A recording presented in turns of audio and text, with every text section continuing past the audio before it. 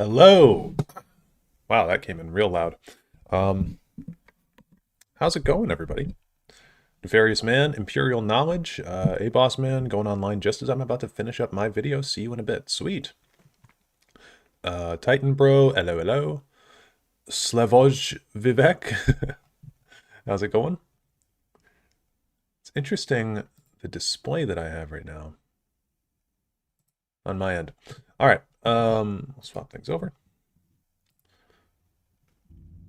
And I will also turn this down and this up. Close the Morrowind music. Cool. So, it's been a while. I think it's been 2 weeks exactly since the last time that we played this. But we were basically just trying to create Vivec, what the title says. So we've got this mask here that we found in the Royal Capital. Decided to get a shield because Vivec does have a shield that looks like you can parry with. And yeah, we might eventually get a sword as well. I feel like there's maybe some kind of a sword. We looked at like Golden Epitaph, for example. And I mean, that can work, but it's got really high faith requirements, I think. And it's genuinely not that great of a sword. So Michelin Knight Sword as well we were looking at, but yeah, we got a couple things that we can do. Important question. Did you ever cover the crumbling of the Mages Guild? I know you did a video on magic, but I haven't watched it yet. Eternal shame, sorry. No, that's okay. Yeah, I have not really talked about the crumbling of the Mages Guild on my channel, but I do know a bit about it. They basically crumbled into the Synod and the College of Whispers. And the main difference, because we don't have much lore on those, but the main difference between the Synod and the College of Whispers is that the College of Whispers is pro-necromancy and the Synod is anti-necromancy, I believe. And I think you hear more about the Synod in the book, in the Umbriel book, which I was actually just about to read again. I'm thinking about making a video on Umbriel, but I know that that's already been done by plenty of people, so I don't know if the world needs another one, but I might go through, like, one thing that I was looking to do with those books is to highlight information in them that maybe went unnoticed, like instead of broad plot stuff, just like small little things. So for instance, there's a part right at the beginning where you learn that Morrowind and the Somerset Isles both experience hurricanes, and it's a small kind of throwaway line, but it's a little interesting. Okay, so we're gonna go. I think this is where the fire giant seal is or something. I think I want that for this run. Because I want to get some faith going. Somebody mentioned last time that we didn't really have any spells that we cast on this playthrough, so I would like to amend that, and I don't want to just use the base stuff.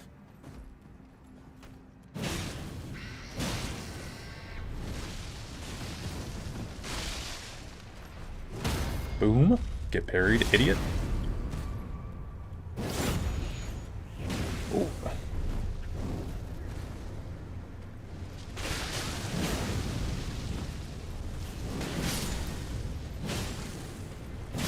Nice. Do you have any interest in covering Coda? I know the topic is pretty divisive, but personally I like it just to how batshit it is. So I've never really delved into Coda before. I like the concept of Coda, like the idea that fans can make their own canon type stuff and it's all acceptable. But what I don't like about Coda is when it's in place of actual lore, like, if that makes sense. I don't like the devs using it as like a crutch to not flesh out their own stories.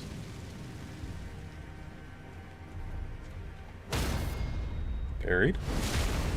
At least that's how I understand it.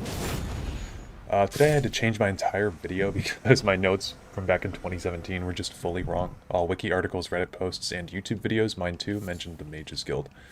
Got destroyed due to public sentiment against mages after the Oblivion Crisis, but there is zero lore basis and just crept into the collective headcanon. Yeah, yeah, I swear there's something on why they crumbled at some point, but I don't remember where that comes from exactly. Like, I feel like that's based on something. And it might be from one of the books. But I don't know.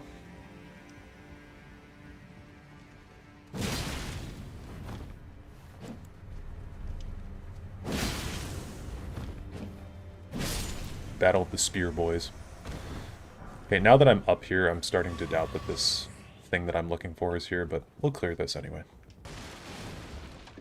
Oh, that jump gets me like every time. So I was saying earlier in this run how I wasn't a huge fan of the spear. I think it's fine for like doing general stuff like this, but I don't know. There's advantages and disadvantages to it. Wow, he just faked me out.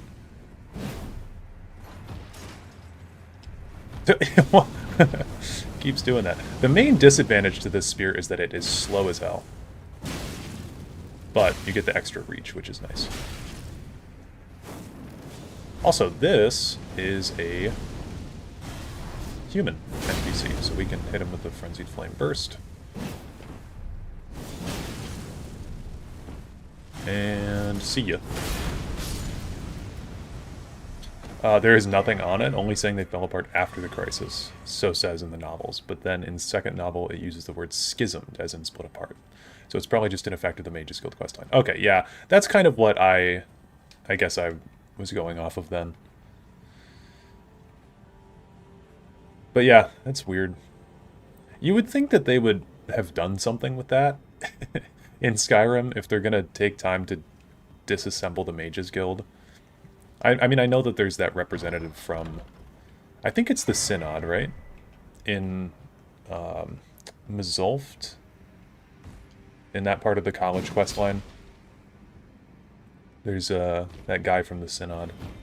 But, or maybe he's from the College of Whispers. I don't know. It's not fleshed out very well in the game.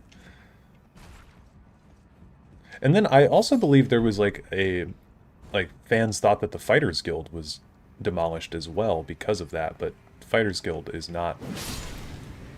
As far as I know, the Fighters Guild is still standing. It just doesn't have a chapter in Skyrim itself, but maybe I'm forgetting something on that too.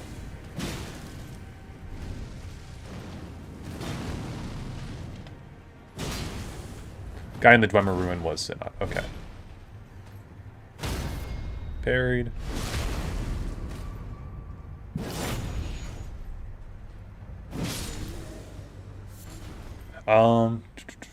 Dareloth, in the Seichi video, you mentioned how Versaduche's palace had stairs, and you compared how snakes IRL can't climb stairs, considering the snake form theory, but like he's a man-sized snake, he can probably manage slithering on stairs. Okay, so there was some misconception. I do this a lot in my videos where I like think that people will know what I mean by things, so I use less words. So, and I should have been more thorough about this. I'm not saying, I was never trying to say that snakes can't climb stairs. Snakes can climb stairs. Like, they could. A snake could move its upper body and then its lower body and slither up a flight of stairs. They can climb trees. Like, there were a lot of comments that were like, oh, you fucking idiot. Like, snakes can climb trees. How do you think they can't climb stairs? I wasn't trying to imply that.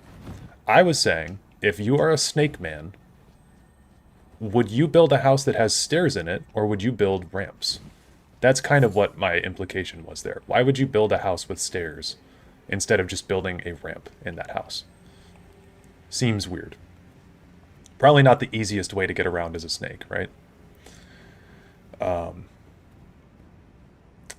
He's from the Synod. Anyway, I have to go and cook, unfortunately. See you later, maybe in a few hours if you're still streaming. Yeah, I plan on streaming for a while today. I don't have too much going on today, and I've just been doing a lot of shit, so need kind of a day to just relax I mean, if he invites guests. Yeah, that's fair. I don't have like a full opinion on whether the Seichi, like, honestly, at this point, I just want Elder Scrolls 6 to come out.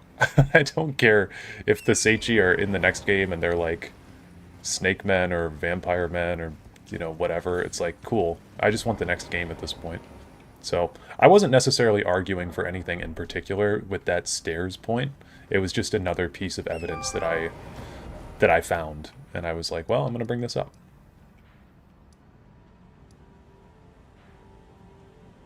I was gonna say that too, but it's not like people with feet can't walk up ramps. Right, my grandpa had a wheelchair. We had a ramp at his house. It was fucking fun. Um,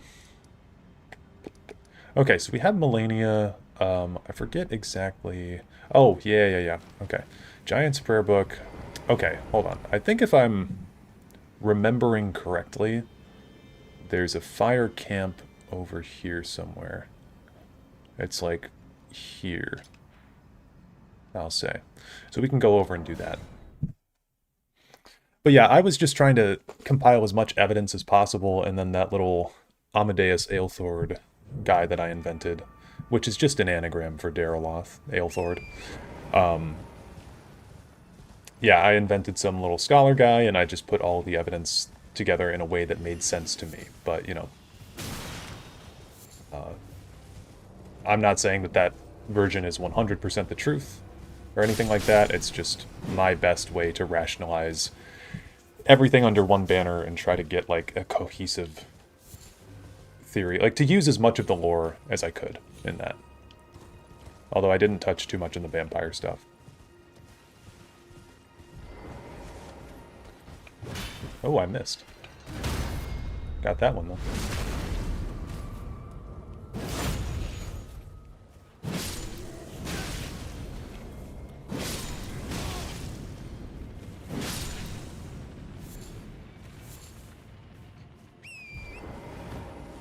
Fudge Muppet was the first I heard to say Seishi, and I think it's their fault that I say it differently than most others. The video you did where the devs try to pronounce it made me feel silly.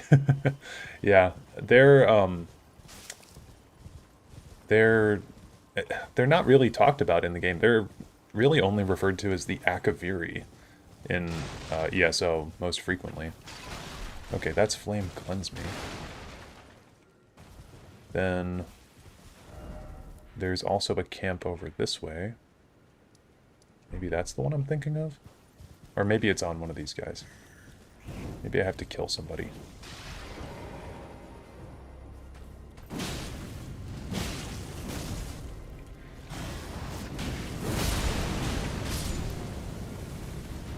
This is an emote, I think. Yeah.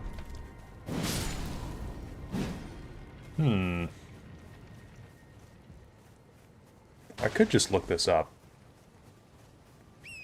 Maybe I will do that.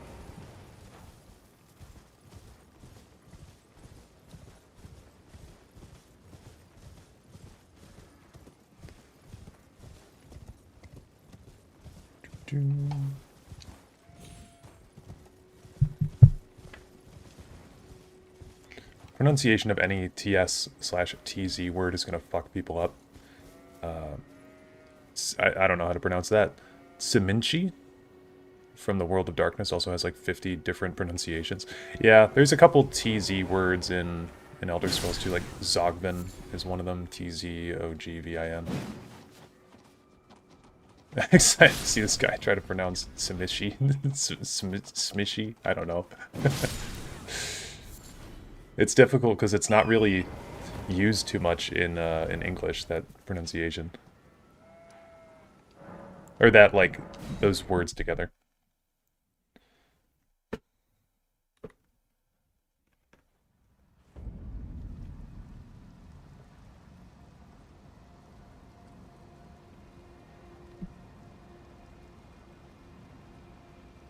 One sec.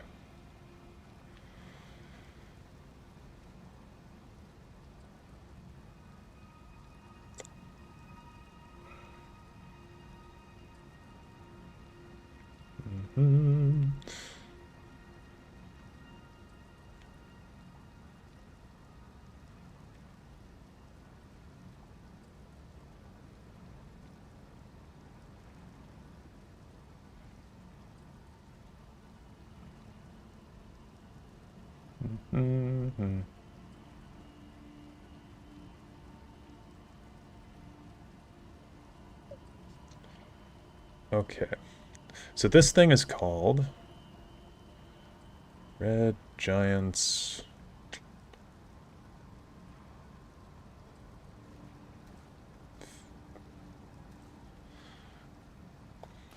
No, that's the Giant's Red Braid. What is this thing called? Seal?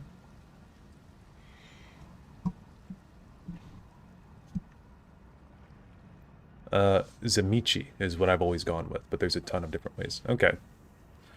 Zamichi. That sounds cool. Giant seal can be found inside Giant Conquering Hero's grave. Oh, man. I don't want to go in a grave. Okay, I know where this is, though. I guess we could do that. I guess we could do that. That's over here, right? Giants Conquering Hero's grave. Yeah. Alright. Fine. I don't know if you saw Teek's video on the tribes of Myrrh and their beliefs, but man, that fella is a treasure for the community. I've never seen his stance on Myrrh well defended, and it's such a treat. No, I have not seen that video. Is it like, does he go through... Sorry. Again, tired. Does he go through, like, different races of Myrrh and talk about how they came to be? Because that's a video idea that I've had for a while. It'd be a shame if I had to scrap that.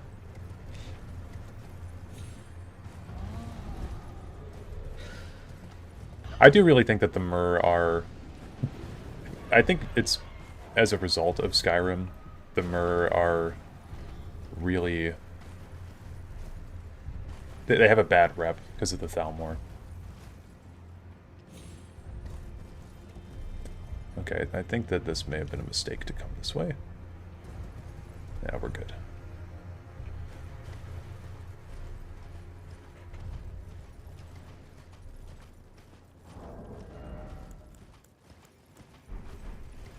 Yeah, I definitely could have done this off camera, but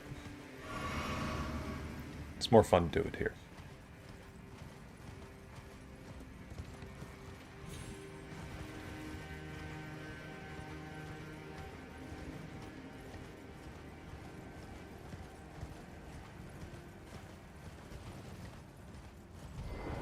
And if this isn't the right one, then it's...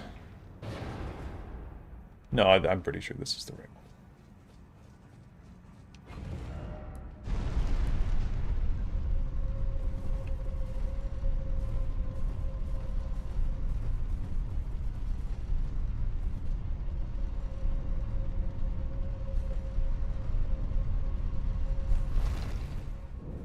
Yep.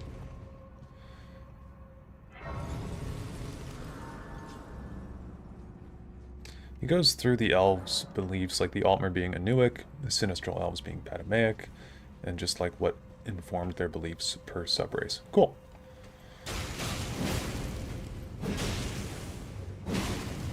Yeah, I think that the elves are really interesting because they didn't really, like...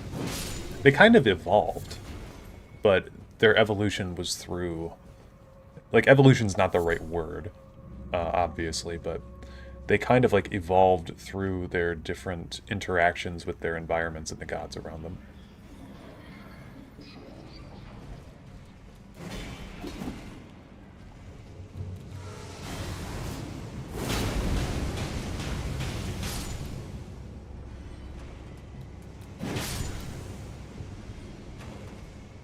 Now, the real question is, will this thing step into the light?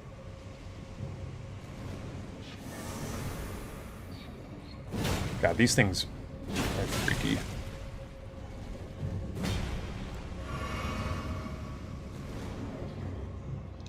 Damn. The timing on that is always so weird. Yeah.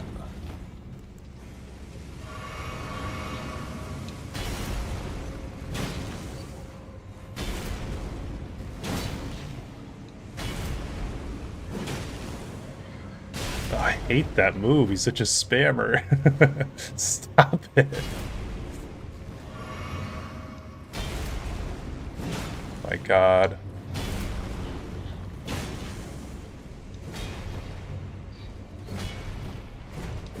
Oh my god, dude.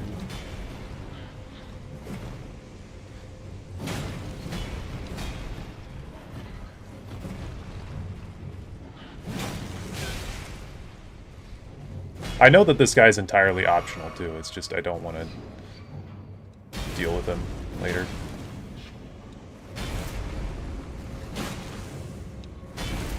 Okay, please die.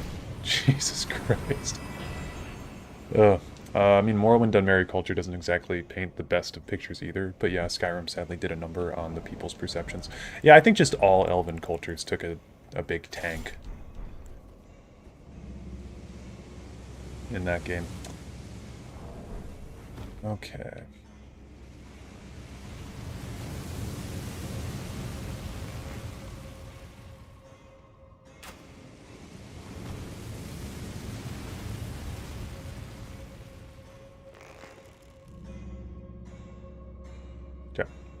Vivec also does have a bow, doesn't he? Maybe I'm misremembering. Okay.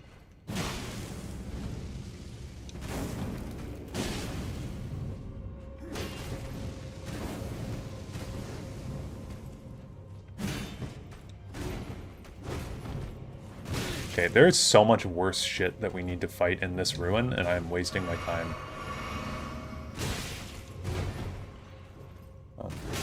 Okay. Wasting my time on these guys.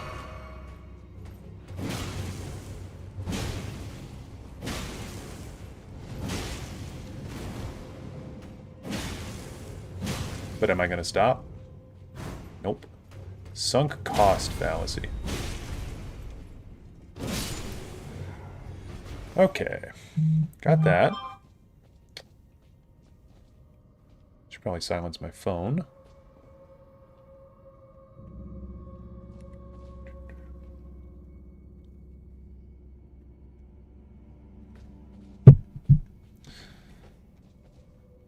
I think we can get... I don't know if we can get upstairs with this one, but I know it does lead upstairs. Okay, I don't like this. There's another one of those things.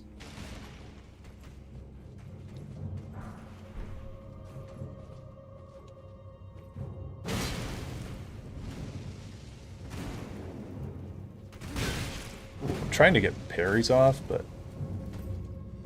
There we go. Yeah, my fingers are slow today.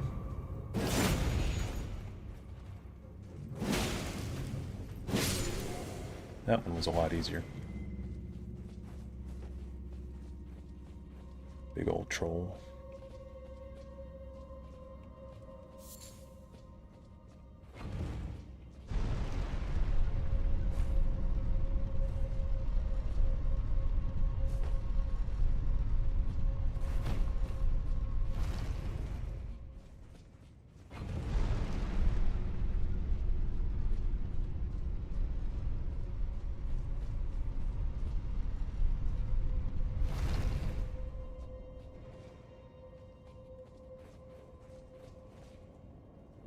Now I want to say what you do here is pull the lever and then jump in. Nope. Oh! Ow.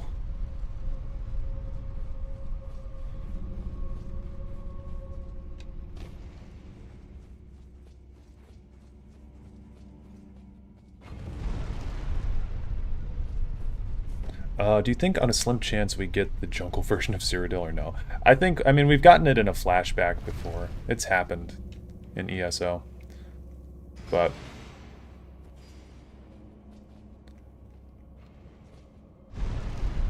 yeah, I don't think that the devs are gonna turn Cyrodiil back into a jungle, if that's what you mean.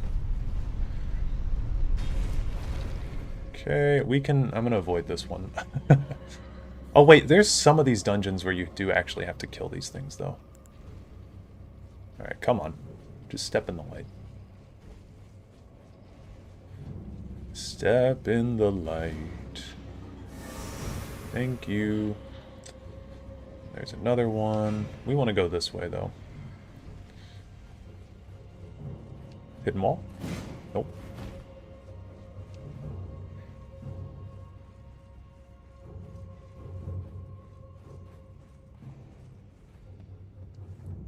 I think any race that lives past a normal human lifespan is bound to have culture quirks. Example, if I'm biologically inferior, parentheses, aging, why would I negotiate with elves who see me that way? Yeah. Now, I do think that that is, like, an interesting point, is that there is some aspect of elven philosophy that's for sure, like, influenced by the fact that they live longer. Okay. I don't think I can get a backstab on this guy, but we've gotten what we need to from in here, so I'm okay to try to fight this guy, and then if I die, I die. So whatever.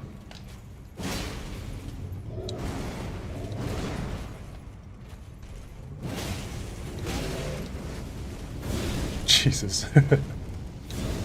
So I don't know if you guys know this. The Fire Prelate set is one of the best ones in the game. Ow. I don't fight these guys too frequently, though. But I do use this set on...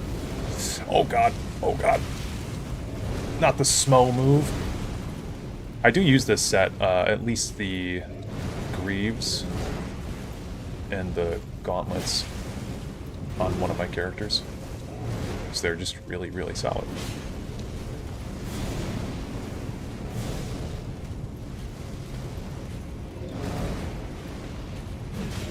Damn. You know what I really wouldn't mind getting is the Erdtree seal or whatever that just gives you passive health regen. I think that'd be good. Aren't there some high elves that were alive back when Tiber Septim invaded the Somerset Isles? Like, still alive? Yeah, so the typical lifespan for elves is, like, around 100 to 300 years. But that's not a hard and fast rule by any means. Devaith Fear, for instance, I mean, he's, like, magically influenced his life, but he's, like, 4,000 years old or something by the time of Morrowind.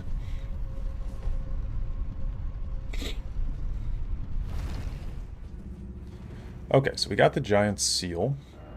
We can go upgrade that. Got the giant's prayer book as well. We'll give it to Turtle Man. And then I think I've also got, like, rings of light or something that we could use potentially, because I want to use a little bit more faith. I want to have some ranged options, get that shit weaved in. Because Dagoth we did a lot of fire, and I would like to do fire again, but we can also do, like, more Radagon's Rings of Light, or, you know, faith incantations that are more, like, godly, I guess. With Dagoth I was trying to do, like, he's from the volcano type shit, but Vivec is definitely, like, of the three tribunes, he'd be the most likely to use faith incantations, I think. Whereas Almalexia is going to be, like, when we do that run, she's just going to be pretty much sword. Pretty much sword. It's a bit weird how we never see elven children besides that one card of a child dark elf. But also elven maturity is weird, because if they live for 300, is 50 still really young? I think that, like, generally speaking, they mature at the same rate as humans. It's just they stop aging for a while at, like, probably in their 30s to 50s, and they just kind of look like that for a long time. Man, we lost a lot of runes. That's unfortunate. I really don't like that dungeon, too. It's so long, so I don't want to go back in there. I welcome. I am. My apologies. Do you know how it came? Well, I don't know. It is by the matter, and so the Erdtree. Oh, you are free. I would, sir, if you find it. Unless, in which case... I wonder if high elves even remember what reproducing is like. Well, I mean, they can have sex. It's not like... Oh, very well. Let us heresy all things. It's not like they don't. Okay. Flame fall upon them, and Giant's Flame take thee. I think both of these are pretty bad, right? I don't know. Do you possess? Then I would like to share mine concerning. Both of those are not great. Don't high elves practice eugenics? No, that is a myth about them.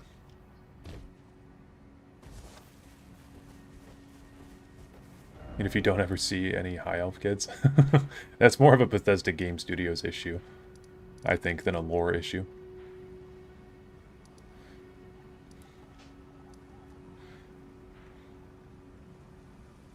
Imagine trying to debate a treaty with someone who survived Hiroshima. Most Americans feel bad about it. It's just such a difficult thing to negotiate. If I were a man in Elder Scrolls, I'm sliming. Okay. There is this tier up here as well. I guess this is just like, I don't know. Sorry, we're not fighting bosses or anything, but I've got a lot of shit I need to collect, apparently.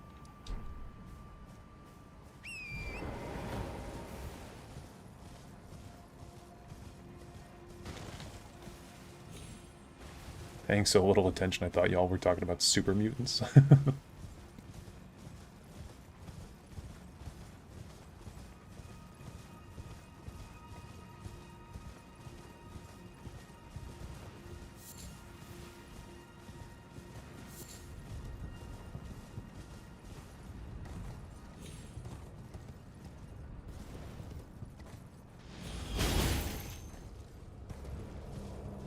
I took a bite of my apple, so I muted my mic, but that was an insane shot. Absolutely insane shot.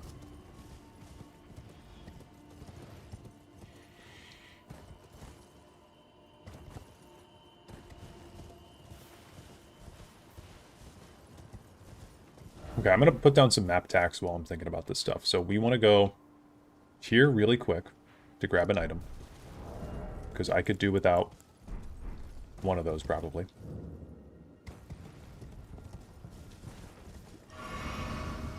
I'm going to kill this stupid tree up here.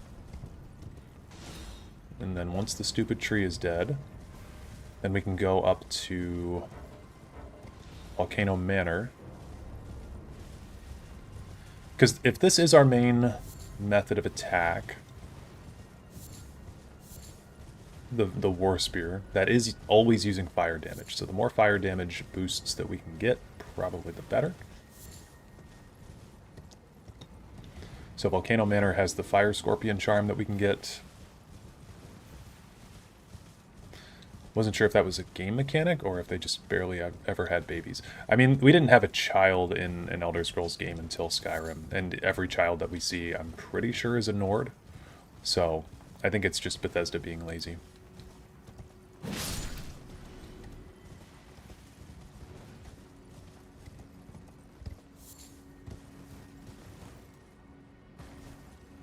Okay, went the wrong way here.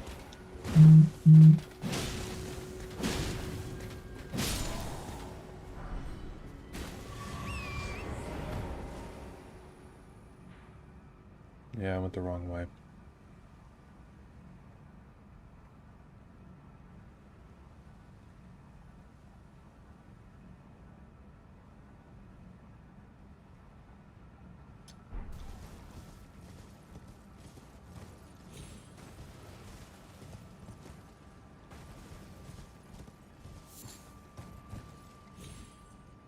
Wraith is a Redguard child. I'm pretty sure there are some Imperial children too. Curiouser and curiouser.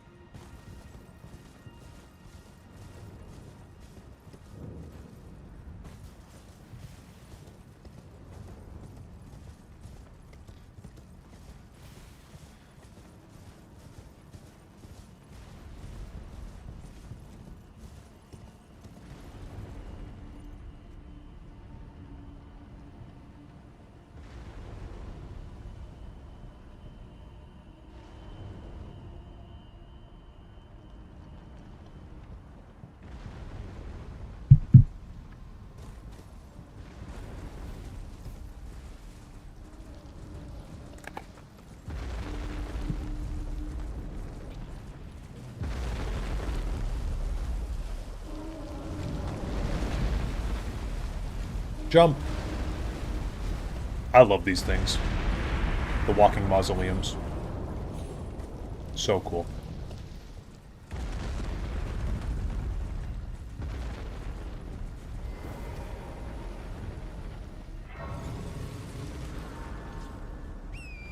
Okay. We got an action plan now, though.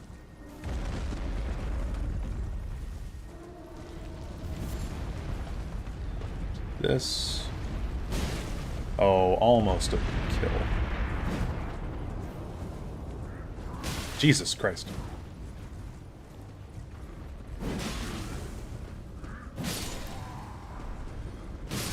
Okay.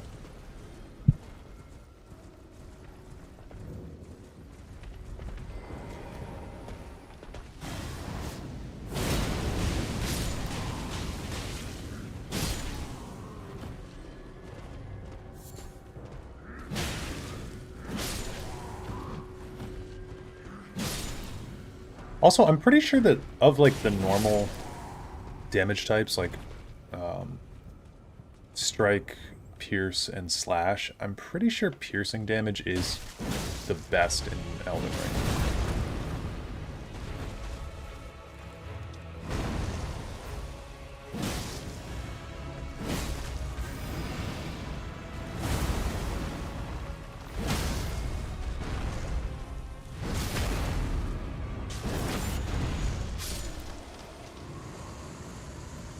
Oh. Can he move quick enough? Maybe. Okay. Oh, holy... Oh, I'm so stupid. Wow. Okay. I already had the flame tier. Because it comes from that one that we killed earlier. God damn it. Okay, well, whatever. We needed some souls anyway.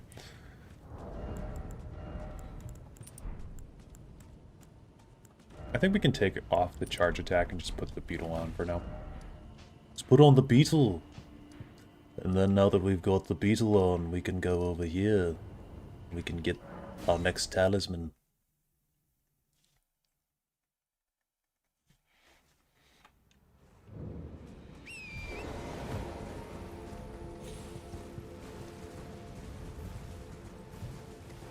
Another walking mausoleum. I'd like to be under the sea, in a walking mausoleum, in the shade.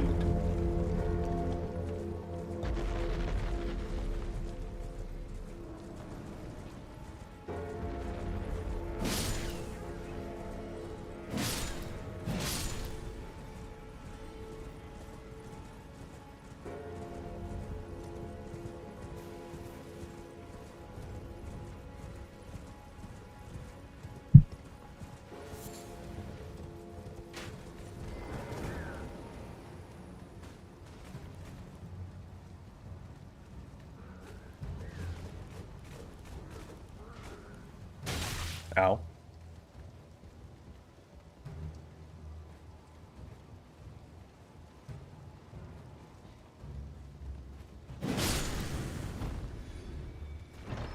Oh no!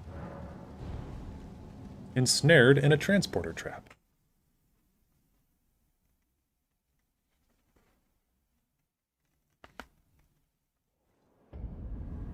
Okay, so up here, I think it's called the Blessed Dew Talisman, actually. So we want to do this.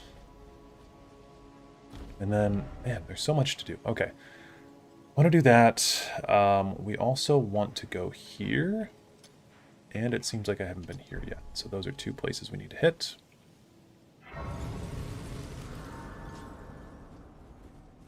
Swear you can only get caught by those things if you were, like, reaching for a water bottle or something. Yeah. I think my first playthrough I got caught in a couple of them just because I didn't know what I was doing. Like, I didn't know what was happening.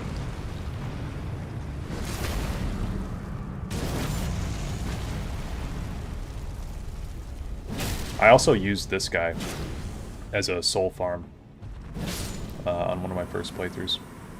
So he drops like 3,000 souls right there. And there's a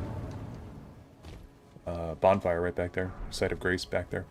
We also got the Golem's Halberd, which I think is a rare drop from those guys. So that's cool. Okay, Blessed Dew Talisman. This is just 2 HP. of health regen every second while you're wearing it. So it's not a ton, but it'll definitely add up, and I think it's going to be really nice in the Melania fight, because I am totally going to run out of flasks, and having this and just being able to kite her will be nice. So we got that. We'll go over here next. I guess this is the nearest grace that I have to either of those locations. Oh, man. Big stretch.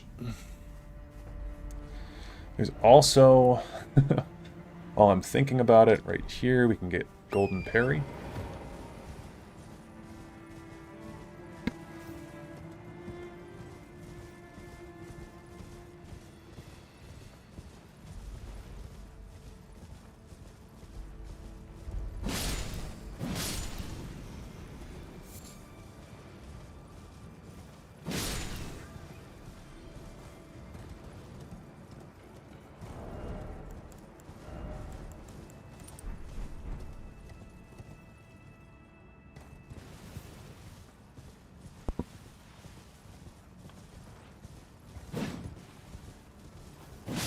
Sliced, diced.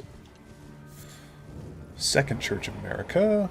We're gonna have to fight either Eleonora or the Sanguine Noble. Invaded by Eleonora. Violet Bloody Finger. Get absolutely frenzy flamed. This thing is really fun when you're fighting against NPCs like that. Okay, that one's done.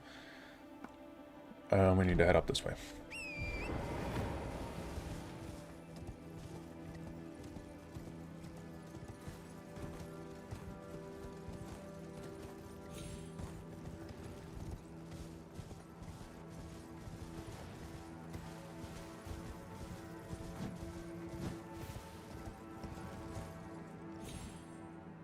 Ah, damn.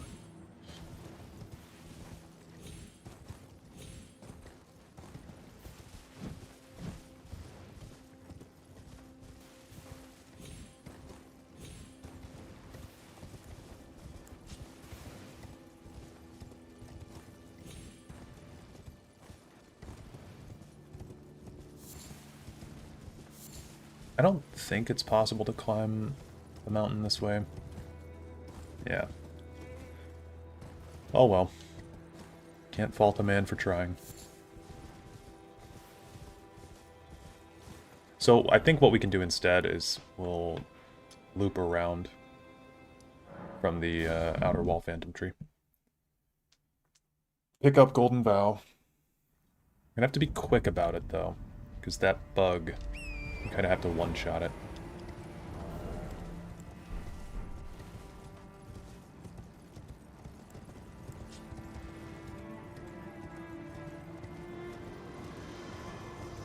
Stupid-ass gargoyle that... I don't think anybody fights this thing anymore. I fought that on my first playthrough. One and done kind of deal. It's not a fun fight. Okay, so you can see that thing up there, little bug. I guess we'll just hit it with a flame sling, but I don't think that's going to kill it.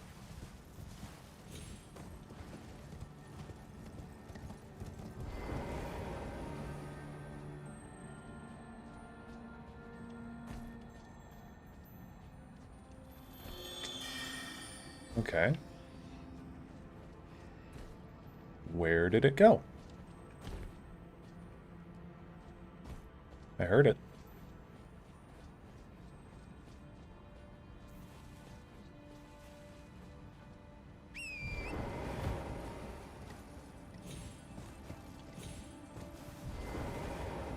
Doesn't it just teleport to a nearby area?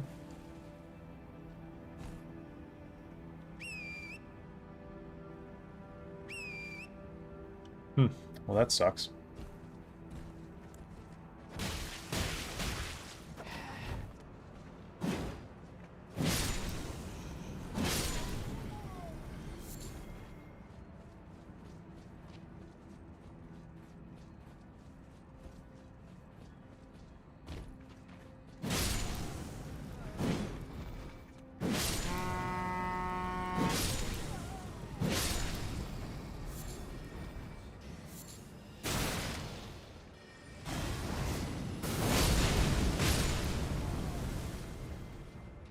heavily satisfying.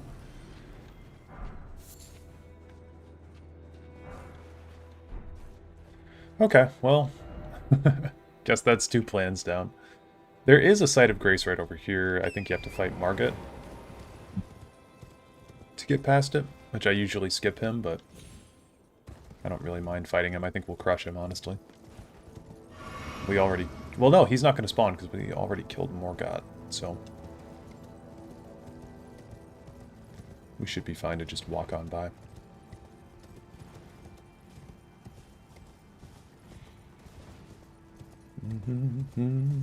Oh, okay. Interesting. I guess because it's just an illusion.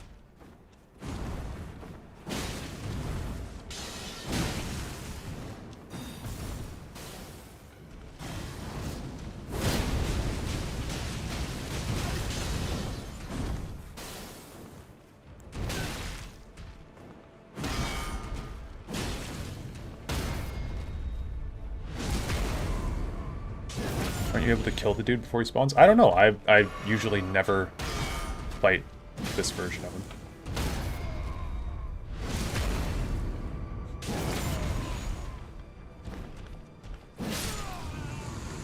He drops like a Viridian... Yeah, Viridian Amber Medallion +1. But yeah, I usually just don't fight him. I don't know. It's like, I got places to be. Don't have time for you, Margit.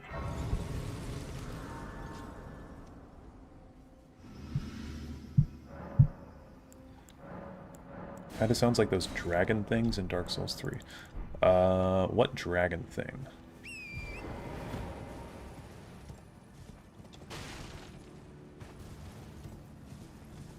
I feel like there's a lot of dragon-like things in Dark Souls 3.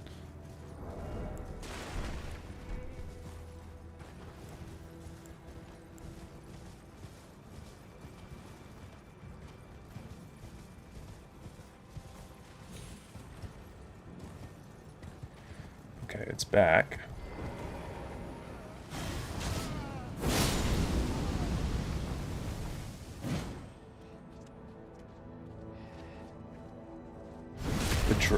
That like disease, the pus of man.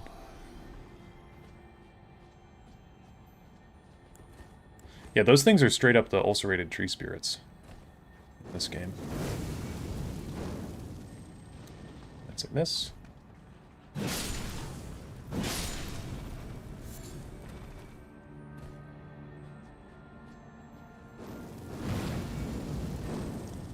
It's also a miss.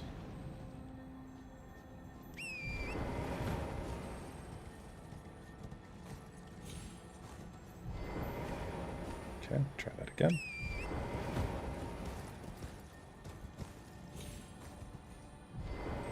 Okay, we'll try that again.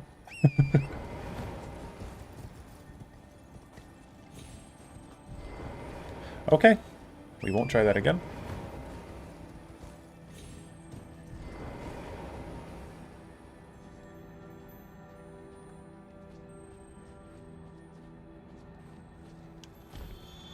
Oh, for fuck's sake. This is why I didn't want to get too close. Okay. Well, maybe I'll come back with a different spell. Frenzied Burst would do pretty well against that.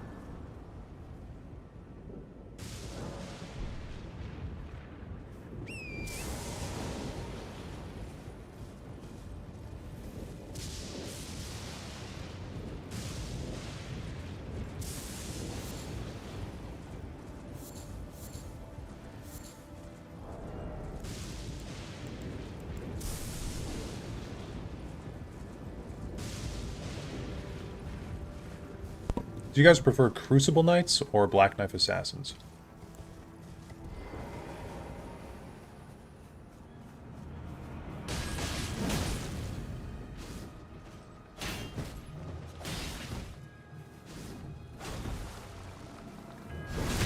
Like, which one do you like fighting more?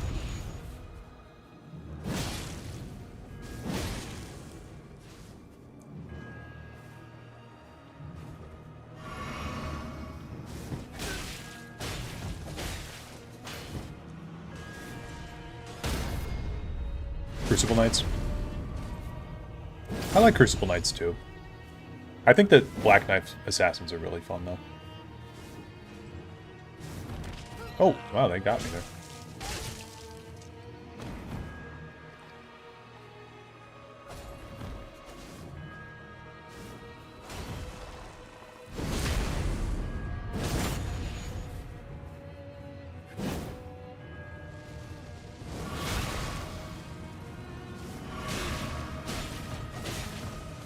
Okay.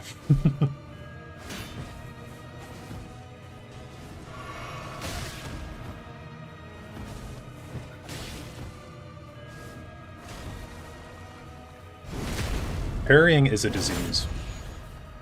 It's so fun to do, but if you do it too much, you can overdo it. If you're trying to parry in every encounter, it's gonna fuck you up.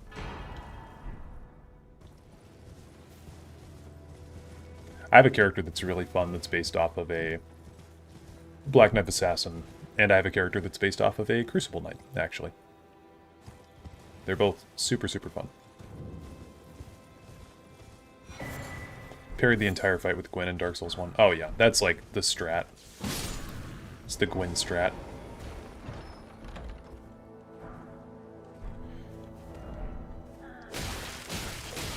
Okay, I hate those enemies. Stop doing that. I think that is just about everything that I want to grab for now. We could get some Black Flame stuff, I think, from up here. Yep, I heard that. Heard that guy coming.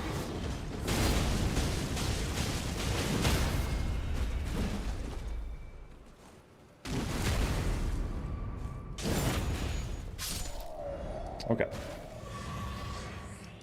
Okay. There is always Volcano Manor, too. With the 25%, or maybe it's a 15, Scorpion Charm.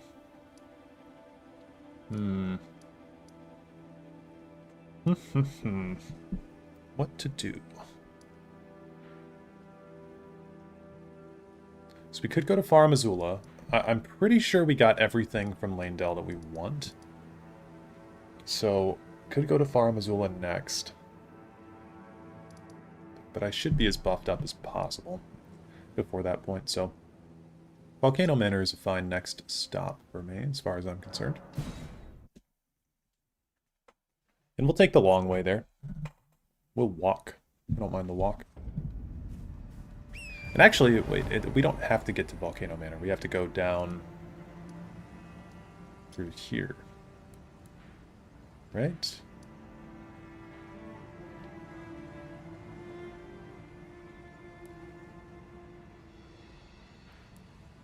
I don't think we have to go to the Volcano Manor. We could go to the Volcano Manor if we want the map, but we need to go up by the Erdtree Gazing Hill to this fight with the skeletons. We can walk past the skeletons. And then it's up here. We get to Fort Lade, I think? Fort Lathe.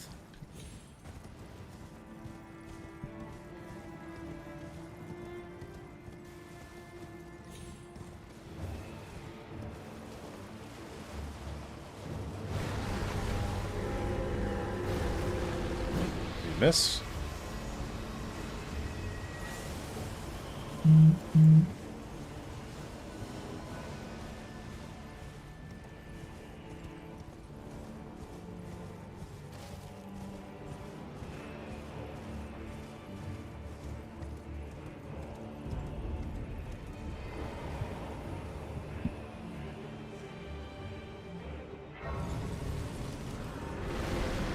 Oh, shit. So if you ever do a pot build, this is like the way to go. There's all these volcanic stones down this crevice here. And you use those to make the volcanic pots. And those are really good. I did a pot build, and I got all the way up to Godfrey. I couldn't quite kill him because I didn't have all 20 pots that you can get. I think I had like 17. And then I was so far into the playthrough, and I wasn't taking notes that I just like didn't know where the rest of the pots were that I needed, and I just kind of gave up. Deleted the character, but he was fun.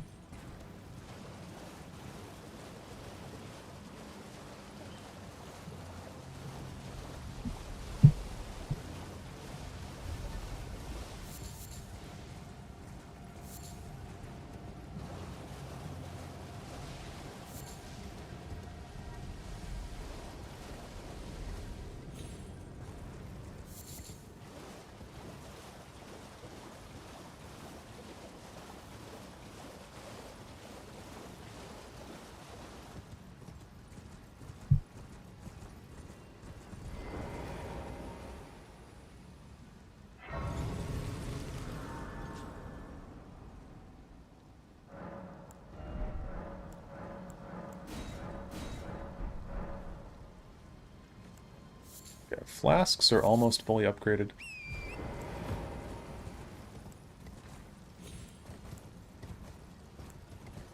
So that's good. We'll head on through here. Pick up this charm. And then I think I'm going to try Melania a couple more times. Or, you know what? I'll be optimistic and I'll say we're going to try her one more time, because then we'll win. And then we can be on our way.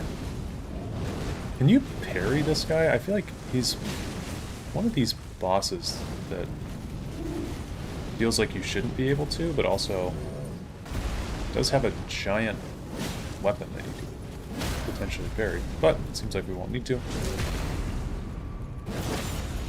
Yeah, you're basic. Fire Prelate Greaves. Those are the ones I was talking about. They're really good.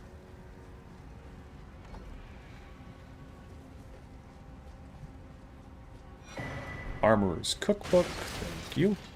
Also, if you stand around here, these guys will kill each other down there. You can get a couple free souls. Eek, the wretched fools.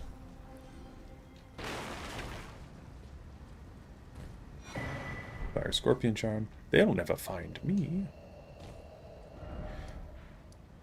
Okay, we got all that. Good stuff. I'm gonna go back to Turtle Pope. We'll buy a couple spells. Go back, upgrade the Giant's Seal. Maybe go fight the guy that gives you the big fireball spell, Aaron. Fire Prelate Aaron. I don't really think I'm going to use that spell. It's the balls. I don't think I'm going to use the balls. We don't really even have the faith requirements for this, so whatever. Get up now. And then we'll head on back. Aaron Paul, yes.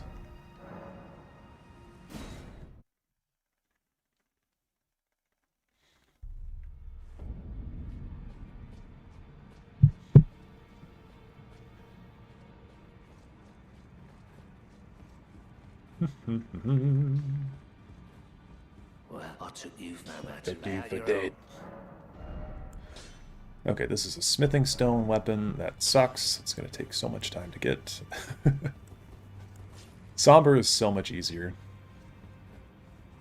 I don't think we even have the bell bearings. Yeah, I've got the 5 and 6 ones. Damn. Okay. It's going to take a little bit longer than I thought. Sorry about that. So I think there's one in here, and then there's the one in... Oh god.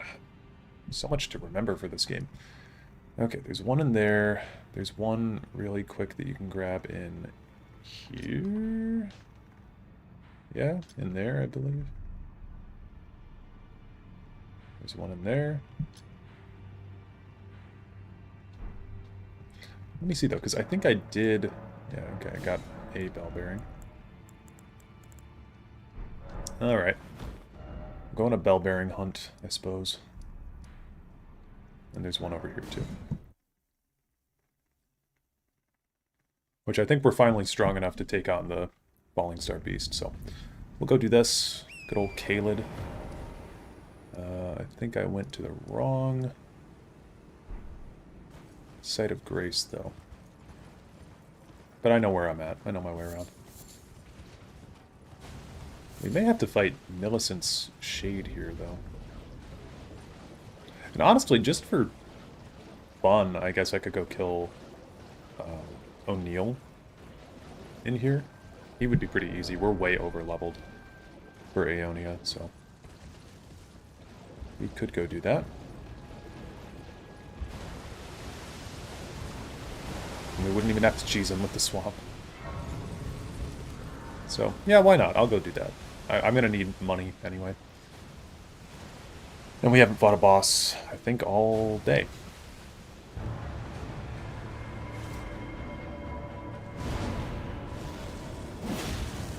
Okay. Yep, he's doing his thing.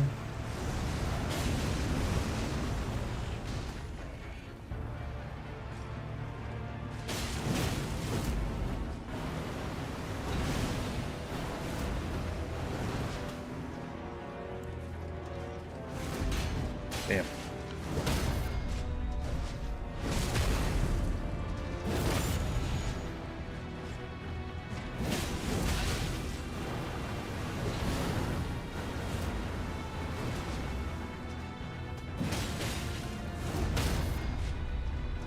And this guy's a commander?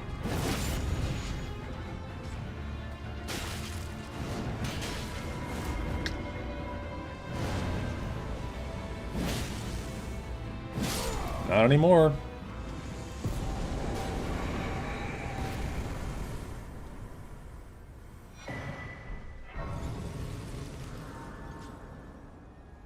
Now the Commander's Standard is interesting because it's a buff that we might be able to use. I could see that, like, thematically, Vivec having a war banner or something. So, maybe I'll integrate that. I kind of want to use any buff that I can get at this point.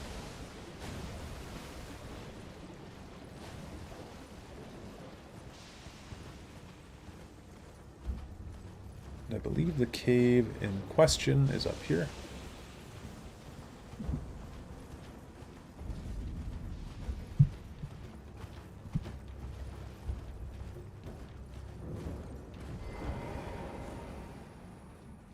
Curing Frenzied Flame makes no sense to me.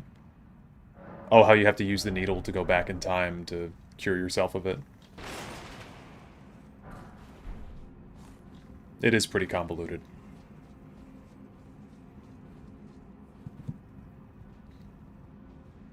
I've seen lore videos that have made sense to me, but I've not really, like, delved into that myself.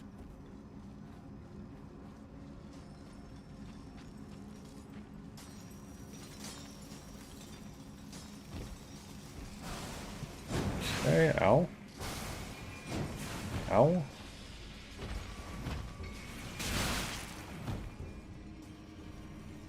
You need the needle, you need to do the thing with the needle, then go back in time and then use it. Yeah. Yep, it's a confusing process.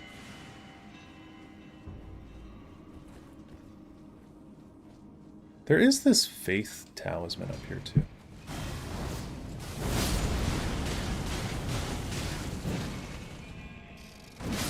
Sorcery Talisman, I suppose. Or, not sorcery. And not Faith, it's a Incantation Talisman. That's what I was looking for.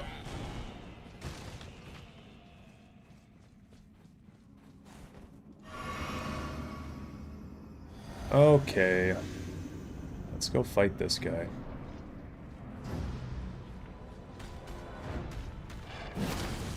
Alright, much better damage than the last time that we were in here. May even be able to get a... stance break on our boy here.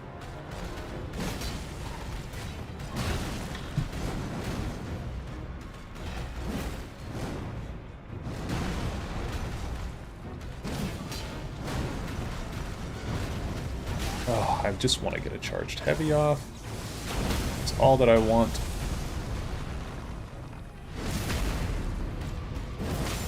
Okay. Easy. This game's easy when you completely over-level and then come back to the earlier areas.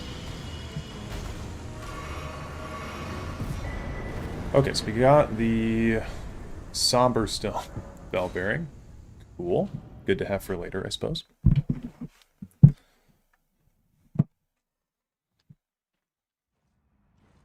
That is one down. We're going to want to go here next. I think that's the next spot on our list.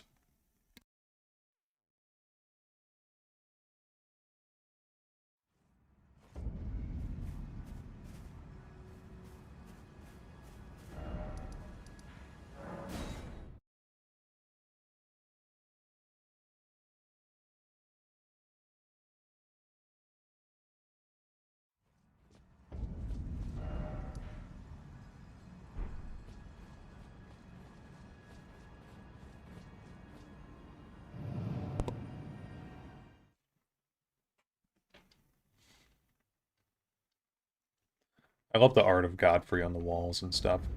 I do like all the foreshadowing in this game of bosses to come later. They do a really good job of that.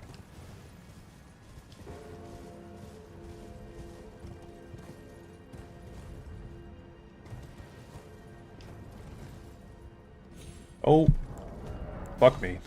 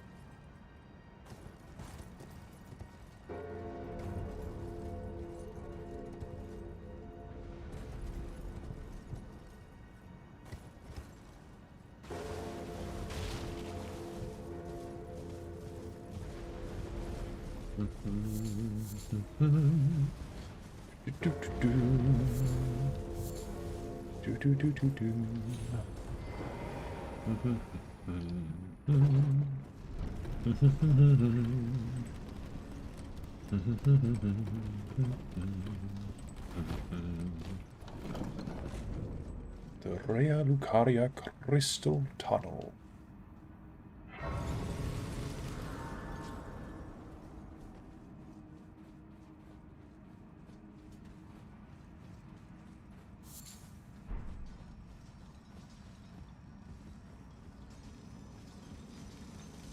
What's like the Elden Ring Nightmare Blunt rotation?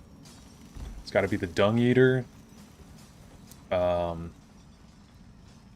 That guy from Round Table Hold that doesn't say anything, like Rasha, or what's what's the guy's name with the skull mask? The edgelord, Ensha, Dung Eater.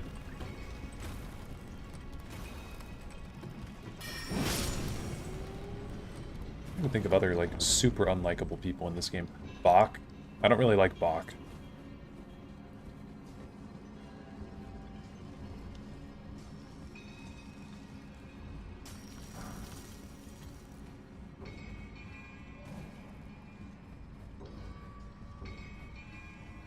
Shibriri.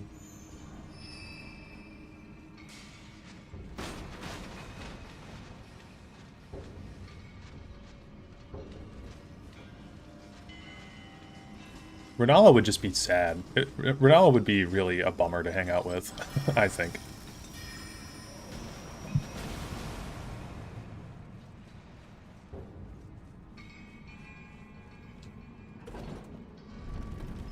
I don't like Celibus. Oh, yeah, Celibus would be awful. I never talk to him. I always forget about him entirely. Which sucks because he has that magic scorpion charm, and I always forget to grab it because I don't think of him. I just don't remember him. I'm pretty sure you can't parry the wheel.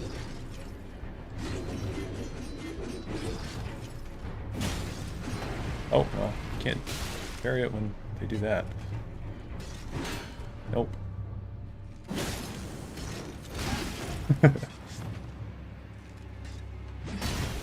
Yeah, I'm gonna say no on the wheel variable.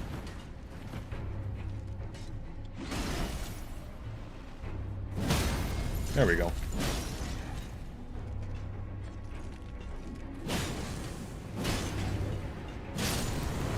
I never want to do his quest. I don't want to betray Nefeli. Well, his quest is awful too. He's like a rapist, basically, right? Like,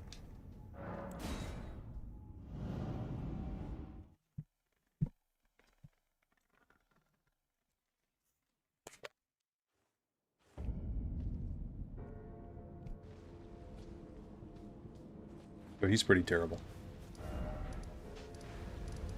While I'm running my Elden Ring errands, I need to go over, not Folly on the Lake, previous to this.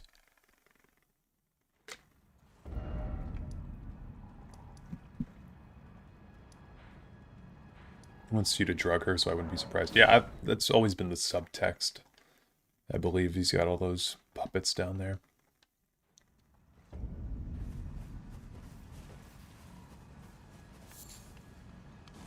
You're surprised no matter. Why don't? Oh, but don't. Oh, he's got smithing stones too. Well, would you look at that? I was just coming over here to get my lantern.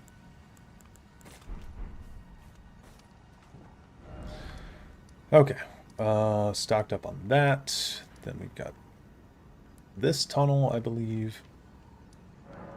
This one over here is easier though, so we'll go to this one first.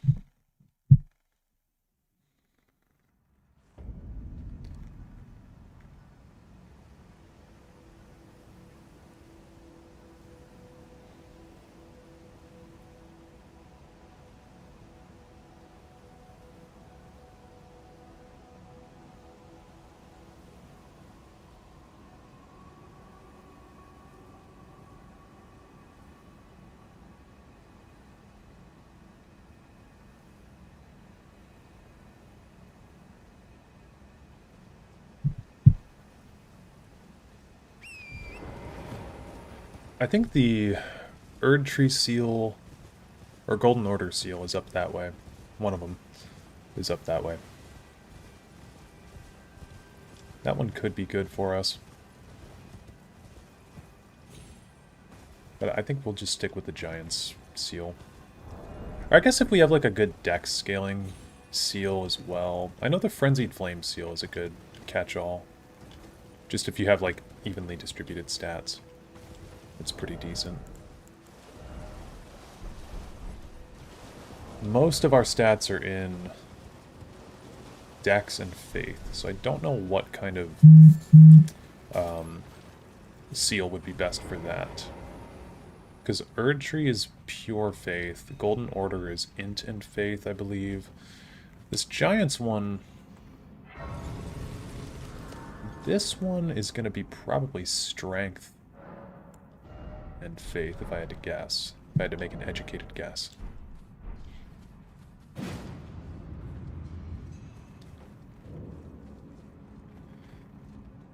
And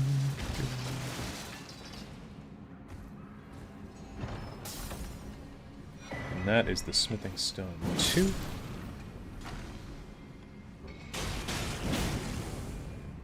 And then if we have 5 and 6, we have the 3 already, though I don't remember from where. And then the next one I think is in Farum Azula, so this is about as good as we can get. So I don't need to actually visit the other sites. We are good on that.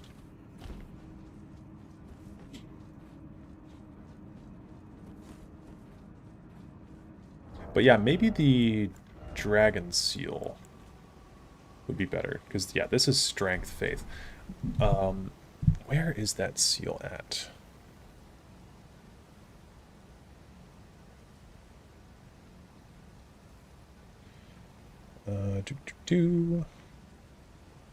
Dragon Seal, Elden Ring. Oh, I know where this is. Or not. Not the Dragon Communion Seal. There is a different seal, isn't there? Seals, Elden Ring. Not the dry leaf, not that. Not that. The Gravelstone Seal. Doesn't this one have a dex? Or maybe... Oh, damn. Maybe Frenzied Flame is the best one for us.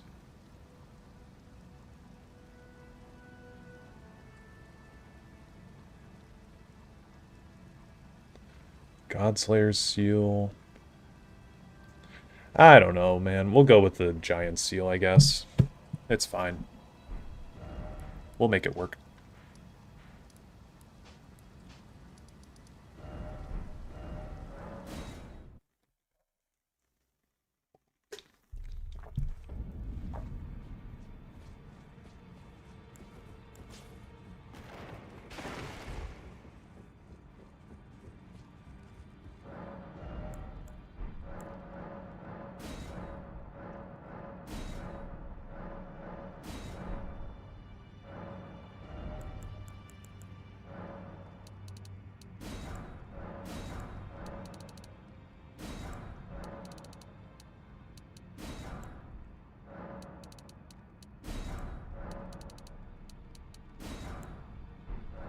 Okay.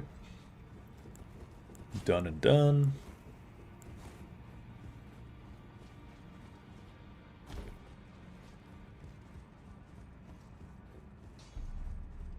Well, I took you no matter about your No own. matter.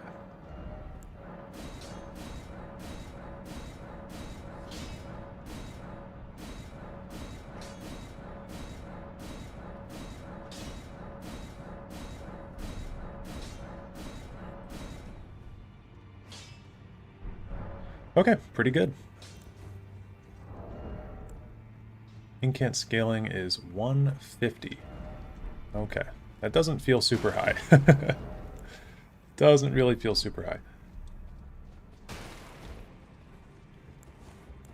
But again, we'll make do. You know what a thing shake when they are about to no matter. Get Burn O Flame. I will get Renala's Full Moon because of Bardell, even though we're never going to be able to use that.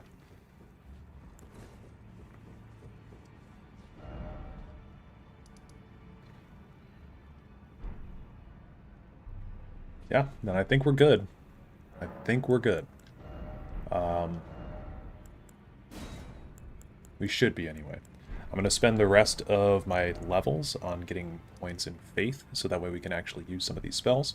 And so I think we're done with Lane Dell. The next logical place to me seems like Farum Azula. So we'll go do that next, even though there's other shit that we could do. Like, I could go fight Borealis. Could go do that. I don't really want to. But that would be good souls, or good runes.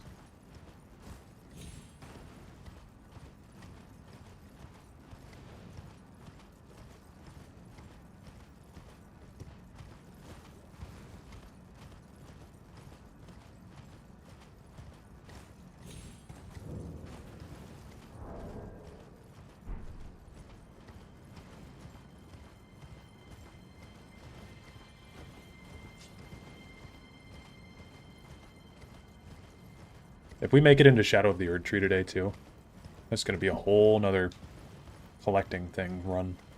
I'm going to have to grab all those fragments. Okay. I'm going to let this cutscene play, and then I will be back. Once I commit to this. I have long observed the lands between. This world is in dire need of repair and death. Indiscriminate. Are you prepared to commit a cardinal sin? Very well. Let my hand rest upon you. For but a moment.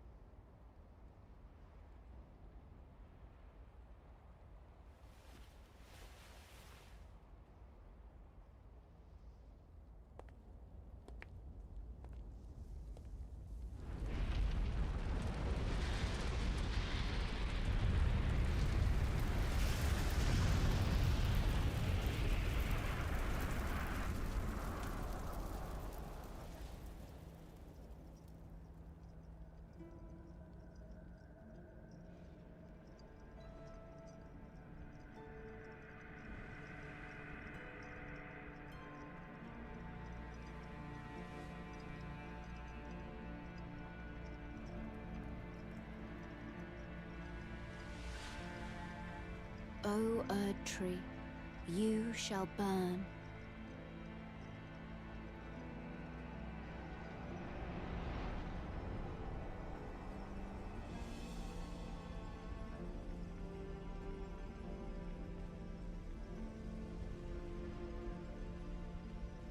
Burn for the sake of the new Lord.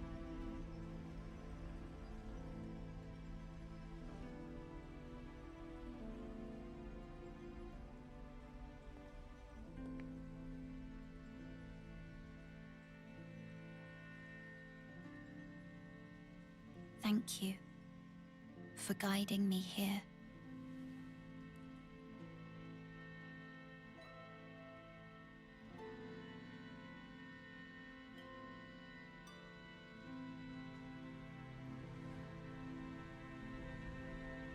The one who walks alongside flame shall one day meet the road of destined death. Goodbye.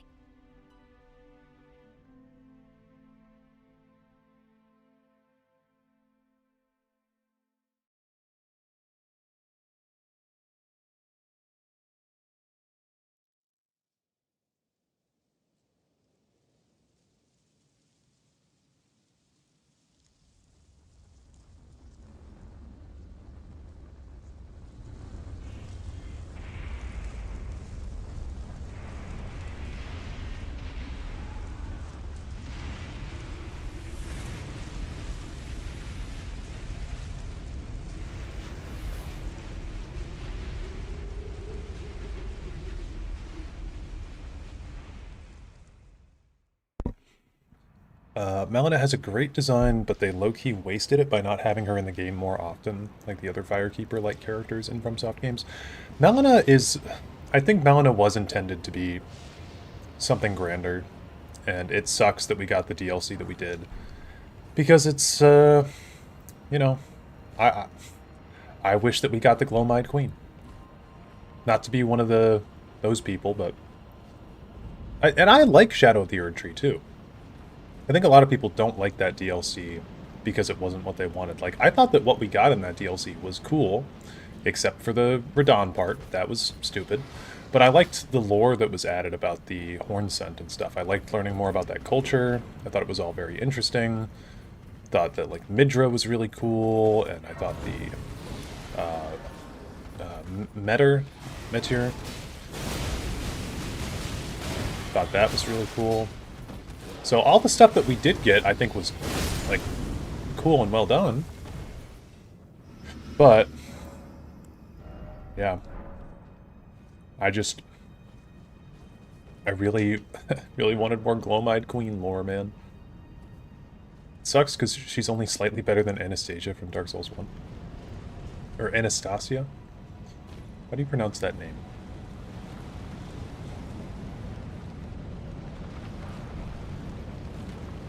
Yeah, Dark Souls 1, I played through Dark Souls 1 on the channel a while back. I kind of want to do that again. Because Dark Souls 1, I feel pretty confident that I could beat Dark Souls 1 in like 3 hours.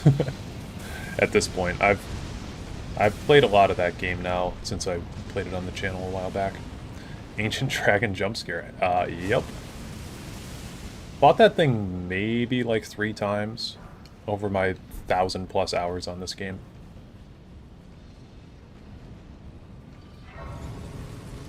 Welcome to the stream, though, by the way.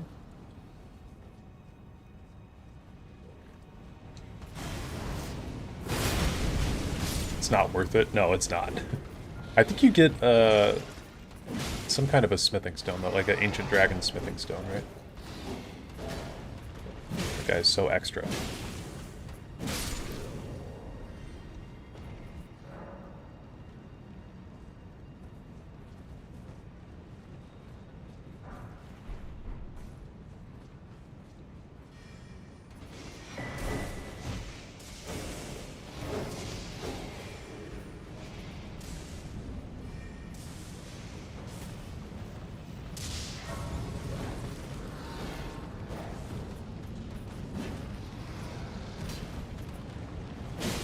Beastmen of Farum Azula are not very fun to fight for me. At this point in the game, you've already decided which weapon to fully upgrade, and there are plenty of other smithing stones out there. Mm-hmm. That's true. I usually just +9 my weapons anyway. I don't usually +10. The difference between a +9 and a +10 is pretty negligible, considering that +10 resources are like way, way, way more difficult to come by. I'm generally fine with +9, but if I have a weapon that like for this run, I will definitely +10 the War Spear because we're committed to that, but on a normal run, sometimes I like to switch things up.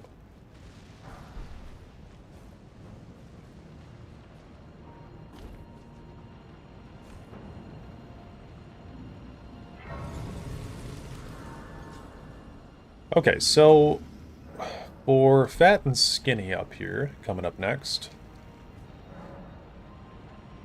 I think we'll be okay. Gotta have the +10 Muad'Dib, yeah. I think we'll be okay for this. I am going to put on Blessed Dew, because this is a battle of attrition. I know I'm going to get hit. I absolutely know I'm going to get hit. So Ritual Sword is probably not the best. Ritual Shield is probably better. Fire Scorpion's not going to add that much, plus these guys resist fire anyway, I believe. So maybe Flame Drake Talisman instead of Ritual Shield. I can do Flame Drake when we get hit with that Ghost Flame. Could be nice. And then inside my flask is what? What do I have in here? Stone Barb, maybe not necessary. I could do the Flame Shrouding cracked tier to get a little bit more fire damage. Or I could just do the Dex Knot as well to raise my physical. I think Dex Knot makes sense.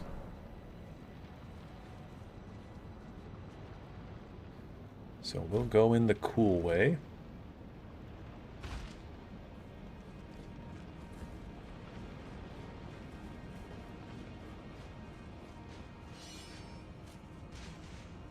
Banished Knights, I also hate these guys.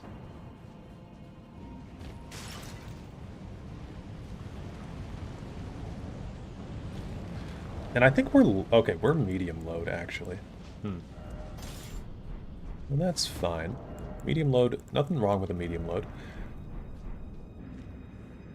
I think...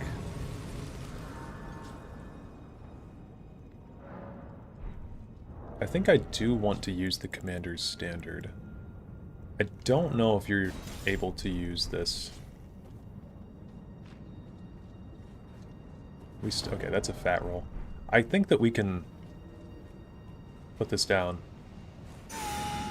and then take it off. Okay, cool. Drink this. Oh, wow. Wow, already hurt quite a bit. Yep. Yep, okay. And that's why we took off Ritual Sword Talisman. Wow.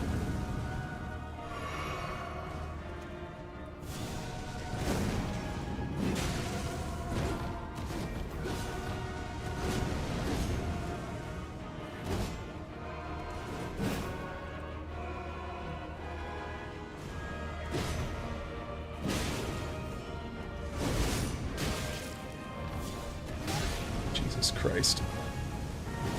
I don't really want to be fighting Skinny right now.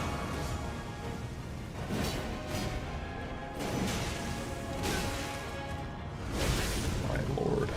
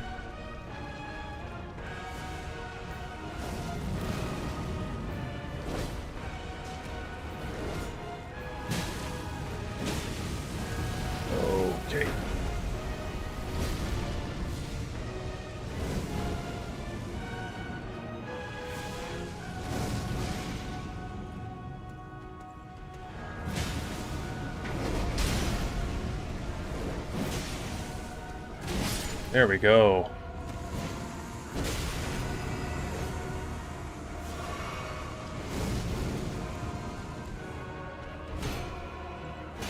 Oh, come on. I fucked that up pretty bad.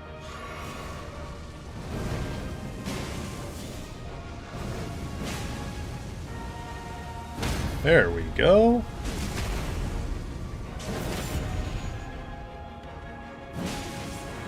Oh, wow. We're already doing this?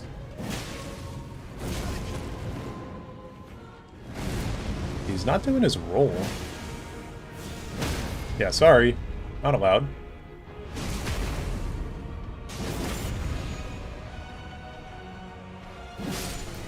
Okay, get that extra damage.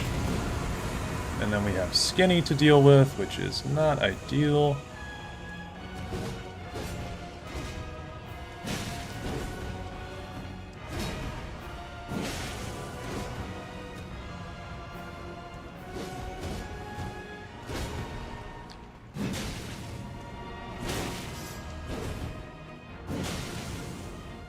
Okay, we should be able to get that. He's gonna go sicko mode. We can take it out. Wow. Okay. Boom. Do, do, do, do,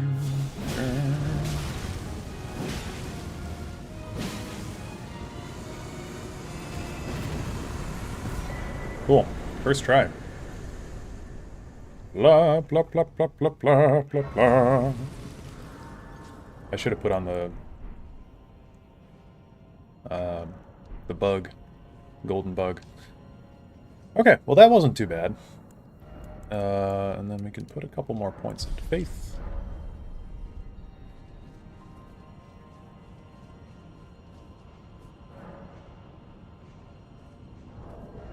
Fuck the Godskin duo. They're really hit or miss for me. Like sometimes, like that fight back there, I kind of enjoyed that because we had a pretty good rhythm to it. But sometimes, man, they just gank the shit out of you and it's not fun. It's not fun at all.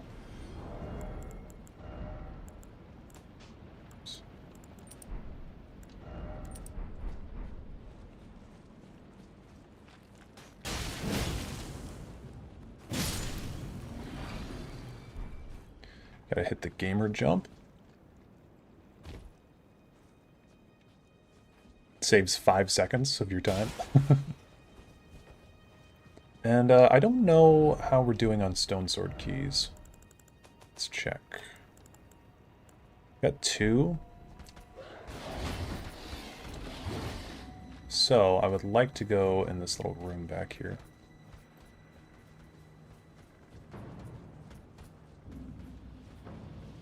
I think it's back here. Oh, I've made a terrible mistake. It is not back here.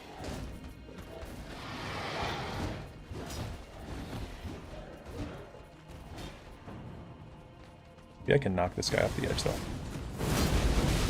Oh, that did not slow him down in the slightest. Okay. It's upstairs. I've got my bearings once again, but that was a terrible, terrible, terrible mistake. So I guess doing the gamer jump actually didn't didn't save me any time there. Now if this was Dark Souls 2, I think I would have gotten hit by that guy. Because Dark Souls 2 absolutely hates the player.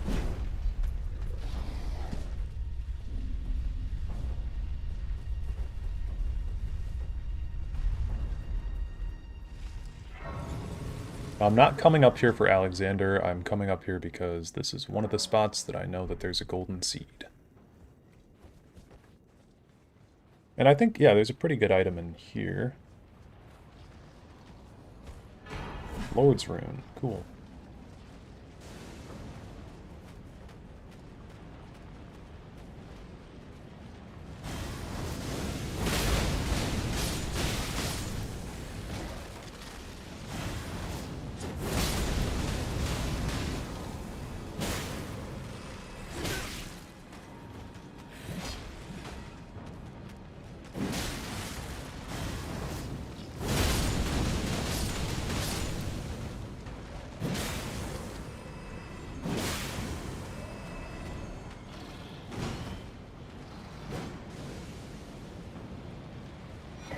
Okay, 1, 2. I don't think I've ever been this far back in this area. Oh, that's cool.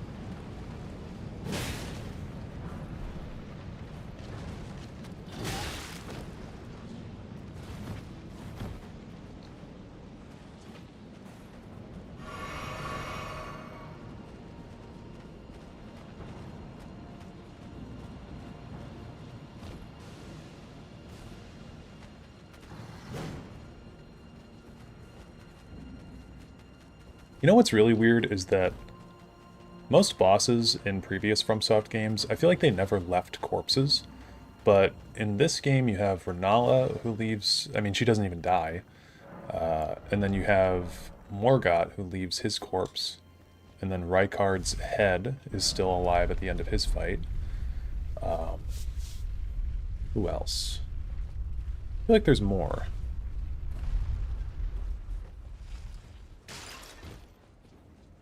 Oh, Marika? Her body is still there after you defeat Radagon. Ooh.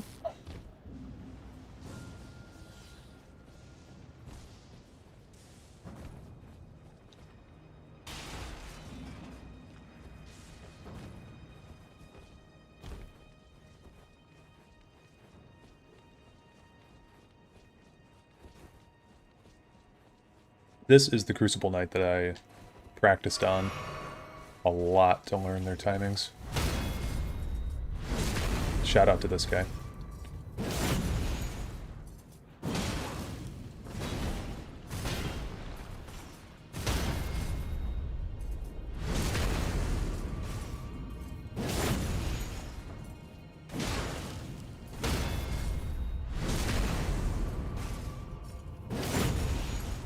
The Crucible duo fight, that fight is one of the hardest in the game for a first playthrough.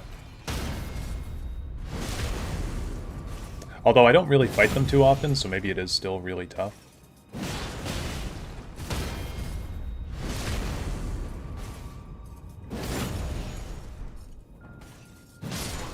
See you, chump.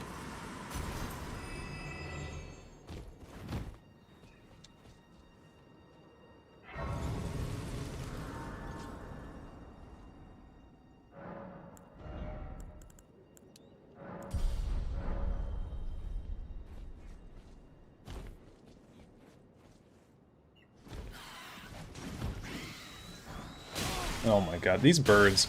These birds.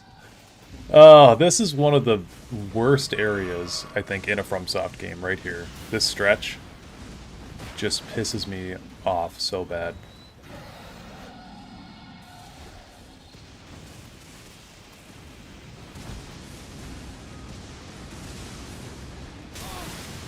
Thought those things would have popped by the time I got there. Oh my god. Okay, let me through. That bird just fall to death? That bird fell to its death.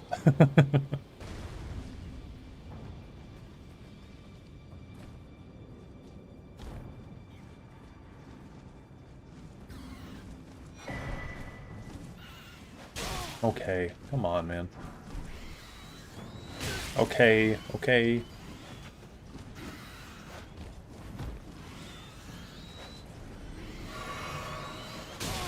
Oh my god. It's just not even worth fighting him, though. Like, every time that I feel like I swing at one of these things, it just moves away.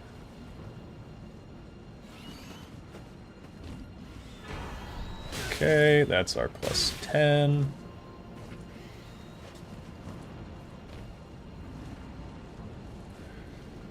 I think I'm gonna go fight Placidusax before Malekith. I have an easier time with Placidusax. And I think our weapon setup is pretty good for him.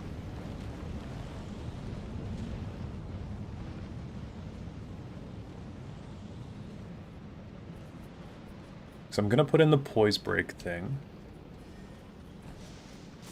In the flask. Did you say Malekath? Close enough.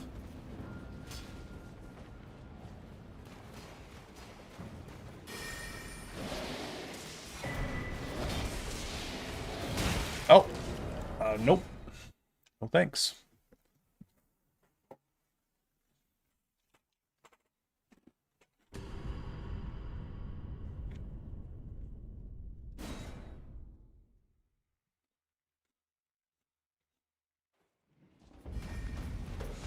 I do think an Elder Scrolls mod for this game would be really cool.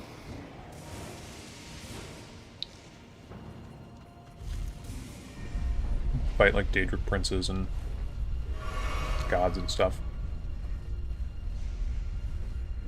They'd probably have the Tribunal be a gank fight with Ruined Sentinels. Oh, we can upgrade our flask.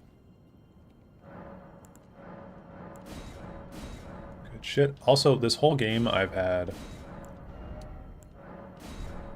the wrong amount there. I have not been using blue. So we haven't had any faith.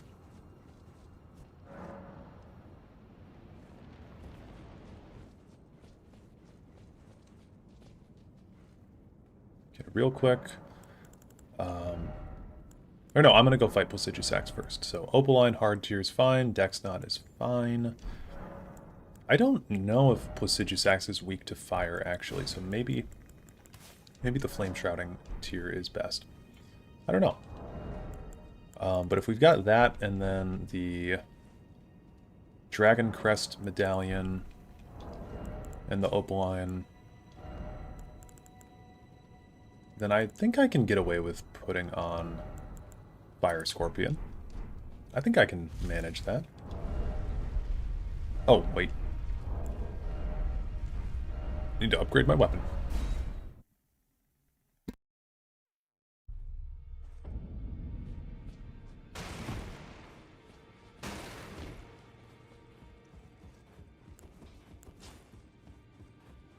Lay out your arms.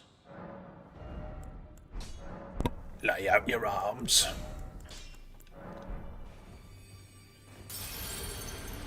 Oh, snap.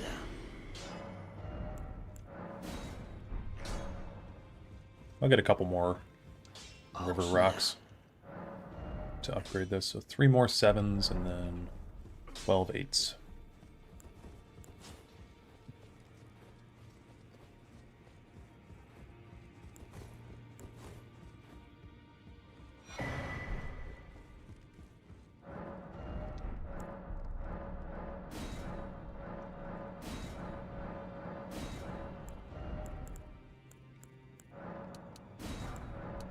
Oh, we can only afford 11.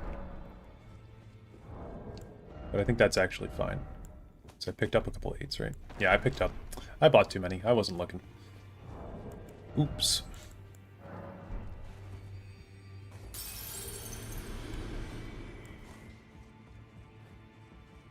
Oh, snap.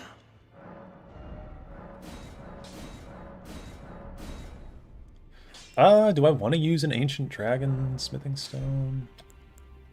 The scaling improves by 2 points, so I don't think that it really matters.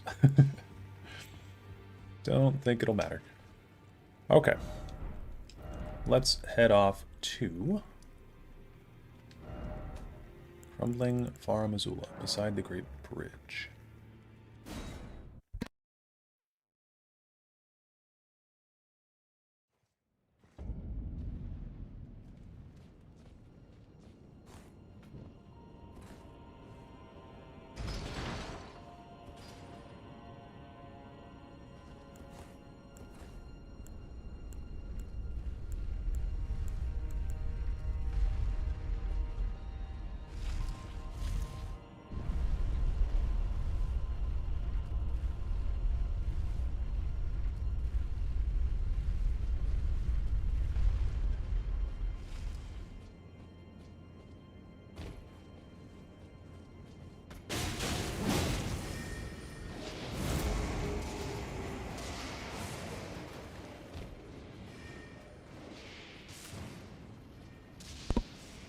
You know who's going to suck big time is Moog. I think Moog is going to be a little tougher than usual. We demolished him on the Dagothor run, though. I was so shocked.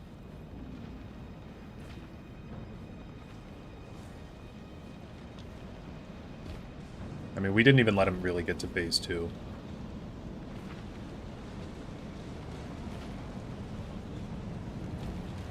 Just absolutely obliterated him. Now, did you guys find Placidusax on your first playthrough? Or did you have to look it up?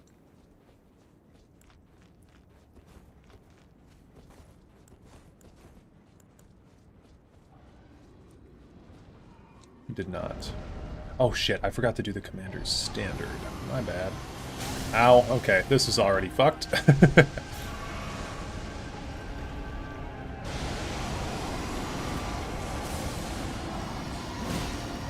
One, two. Okay. Yep. Yep, okay. I forgot how much of a pain in the ass he is with that, because there's like certain spots you have to stand, otherwise he's gonna get all cranky.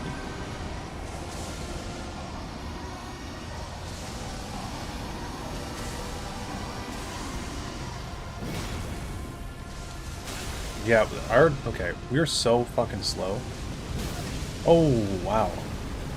Yeah, we are so fucking slow that I don't know that we're gonna be able to always break him that easily. It makes it very hard to actually dodge the electricity attacks. Oh, did we knock him down? I don't have enough time to run over there and get the crit. But we did actually knock him.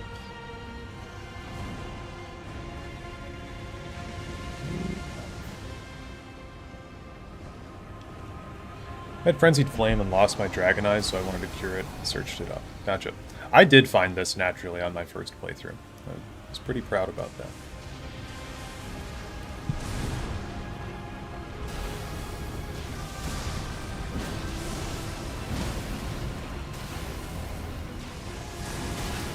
Okay. Thought I dodged that pretty perfectly.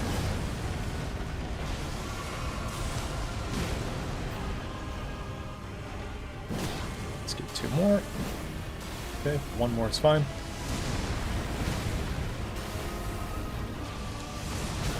Okay, again. Thought that I dodged that well, but didn't.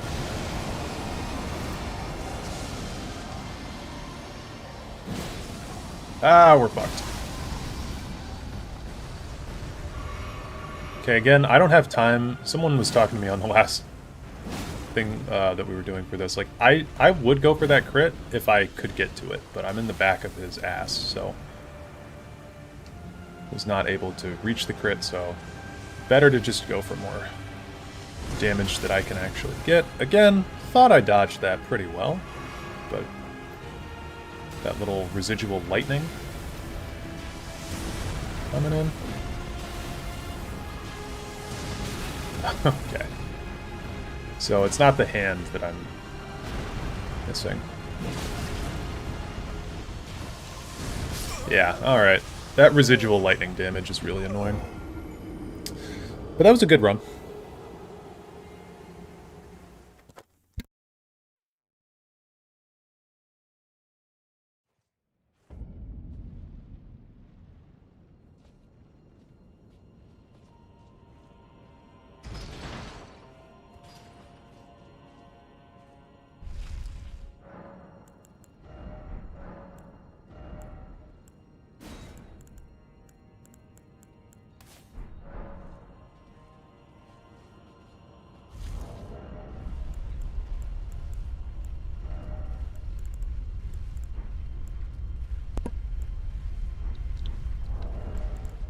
Thinking I might swap out Fire Scorpion Charm for the Bolt Drake Talisman. I don't know.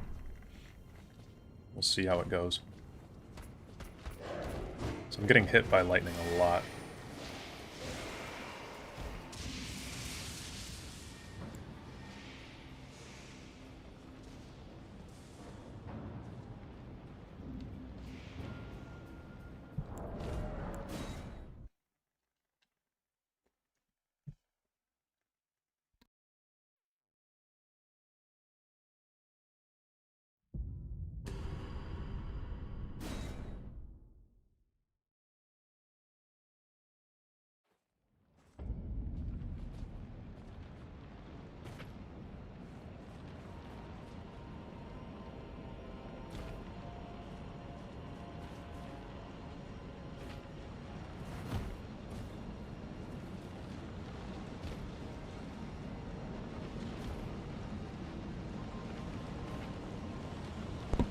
I'll be honest, I never beat Placidusax or Bale. Placidusax is... I think Placidusax is okay. I think Bale is a really good fight. They're both challenging, though. Bale I beat because I was using the dragon katana that they give you. I already had a katana build, so when I got that great katana handed to me right before that fight, I was like, ooh. Okay, so I don't know the order of operations here. I think we're going to want this. This. And that should be okay.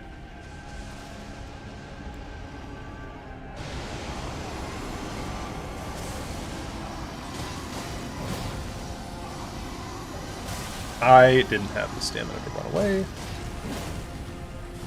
Okay. That sucks, man. Oh, see, he's doing his nuke?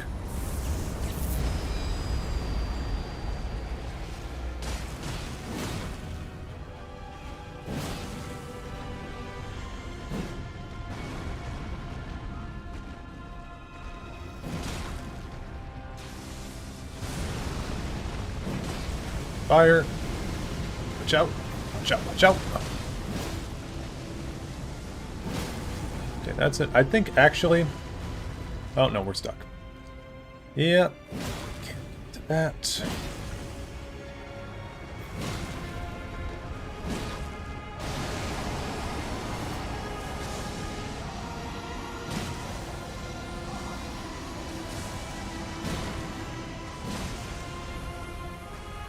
I need to just anticipate the fire better.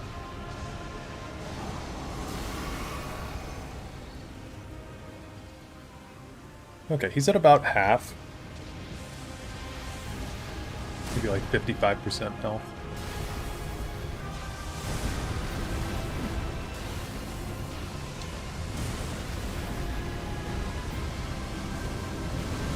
Oh! Alright. Curves around.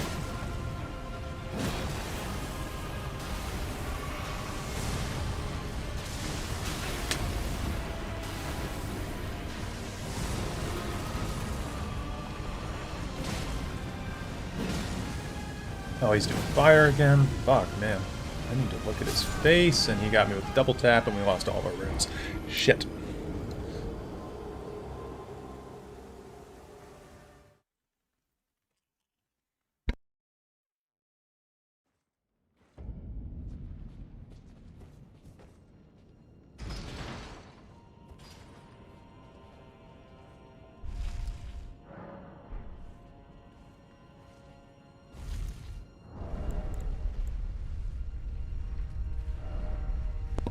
Okay, maybe Fire Scorpion is not the move.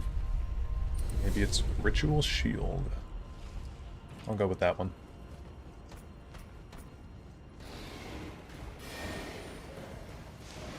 I guess if it's inevitable that I'm going to be hit with one of these high power attacks, I'd rather the first one do a little bit less damage.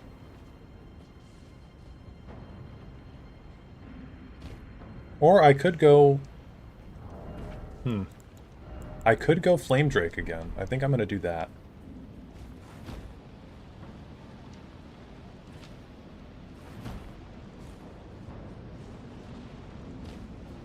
Flame Drake +2. Oh, and then we can go get the Erd Tree's Favor as well, now that we burned down Lane Down.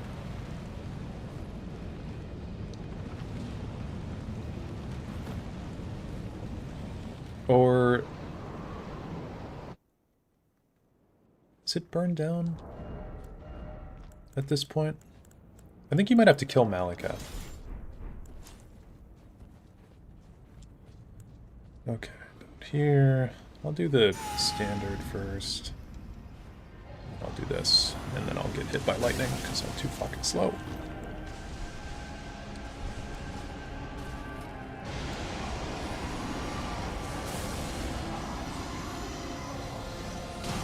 Oh. Okay.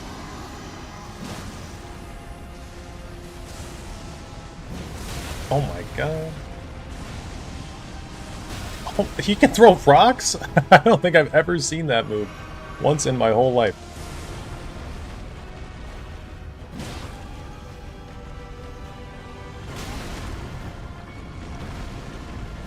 Okay. It's going a little bit worse.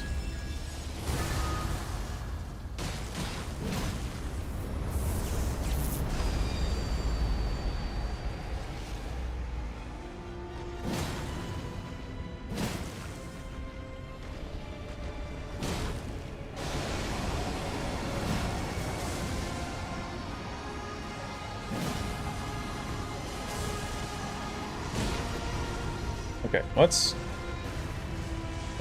try for. Oh, dude, you can't. You literally can't get that crit spot.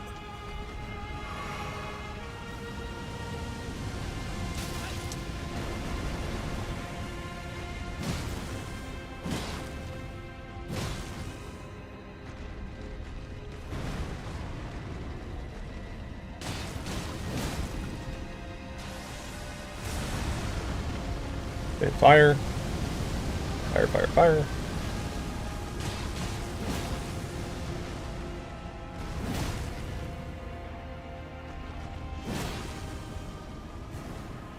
Okay.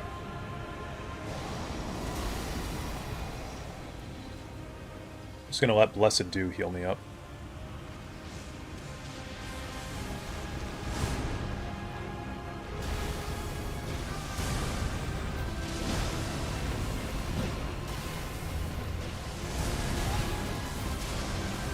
Okay, that attack is silly.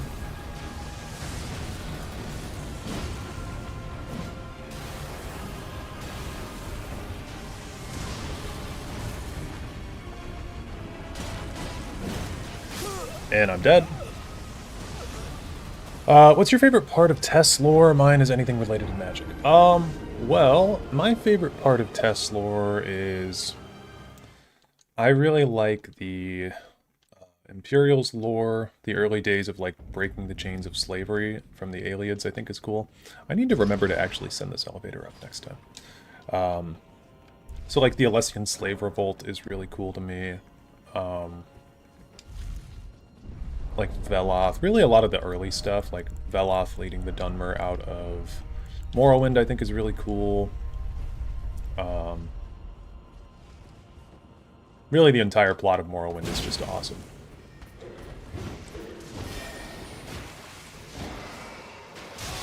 Okay. This is fucked. Oh my god. Yeah, entire plot of Morrowind is really cool.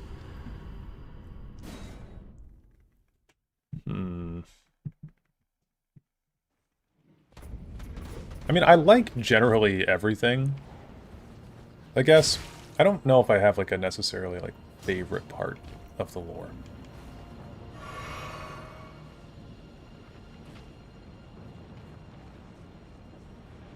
But I definitely have a big soft spot for Cyrodiil.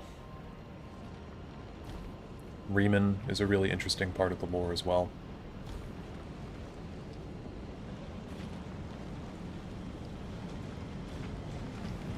I wish there was more stuff to do with the Aedra. I think that that is a pretty common opinion too. I think Reachmen are cool and needed more focus in Skyrim. Yeah, everybody's been saying that I need to play that. The Commander Standard buff is so short, I'm not even going to do this anymore. Yeah, everybody's been saying that I need to play the God, what's it called? Dark Heart of Skyrim, that ESO DLC. People have been recommending that to me, and to me it just feels like so derivative of Skyrim itself. Like having a DLC focused in Hjalmarch and Hafinger that involves vampires, and that's just not very interesting to me. But I do know that Markarth is featured in part of it. And that the Reachmen get a pretty big focus. Okay.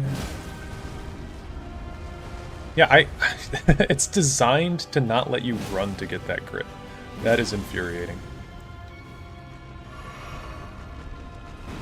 Favorite part of the lore is, of course, the Dwemer. So original. I like the Dwemer.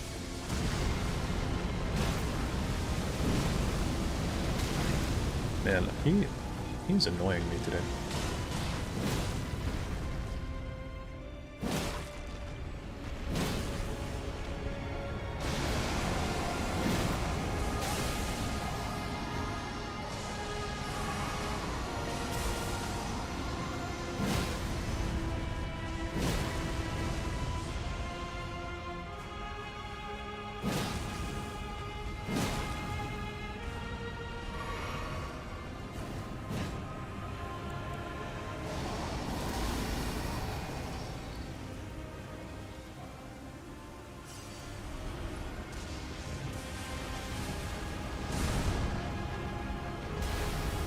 You know what I would like to see more of? Is the Eye of Magnus. I'm an Eye of Magnus truther. I think that that thing is going to be in Elder Scrolls 6 in some way.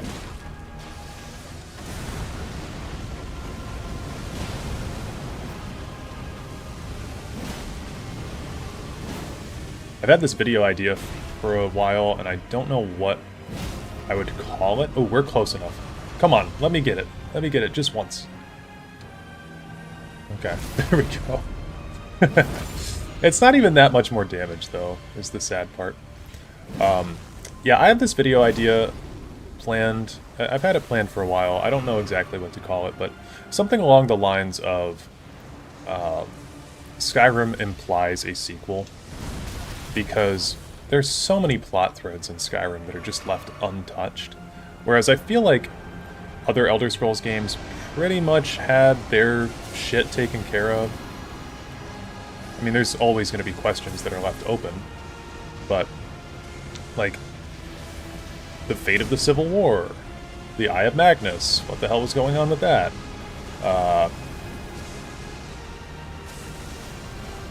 There's a couple other things that I'm misremembering. Obviously, the fate of the Dragonborn, and, like, the fate of dragons in general is a huge thing, too.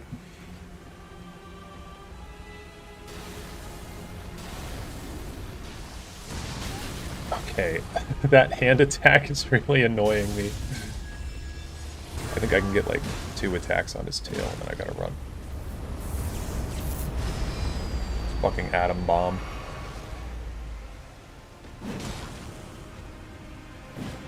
Missed.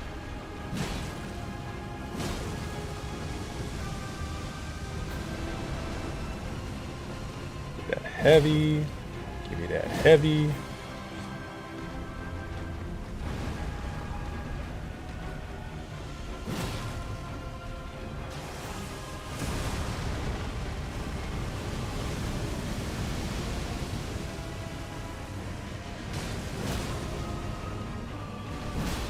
Okay. There's our win. Took long enough.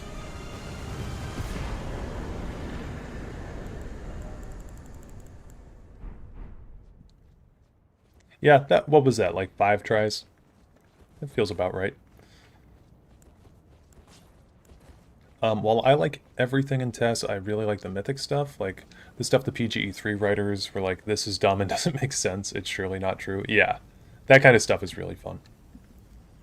If the next Elder Scrolls game is in Hammerfell, I'm itching to know what the Dwemer left behind. Well, there's tons of Dwemer ruins in ESO, in ESO Hammerfell. You know what's interesting is they talk about that the Dwemer in different parts of the different parts of Tamriel had different like architectural styles, which it's a little bit hard to point out, but like the ruins in Morrowind are different from the ruins in Skyrim for sure.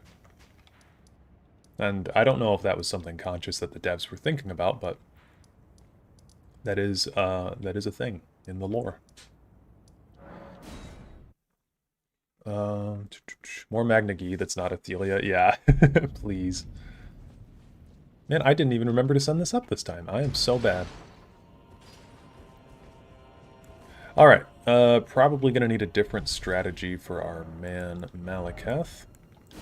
We can finally start doing these. Burn O' Flame might be fun, actually. I feel like I can take Flame Sling off and maybe put... This takes 2 slots. Let me see. What are we working with here?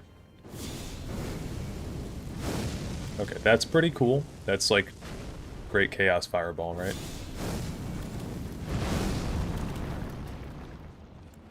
Catch Flame is a classic. And then Burno Flame is also pretty good. So, maybe we'll actually invest in just like one blue. I feel like these could be good against Malekith because he has such a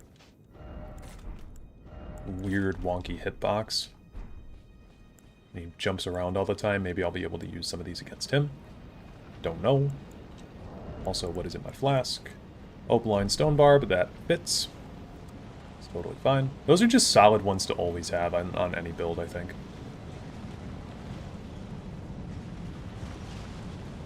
Okay, and I do want to take this guy out because he's annoying.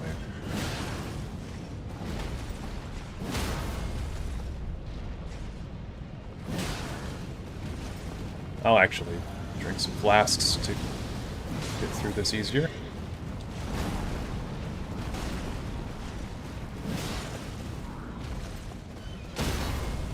Go.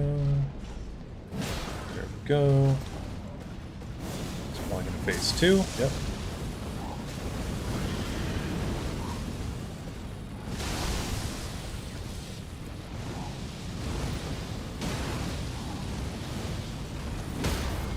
Okay. Another one.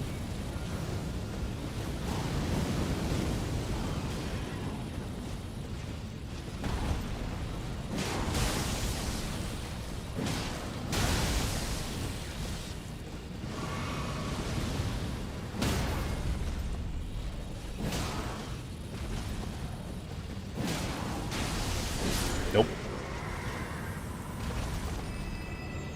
Absolutely turned him into my son. Adopted. Okay. Thieves Guild was closed. Dark Brotherhood is technically closed, but we don't know what the future will be now that the Emperor's dead. Yeah, the Emperor's death is a huge one. Bard's College is closed. Yeah, the Bard's College is so-so. Blackreach is definitely the biggest difference. I hope that Hammerfell doesn't have their own Blackreach equivalent, though. Yeah, me too. I think that Blackreach is a really cool part of the Skyrim lore. I think it's so funny that the Dwemer were so many different groups. Imagine disappearing because some guy 5,000 miles away strikes a heart with a hammer. Yeah. You would think that the Dwemer from Hammerfell intentionally left. They would be unaffected. That's what I was thinking about recently, too. I was like, it's crazy that all of the Dwemer disappeared. It's really crazy. Like, it'd be the same thing as, like, some white guy doing some shit, like, in fucking Lithuania, and then I'm affected by it. It's like, just because we're white? Okay. Thou who approacheth destined death. Destined death. Will not have it stolen from me. Pocket sand.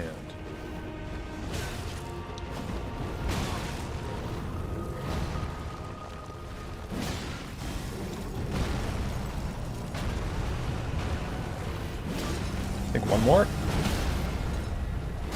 Yep.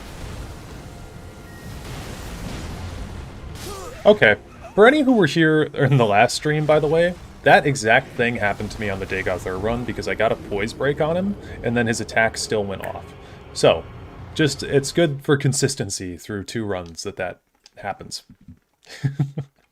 He initiates, like, a spell or something, and then the second part still pops, which is very annoying.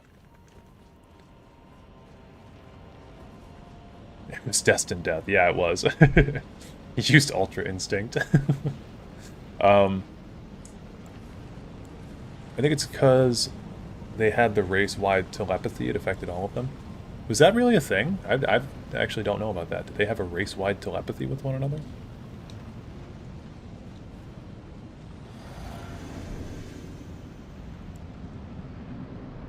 Okay, you know what? He's going to charge me. I'm just going to do this. Okay, that did something.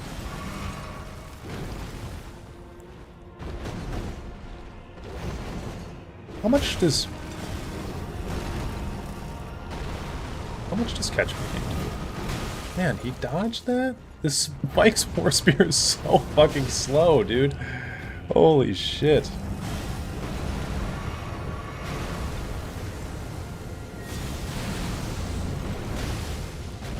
That does nothing.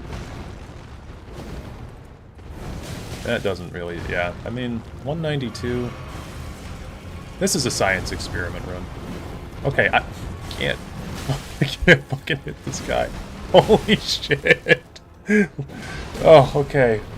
Oh my god, dude. This is my least favorite boss in the game, I think.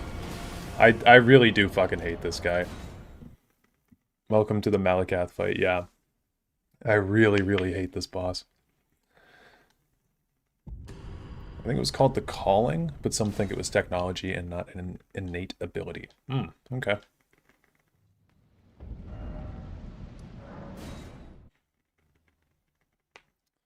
I heard that theory, but I don't know if that's real. Yeah, I don't know. I've never heard it before, but it's very interesting. I thought telepathy only affected Morrowind Dwemer. Also, hello. How's it going, Ilya? Hello. If I recall correctly, Morrowind Dwemer also became immortal due to using Heart of Lorcan, which is how they became telepathic. It got turned into a plot device, yeah. Got magically transmogrified into a plot device. I do want to try this Burno Flame technique again. I think if we go closer and do it... Oh, well, he's not coming this time.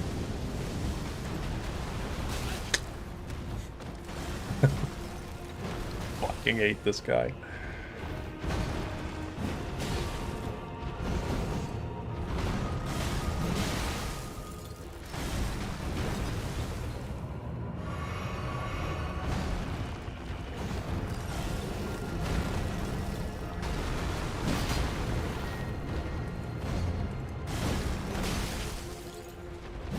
That is crazy. He's dodged me 3 times.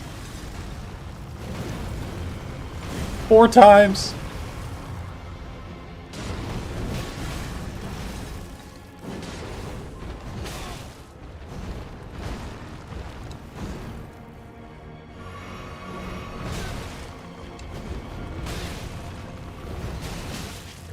Oh my god, dude.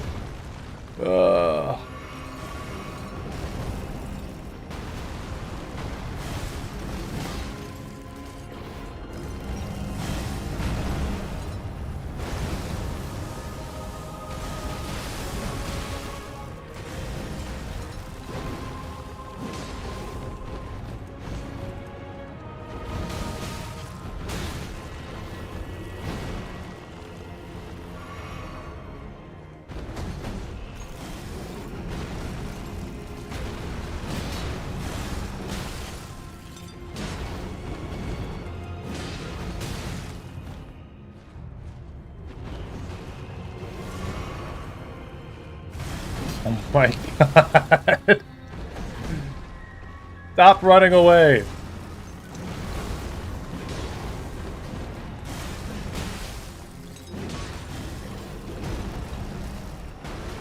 Thank fucking god. I hate this guy.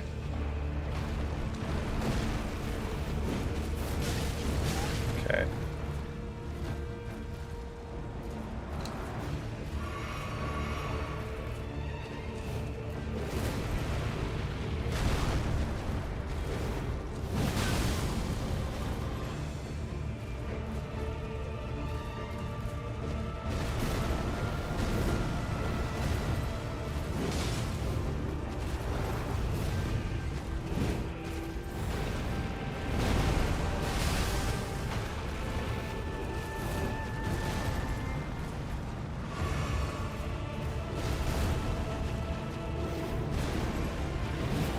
He dodged me!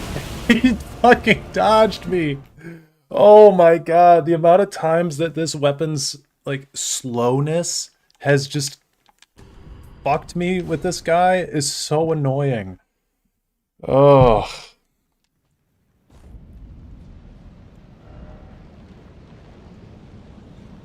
Okay.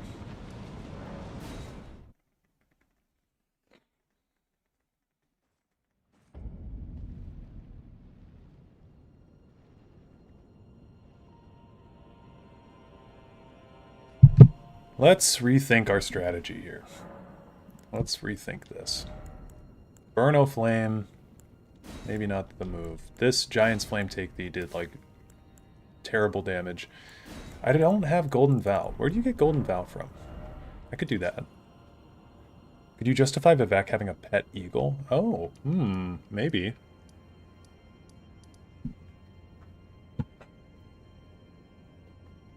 Could be a Cliff Racer.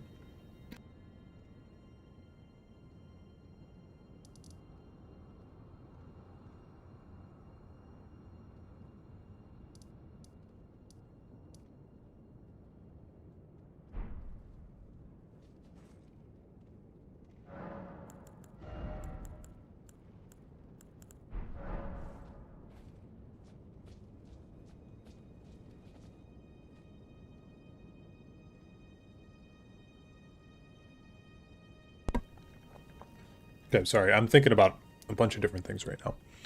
So, Golden Vow. It's found in pretty early on, right? Oh no, wait. Golden Vow the spell is over in Volcano Manor, right? Yeah, Mount Kelmir. Okay. The Eagle Spirit summon buff increases your stance damage. Really? You get that from the Church of Anticipation, right?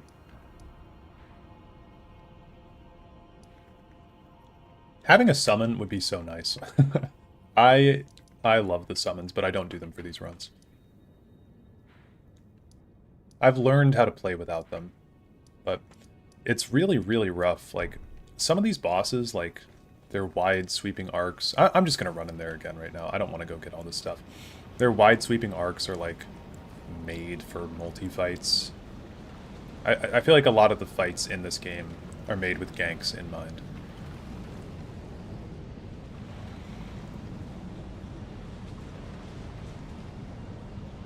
Wish the other Dwemer ruins had Dwemer ghosts like in Morrowind, because the lack of ghosts fueled the idea that the race has never been depicted before. Yeah. Yeah, I would like more ghosts as well. More Dwemer ghosts.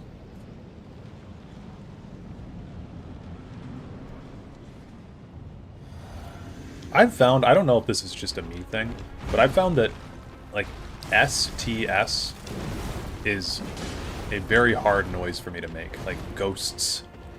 The tss.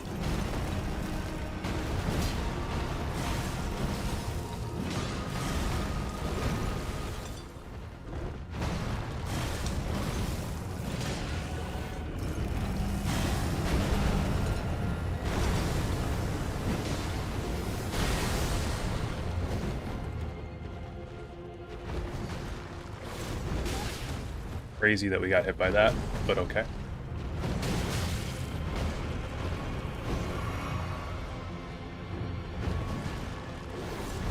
Okay, crazy that we got hit by that. Looney Tunes ass boss.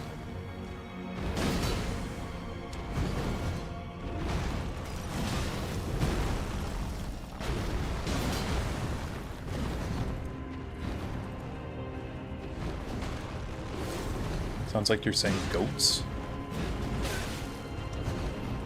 Ghosts. Ghosts. Dwemer ghosts.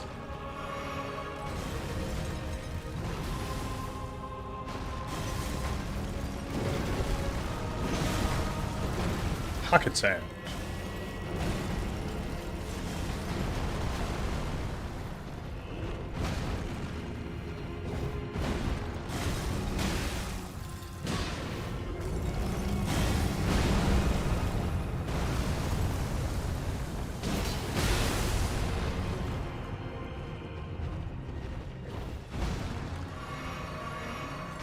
English is weird, I don't know. Colonel isn't even pronounced how it's spelled. Yeah. Colonel. Do you really, like, pronounce out clothes? Like, hey, I've got some clothes that I'm wearing today. It sounds weird.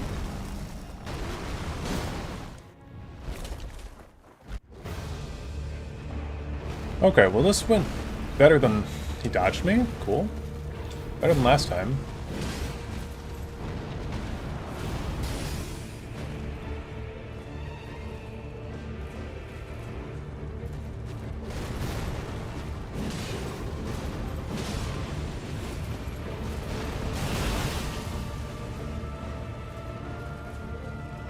because English is actually 3 different languages in a trench coat. True. You dodged me? Cool.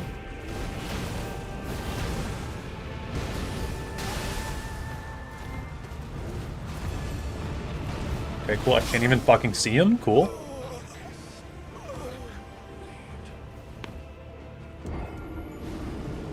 Latin, German. I mean, English borrows a lot from a lot of languages. But yeah, like Anglo-Saxon.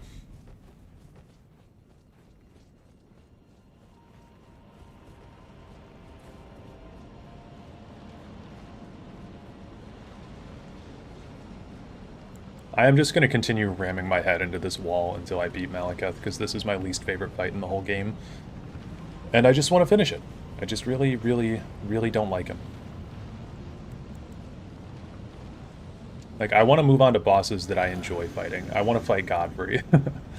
I want to fight Radagon. I don't want to fight this fucking thing anymore.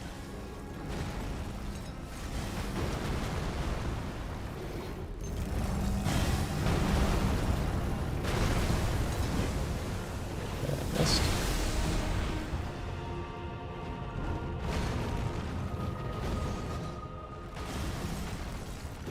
I'm gonna try this. Okay. Terrible damage.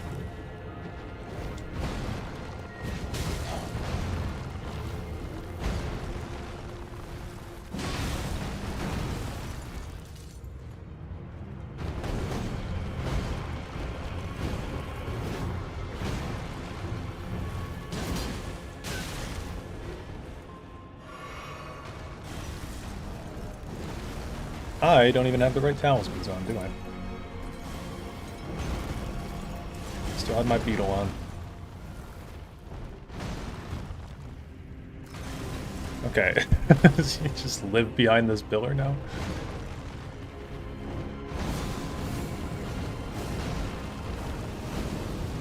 None of that hit. Let's try this. Oh, that might actually... Okay, 630. Decent.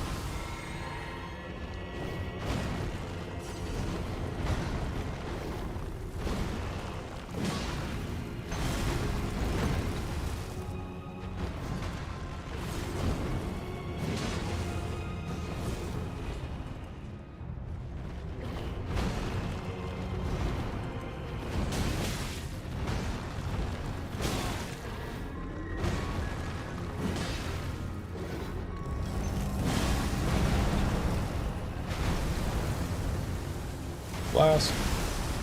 Pocket sand.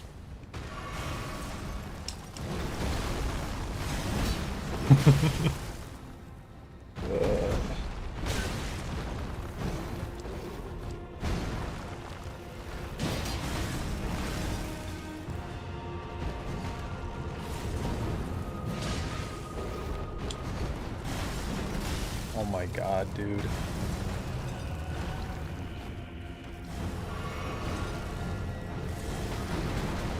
Please. Phase 2.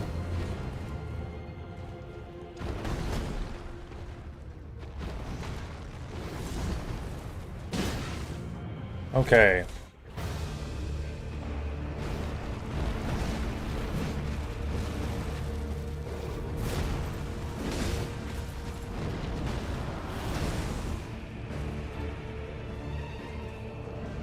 Yeah, okay, my setup is terrible right now.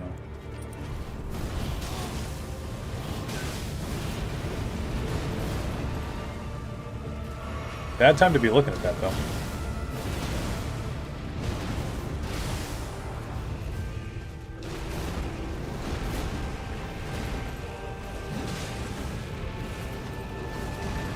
I don't know how to dodge that move to this day.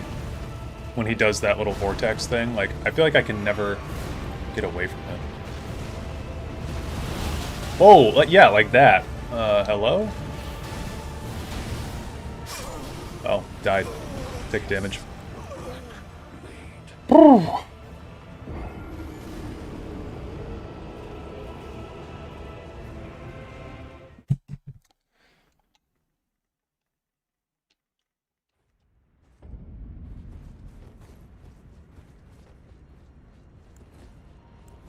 I might go get the thing where you can parry him. I fucking hate this boss. It makes me feel, when I fight this boss, it makes me feel like I don't know how to play Elden Ring.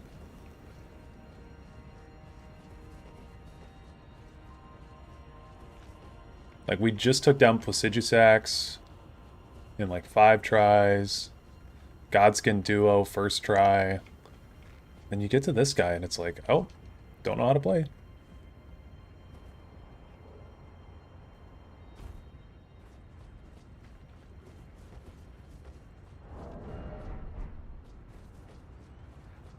Okay, doesn't Bernal invade you down here?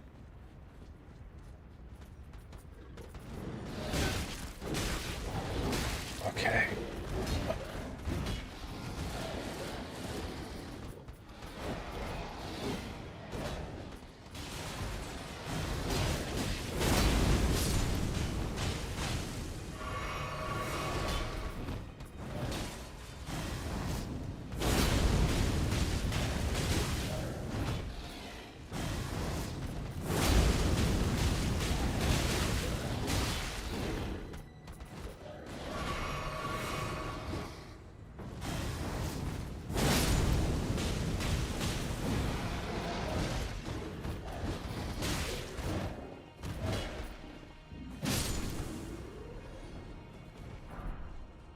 Beastman's curved sword. Okay, I think I might have to progress the Volcano Manor or something in order to get this event to trigger. Damn.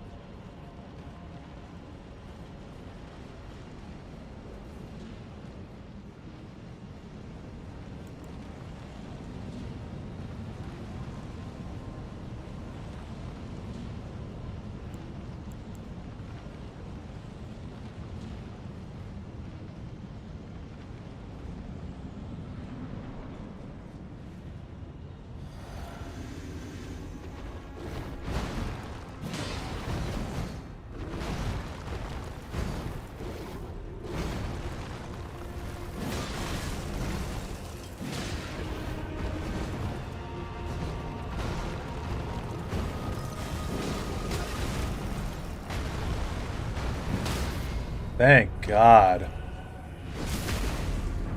Like, I've had the poise breaking, the stone barb cracked here, on this whole time. I just don't have enough chances to hit him.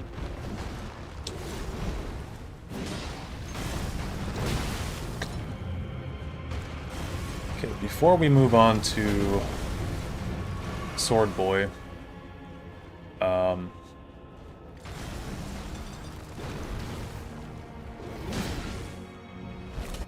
to get some health up.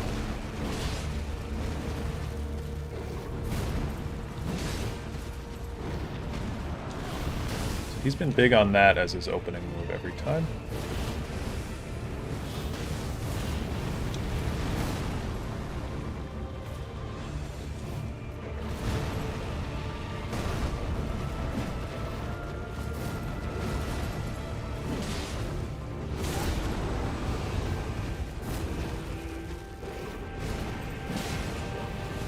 Oh, this.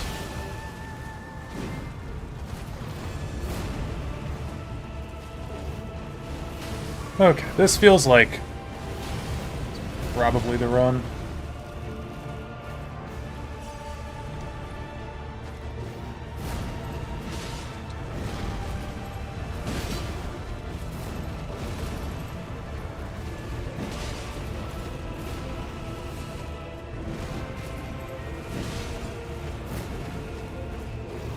I think that's a poise break, yeah. Okay. Jesus Christ, dude.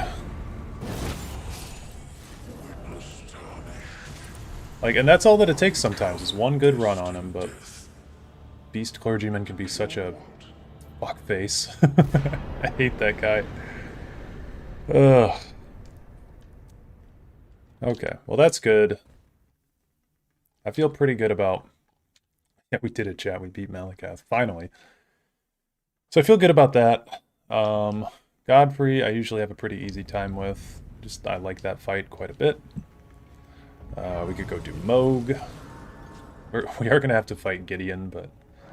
And Gideon trolled us really hard on the last run. Gideon trolled us majorly.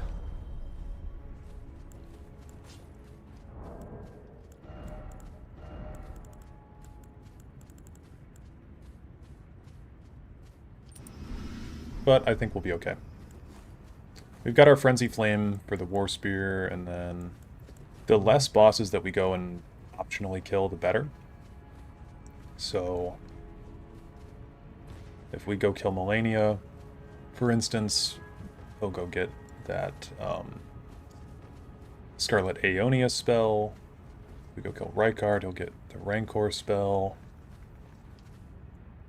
If we go kill... the big one's Moog. If we give him that blood spell that Moog has, that's super annoying. So right now he'll be spamming Radagon's Rings of Light and the laser beam. Does he have gravity magic? I don't think he actually has any gravity magic from Radahn. Maybe I'm just forgetting though.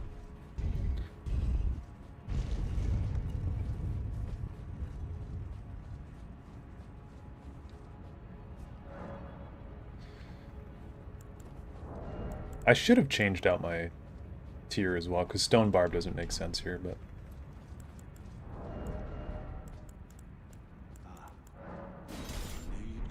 I knew you'd come. To stand before the Elden Ring. To become Elden Lord. What a sad state of affairs.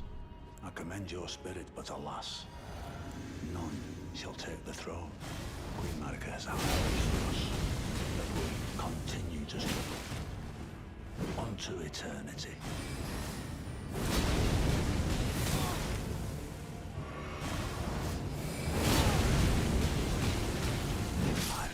Okay. That was a little bit easier than last time. Tarnished cannot become. Although, to be fair, last time I was totally fucking around. Not even you. I kept trying to grab him with the Frenzy Flame grab. Cannot kill a god. Oh, God.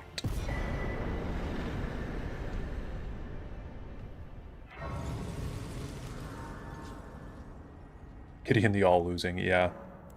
Gideon the big fat loser.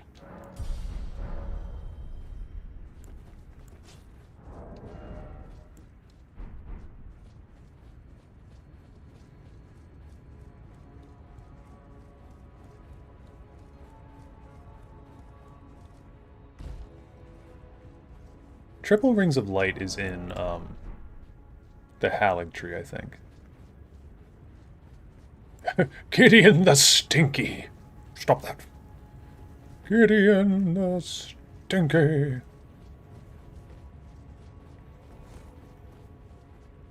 Gandalf. Two can play at that game, Gideon.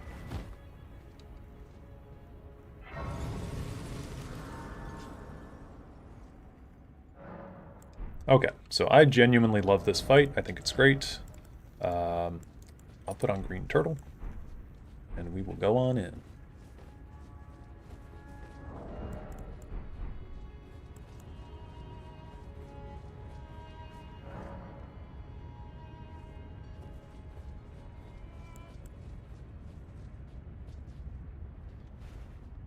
Go drink my juice before we jump into this.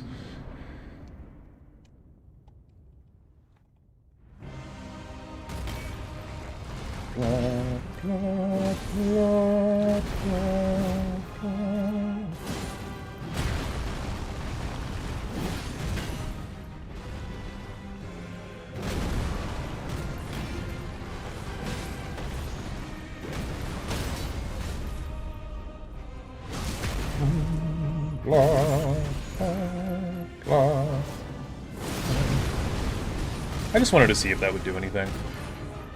Didn't really think that it would.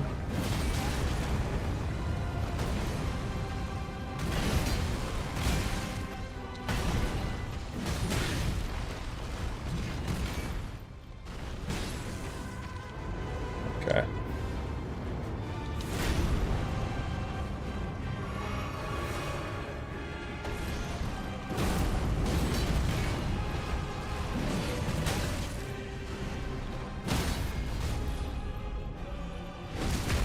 This should actually...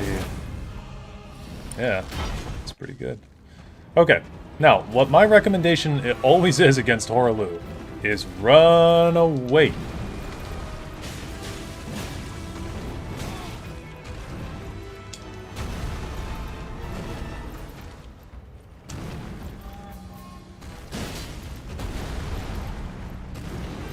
Especially when he starts doing his crazy sicko mode thing. Now that is fine.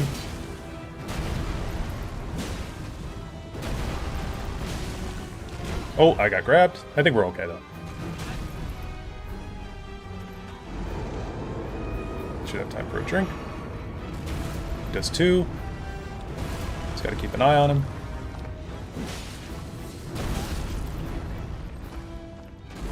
Roar, Earth Shaker thing. Oh, I got hit by that?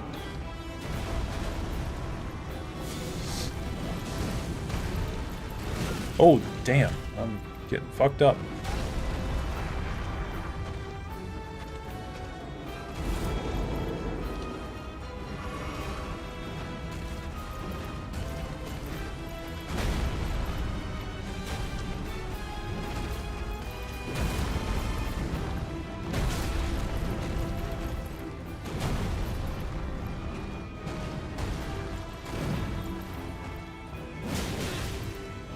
Oh, fuck.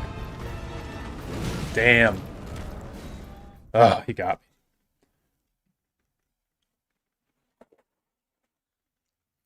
I shouldn't have gone for that fire spell. I know that thing sucks.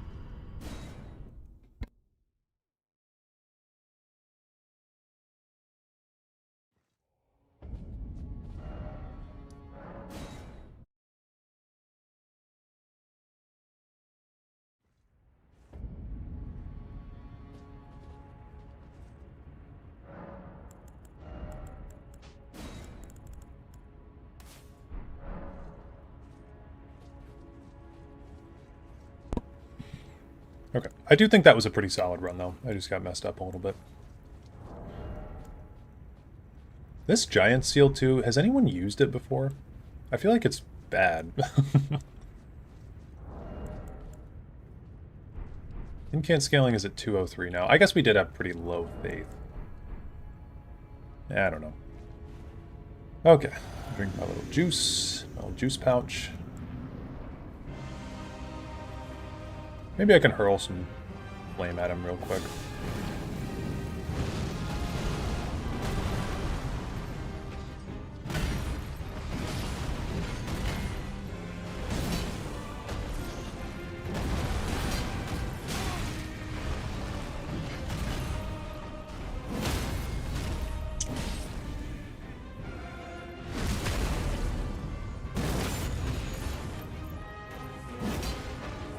I'm gonna go for it.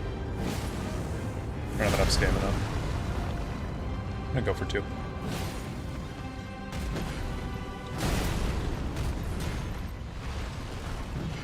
Really stupid, reckless behavior that I'm doing right now, by the way. But, fun.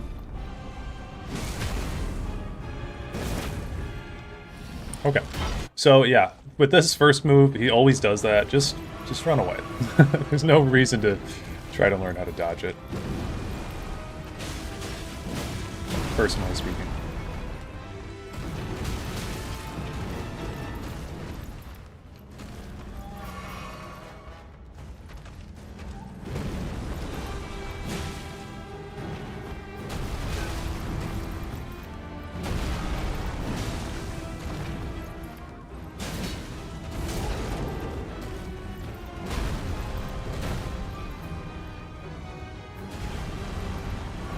Dude does have the world's most insane quads.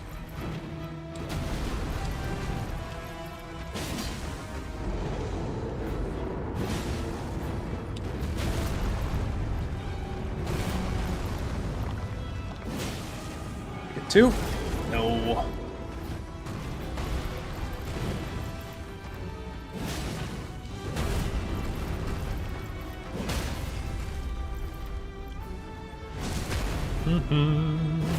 Gotta equip the bug. Oh, well, I missed.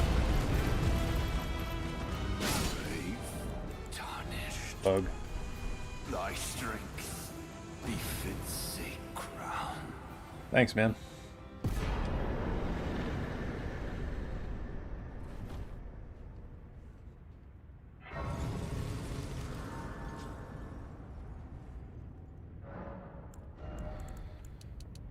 Okay, 40 dex, 40 faith. Have you done any of the DLC on this playthrough? No, I have not. This is actually, we're going to do a hard turnaround and we're going to go back for Melania at this point. I feel like we've done quite a bit of leveling up. I'm warmed up today too. Fought quite a few bosses, so we're going to go back to Melania. I need to get Wraithguard for this build to be complete. And she is holding Wraithguard. So, what have we got here? We've got, yeah, Flask, Ritual Shield is good, Golden Scarab can obviously be replaced. Maybe the Axe Talisman, or Green Turtle. No, Green Turtle is essential. Okay, so yeah, we're back here. I'm gonna drink my juice.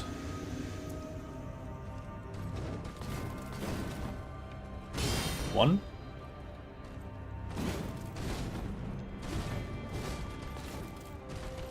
Oh, yeah, that was bad. 2.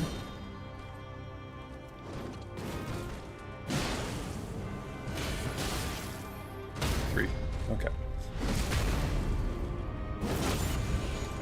I kind of want to do a DLC martial arts versus Godfrey fight. That'd be fun. I actually have not used those weapons yet.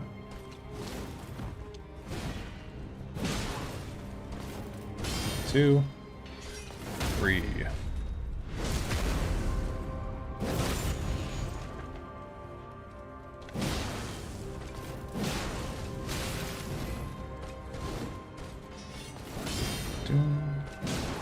Okay.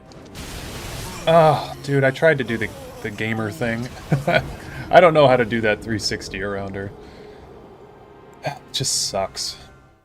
It really sucks. You could be having the fight of your life against Melania, and then she does that. Fucking move, man. Every time. I might actually save my flask. You know what I'm gonna do? I'm gonna save my flask. My Physic flask. I'm gonna save that until after she gets to Waterfowl health. Because that gives us a damage buff, or a defense buff. And I would really like... I need her out of the water. I'm a fire damage build. Yeah. I would really like to have that damage... or defense buff, Jesus. Okay, could you walk any slower? 1.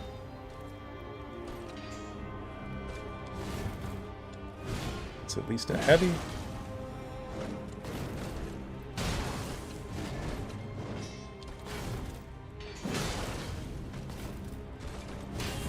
Man, I'm so bad at that one, too.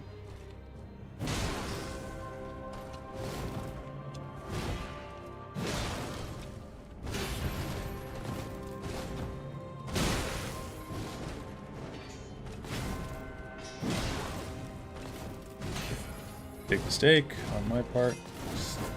Yeah, that was a bad run through. Oops.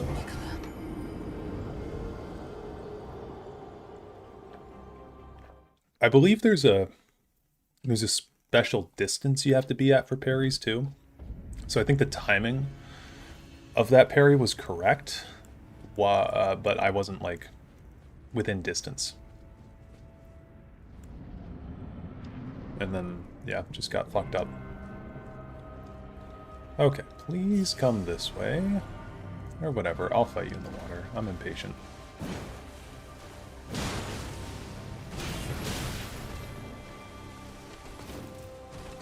One. Let's go for a full. 2.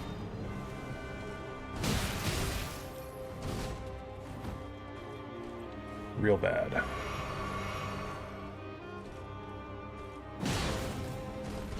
Three. I could get the Assassin's Dagger for like if I'm gonna be carrying her a bunch. fun.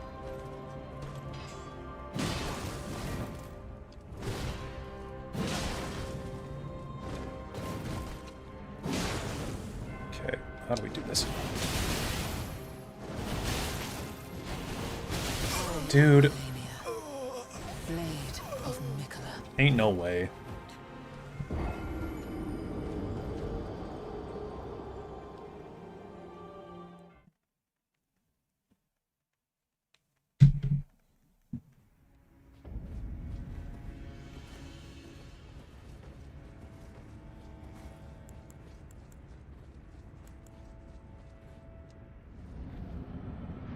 Okay, once more into the fray. Oh, now she's running. Now she's got some pep in her step.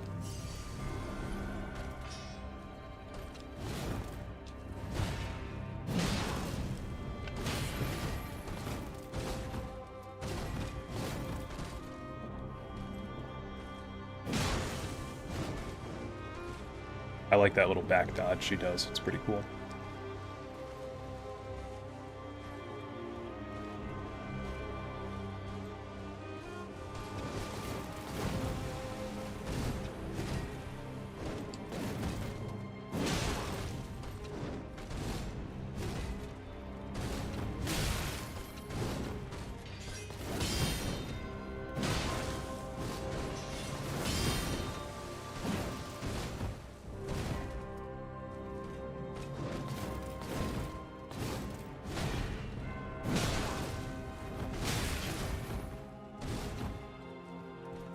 She's not doing any of the moves that I like to parry except that one.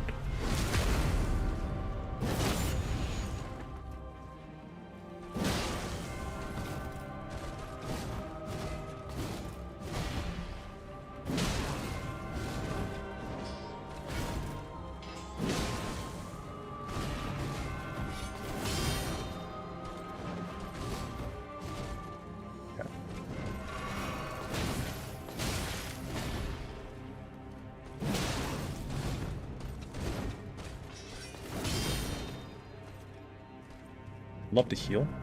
Thank you. Thank you for letting me heal.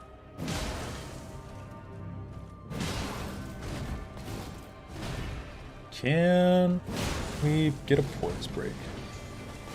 Even one would be crazy. She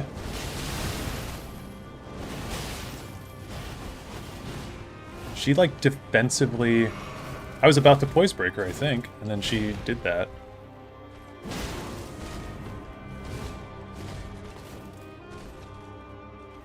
That's nuts. Okay, we're gonna drink the Vivec flask. I'm gonna be smart.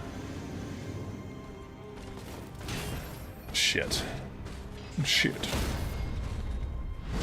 You guys know in Baldur's Gate 3 when you catch Astarion sucking your blood? He's like, shit.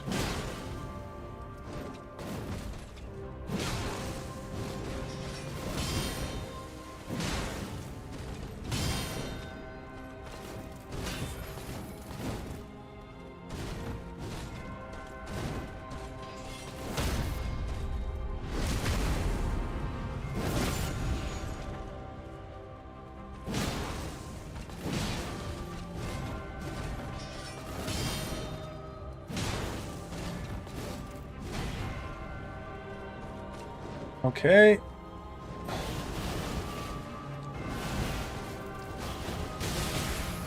Ooh, that was close.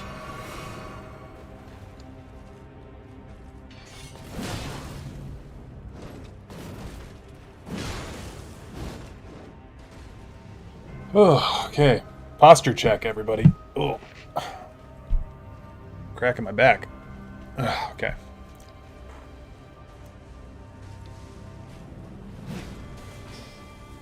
Okay. I like seeing that move.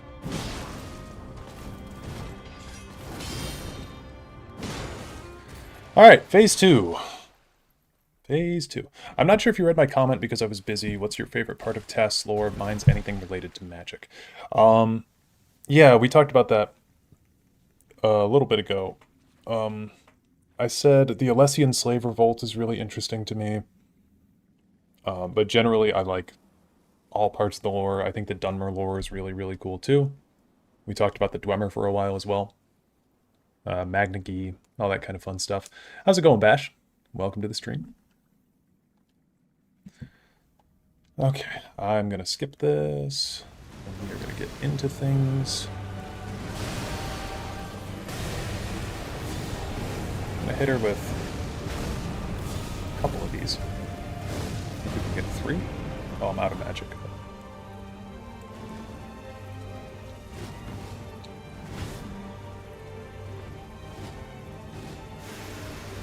Okay. This move you can also just run away from, by the way. I know a lot of people have problems with that move in particular. It's not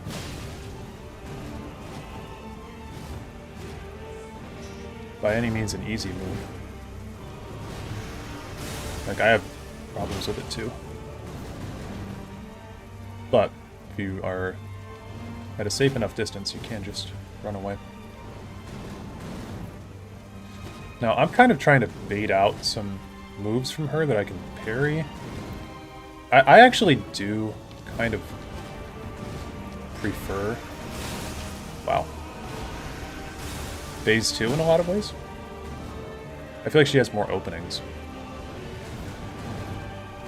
So long as you're patient and... Wow, I'm being stupid.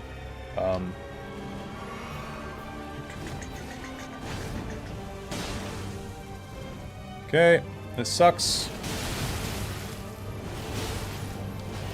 And I dodged into it. Oh man, that sucks. Damn, dude. I was falling apart there. Okay. Okay. It's tough because we don't have status build-up. Frost damage and bleed do wonders against her, which is why we were able to get her so well on that Take Out Third build, because we had bleed built into it with our claws. But this is a whole different beast.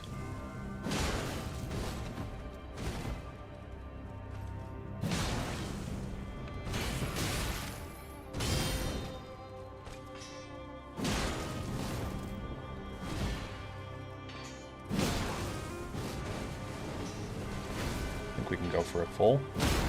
Nice. So 2 full charged heavies and a couple of lights do the job. And okay. Let's quit out. Vivec getting cooked this run. Yeah, Vivec is having a harder time than Dagothur did for sure.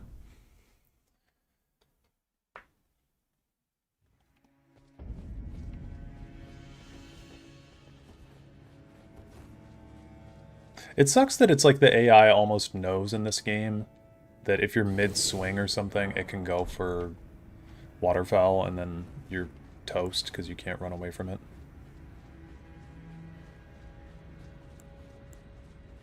It's a really shitty design. One more reason to kneel before the 6th house. Yes. Couldn't agree more.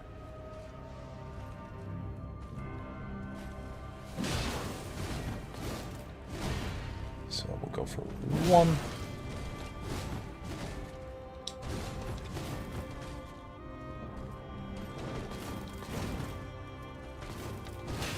Yeah, not at the right distance for that, but the timing felt good.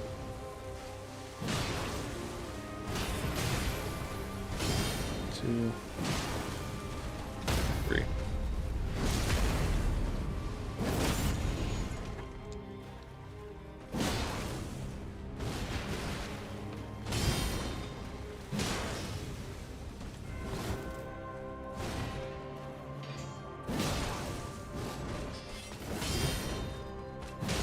Dude, yeah, it's mid-swing every time.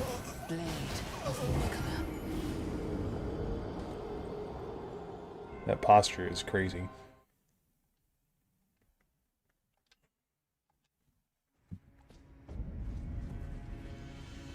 Yeah, but like, I don't die to Melania's regular attacks ever, is the thing that really bothers me with this. It's waterfowl 100% of the time.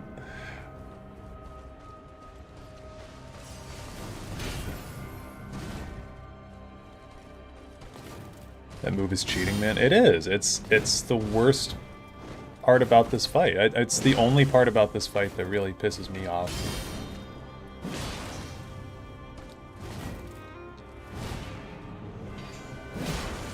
I think generally, like, once you understand...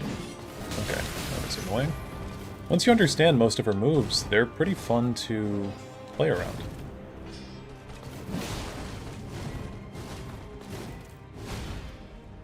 Come on. Give me... Oh.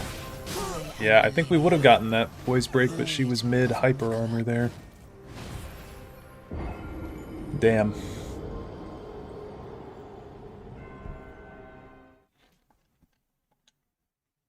Okay, I'll do a focus, less of a focus on charged attacks and more... Because I don't think the poise breaks are working very well. I think we were better when we were parrying and just like playing patient.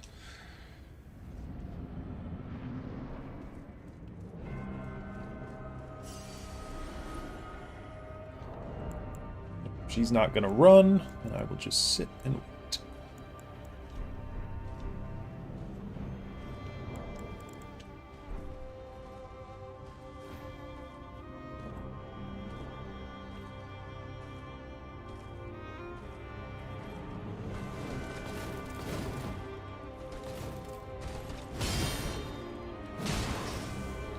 Oh, that was too greedy. No, it wasn't.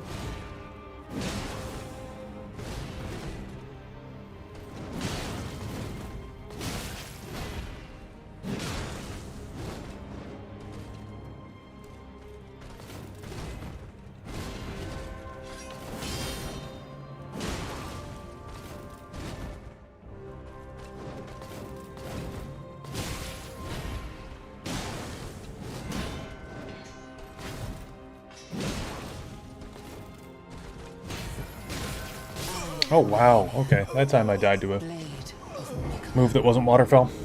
I think I did last time, too. To be honest, let's have a timeout and watch a video on how to dodge that move. I, honestly... Yeah. I'm fucking curious. It's a good idea. In all my thousands of hours of this game, I have not ever figured out how to dodge that.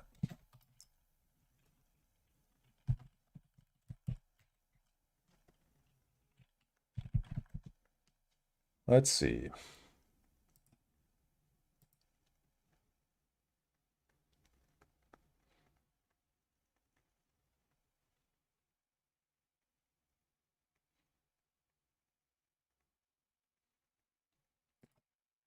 Okay.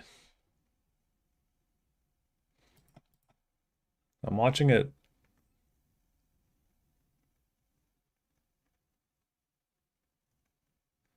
What?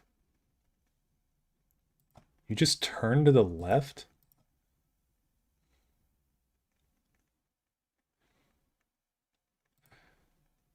I mean, okay, I'll try to do that.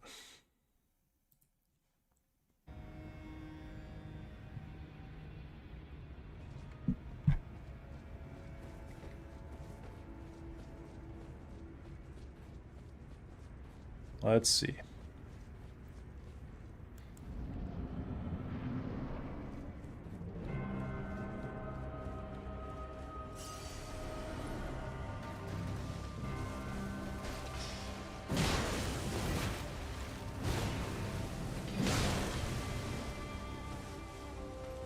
Please get out of the water.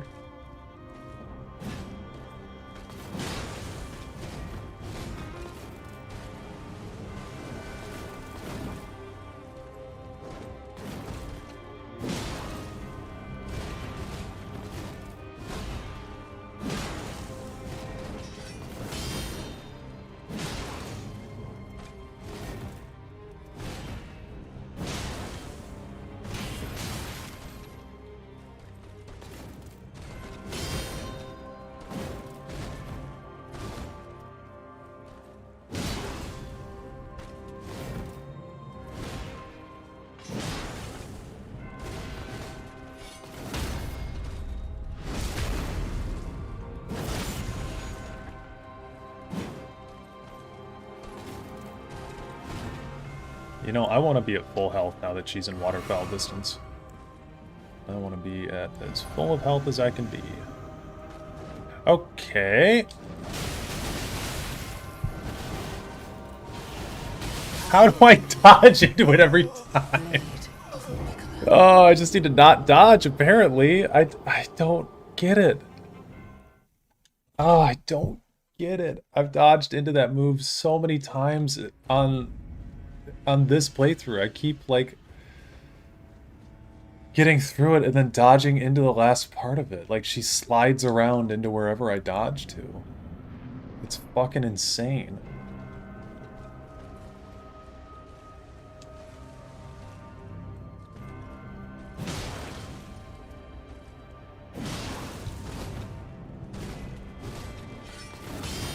One, two, three.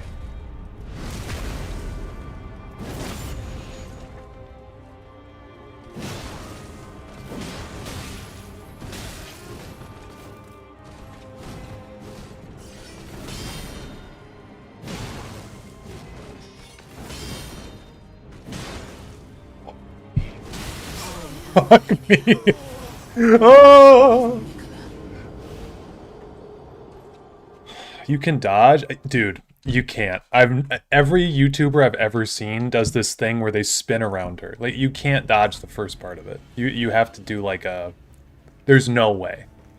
There's no fucking way how to dodge the first part of it.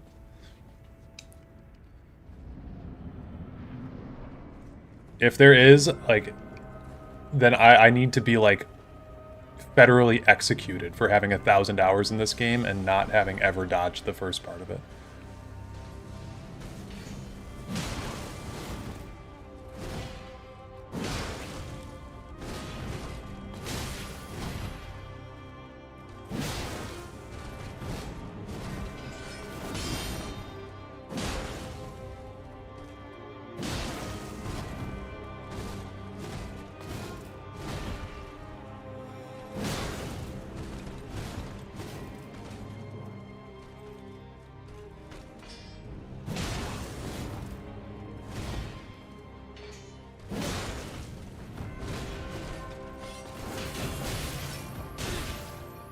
That sucks.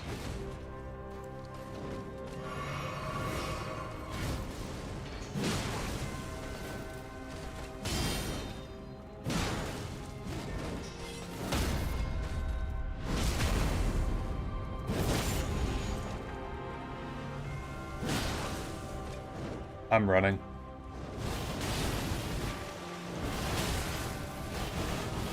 Okay. Last part, you just don't dodge.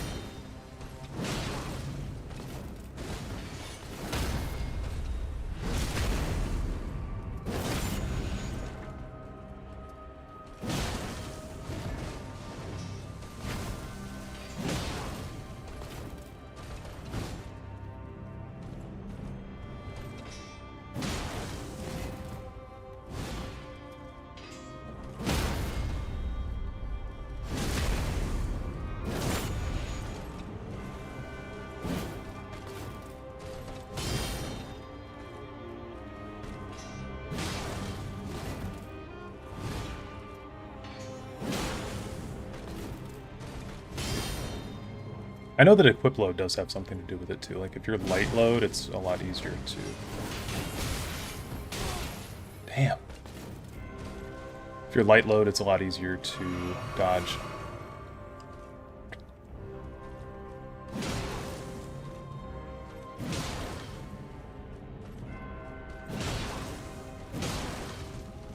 Okay, if she just wants to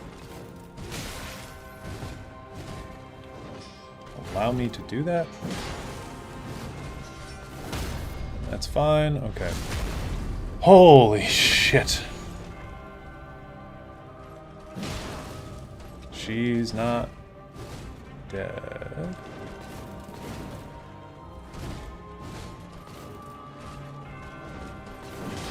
Okay. Weird.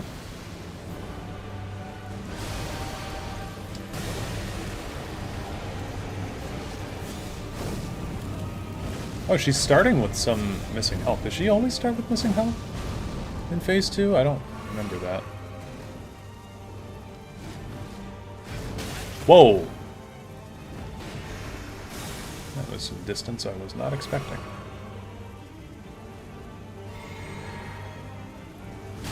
Okay, hold on. Stop being stupid.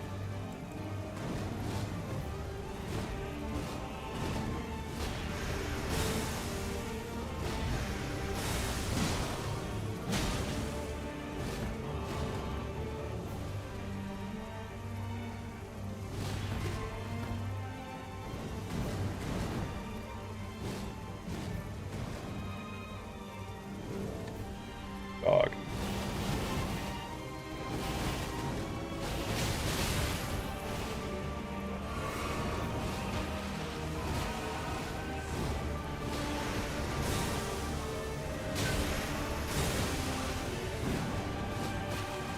I'm having the Malekith problem where I can't hit her anymore.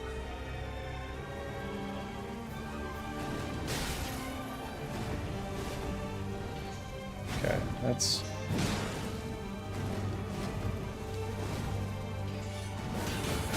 No. No. Oh, I'm gonna go get a drink real quick. I need some water.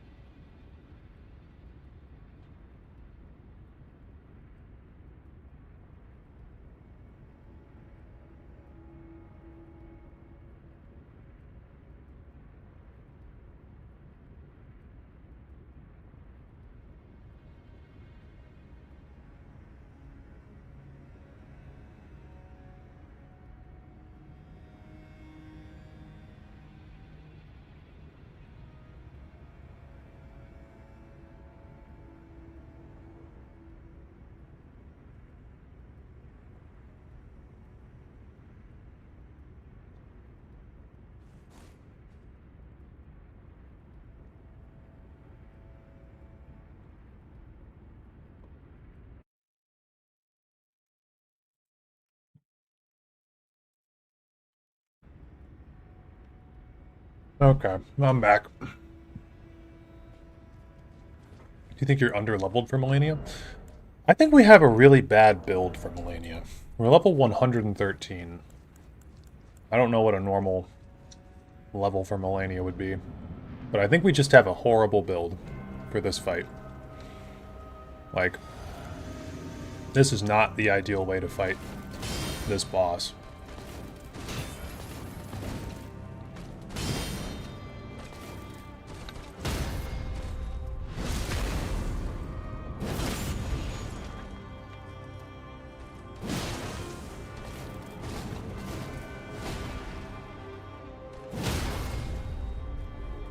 Because we're just coming at her with, like, stuff that she's not resistant to, but, like, she's not vulnerable to fire in any way. Okay. Yeah, I watched a YouTube video on how to dodge her. It said to go to the left.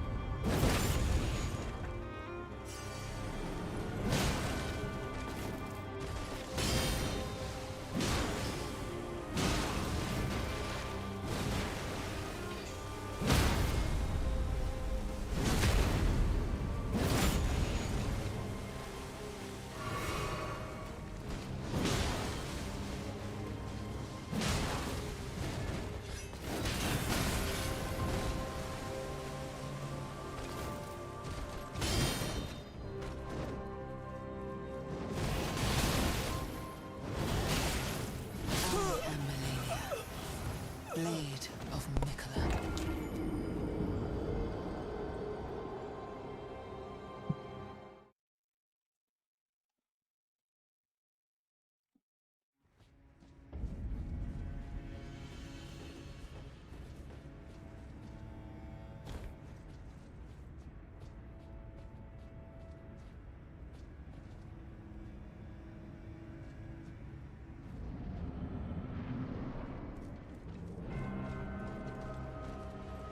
Did we beat Shadow of the Erd Tree with Dagoth Ur? I vaguely recall it. Yes.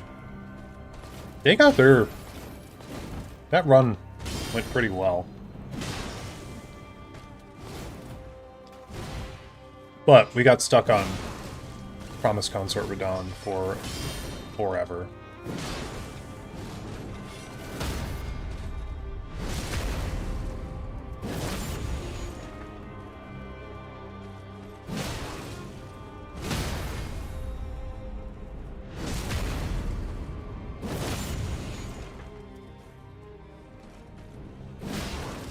Yep.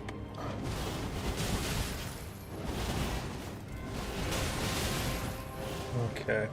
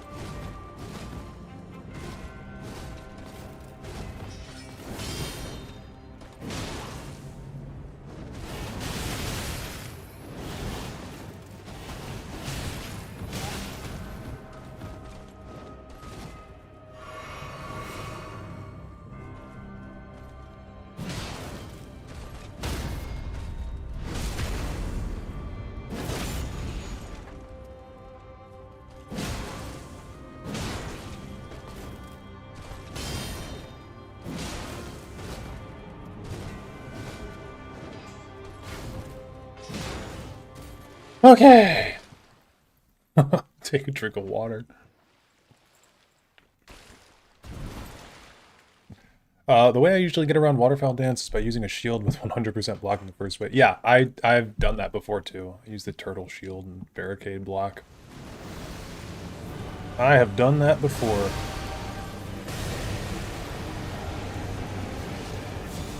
I guess she does always start phase 2 with a little bit of health missing.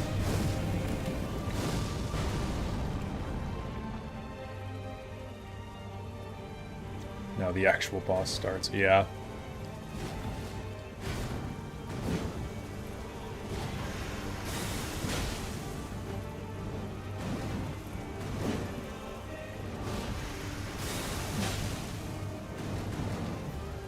Again, I'm totally okay to just chip this boss away.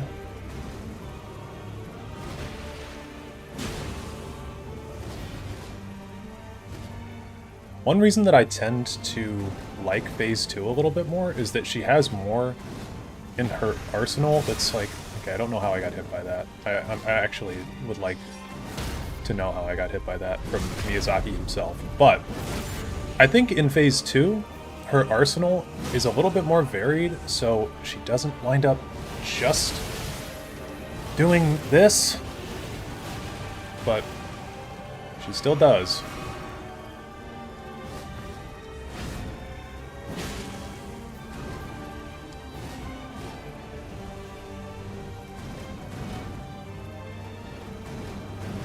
Okay.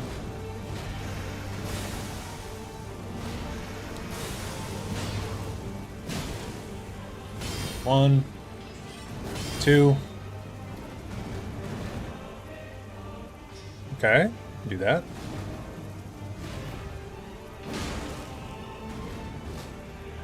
Okay, you can do that. That's fine. I'll even let you do that. Just get 2 pokes in. And that's a parry. Okay.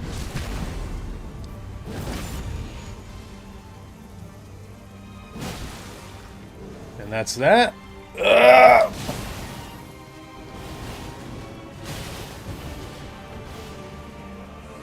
Oh, okay, this. It's fine. Drink.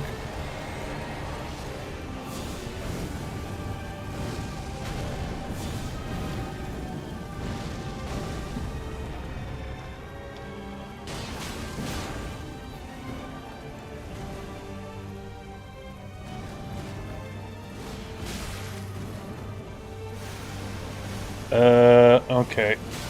Yeah. Yeah, I got stun locked. I couldn't move.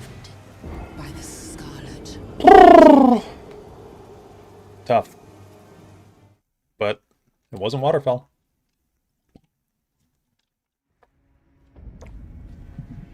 And I'll take it. Any day that I don't get killed by waterfowl dance is a good day.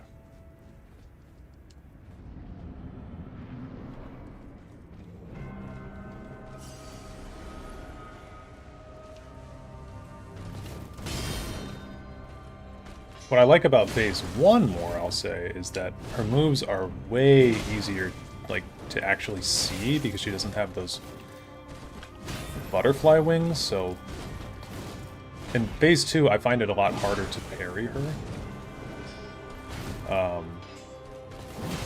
It's because it's so hard to see what she's doing.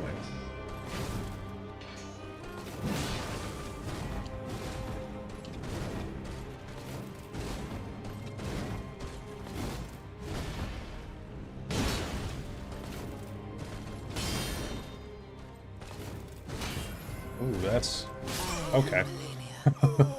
Blade of Mikala.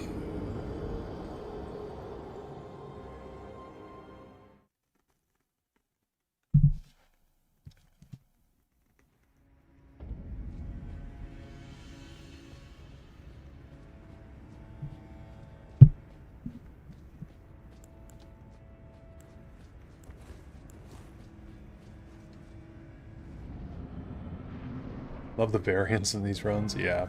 I mean, this took us a while with Dagothur as well. But I do remember, like, coming here... I remember coming here too early. I left, I did some other shit. So I came to Melania before Fire Giant, even, I think. Then I left and did some other shit. Then I came back. And we got her pretty quickly after that. But this run, it's like, we're at the end of the game. I don't know, like, I could get buffs, but I don't think that Golden Bow is really going to make, like, a difference here, you know? Mist, yeah, there's that.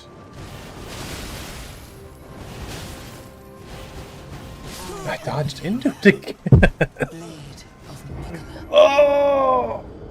It hurts. You guys know the song It Hurts by the Bad Bad Hats? That's how I feel right now. It hurts. It's like the boss decides if you win or not, yeah. Is Melania immune to those rot jars? Melania actually, I believe, can be infected with Scarlet Rot. Forgot to ask, but did you get your Wraithguard yet for this build? That's why we're fighting Melania. She, on her right arm, she has Wraithguard. Otherwise, I wouldn't be doing this to myself.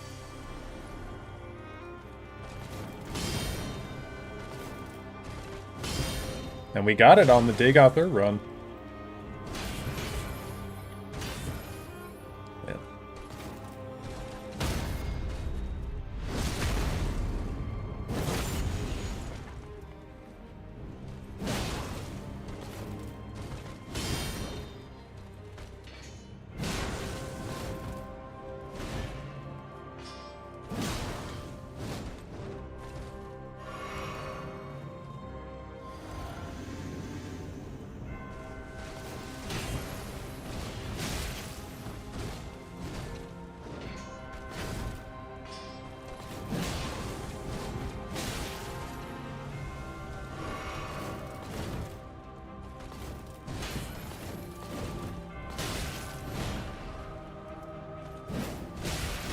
Oh my god. I need to do something else. I'm losing my mind with this shit-ass fucking weapon. Oh my god. It can't even hardly fucking hit her half the time, dude. That's crazy. I need to go do something else. That's insane. Okay. Well, I guess we'll go fight Radagon. I don't know.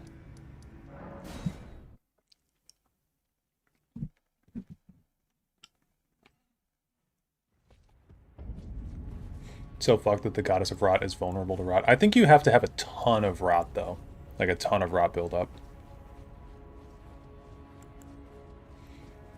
Okay, now I don't necessarily think Radagon's going to be easy, but I'd rather fight Radagon than Melania because Radagon doesn't have an instant win button.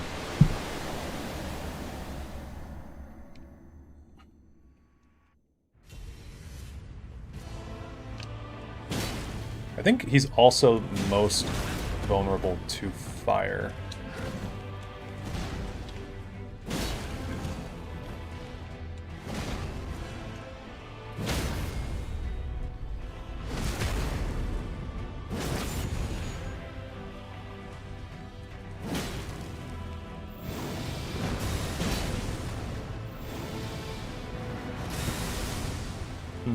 Blah.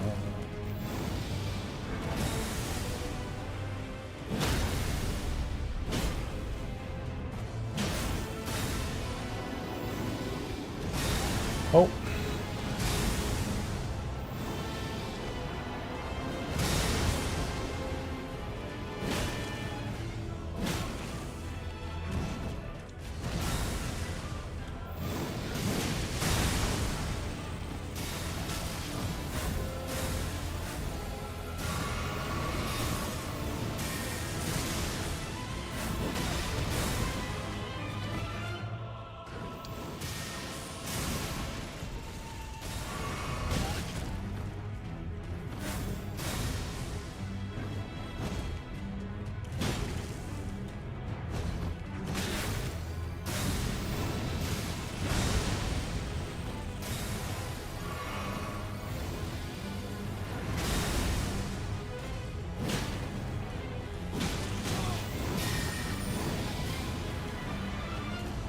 No, no.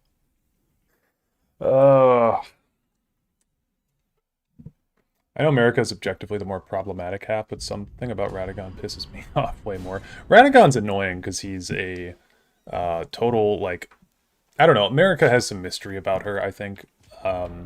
Radagon we know enough about, and I don't like him.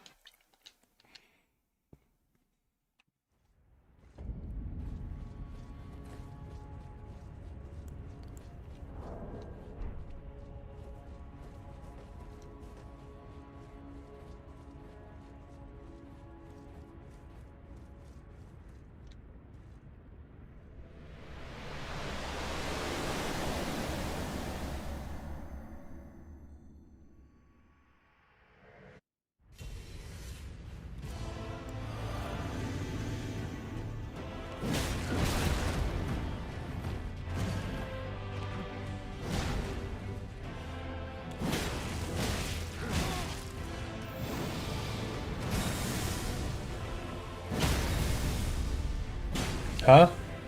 Huh?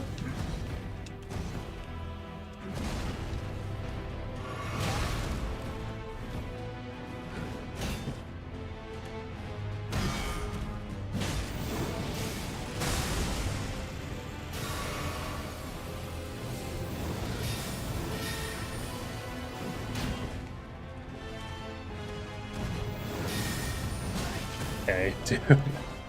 Oh, I'm extremely tilted. I can feel it. Feel it in my bones.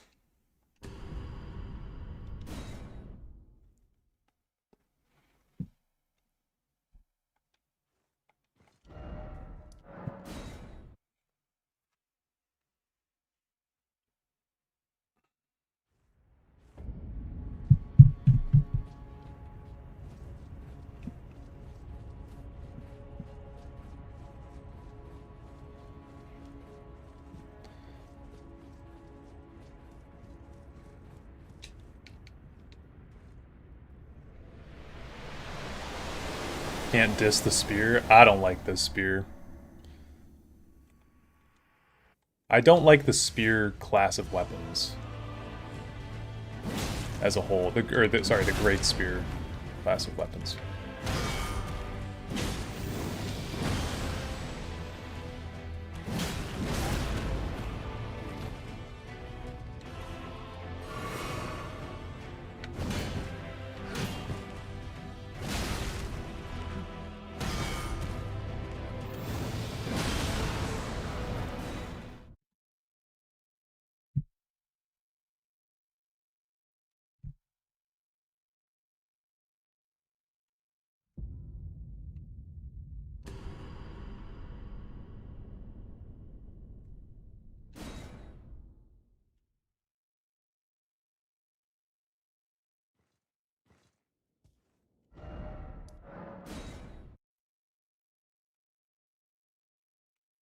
Spears are my favorite weapons IRL, but games rarely make them any good. Yeah, I mean, spears are a really versatile weapon in real life, but the great spears are so fucking slow in this game. I just can't enjoy them that much.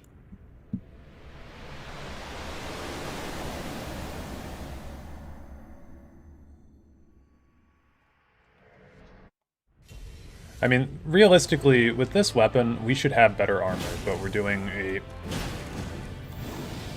thematic challenge run, so we're really, really, really, really underprepared in a lot of ways.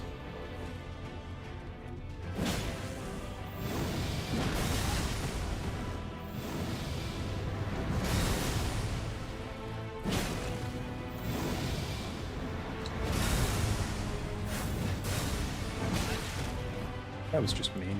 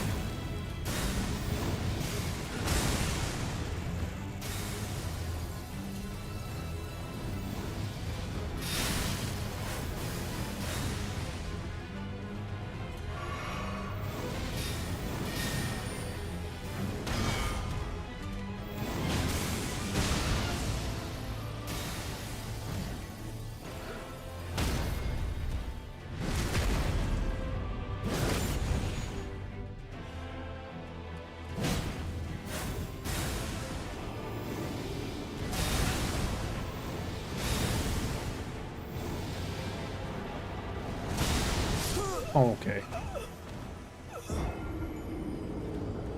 Ugh. Although I'm pretty sure Ubisoft patented the combat system for that game, so no one... Oh, what? I think this is what spear gameplay typically lacks in balance.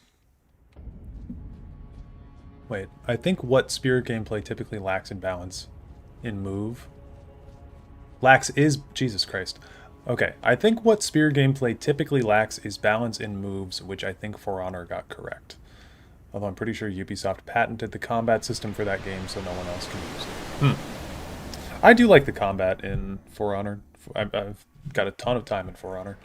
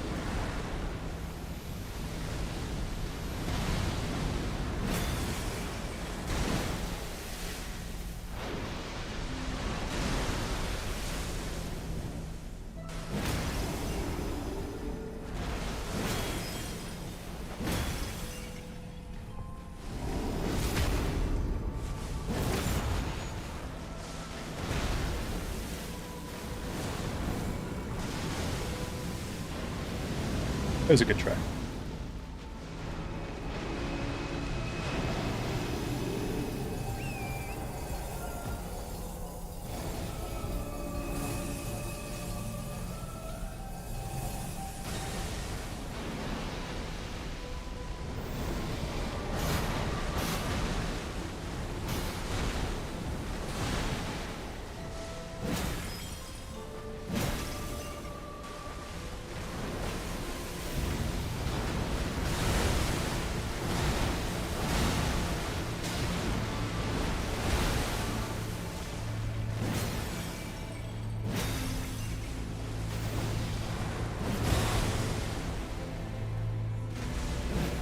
Oh my god, this shit fuck ass weapon can't even hit anything in front of it, dude.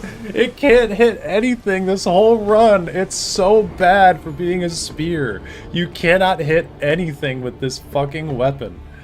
Oh my god. Yeah, you can summon a horse in this fight. They added it in the DLC. Oh my god, I want to throw this thing in the trash.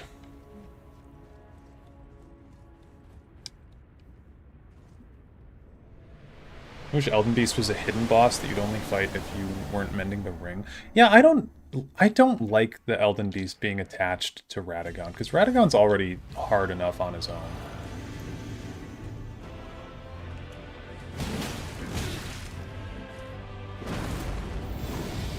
Can you? Okay, you can parry that. That's good to know. Okay. Alright, just need to reset. But I missed a swing on that final spear, and oh my god, I'm just like... This game is exhausting me. This game is very much exhausting me right now.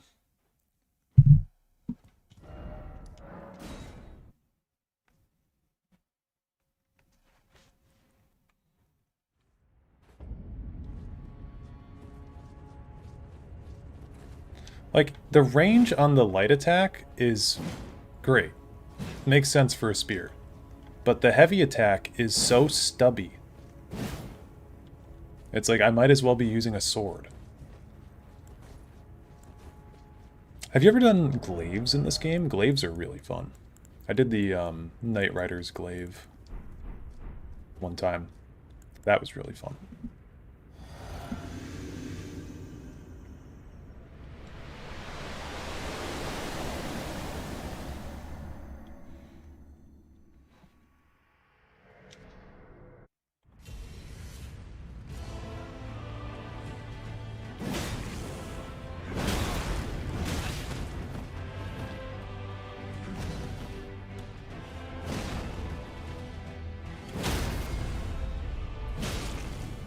Okay.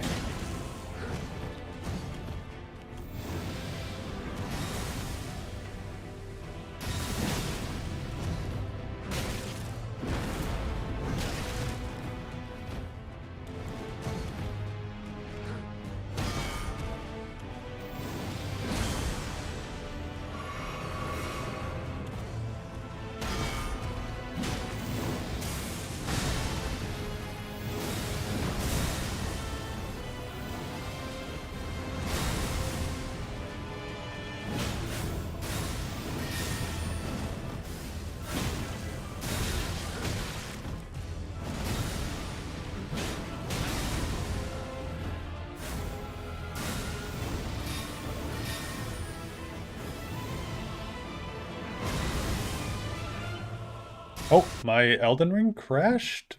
What? Hold on. Okay, I can see myself on OBS.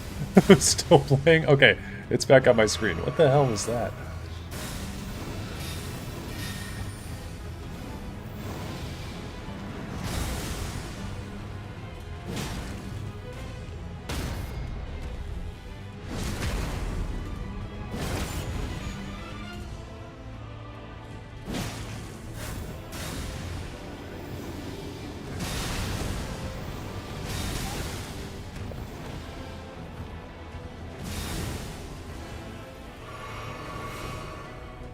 But what winds up happening for Elden Beast is that you waste all of your flasks, at least for me, because I'm not that good at this game.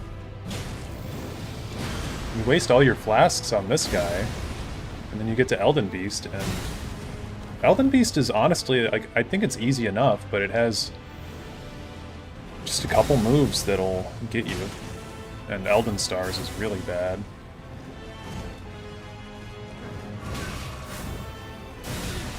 Like, Elden Stars is lucky that Waterfowl exists, otherwise I think that move would get more shit than it already does. Damn. I'm just looking for a time to heal, man.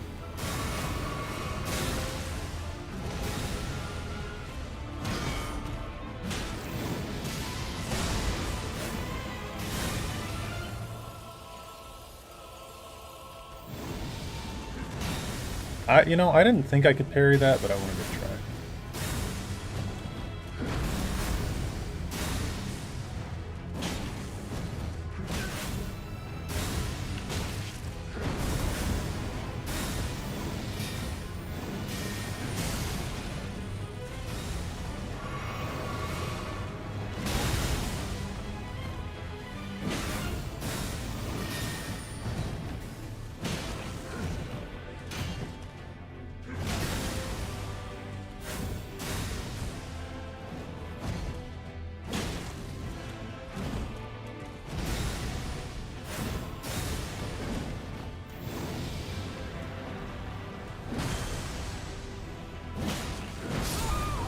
So close. Can you use your horse to tank Elden Beast? You can use... I mean, I think if you know how to do that little tech with Torrent where you dismount, you can tank some damage, but... I don't know.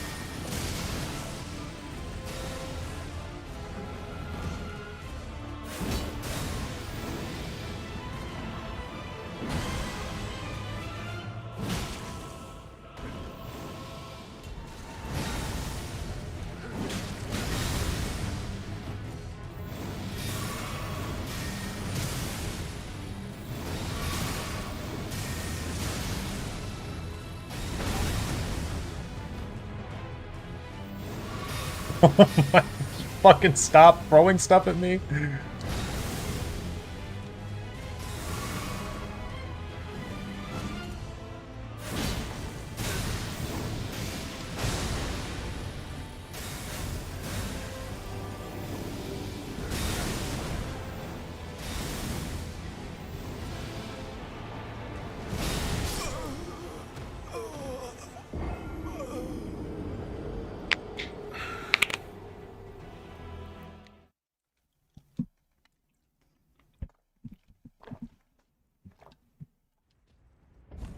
I know a magic word that will solve all your problems, including Melania. What? Mimic? Yeah, the Mimic would do wonders, man. I don't think summons are very good for Melania. Oh my god, I can't even talk now, dude. I don't think that summons are very good for Melania because she can just get lifesteal off of them. What's everyone dressing up as for Halloween? For Halloween, my work, we're gonna dress up as Candy at work. So I'm gonna be an M&M for work, and then I don't know, I might do something for not work-related stuff, but I haven't really thought too much about it.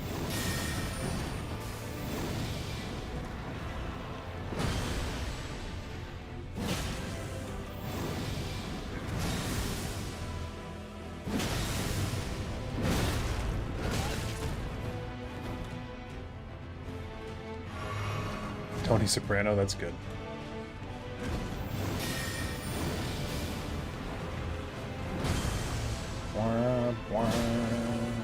I did Walter White a couple years ago.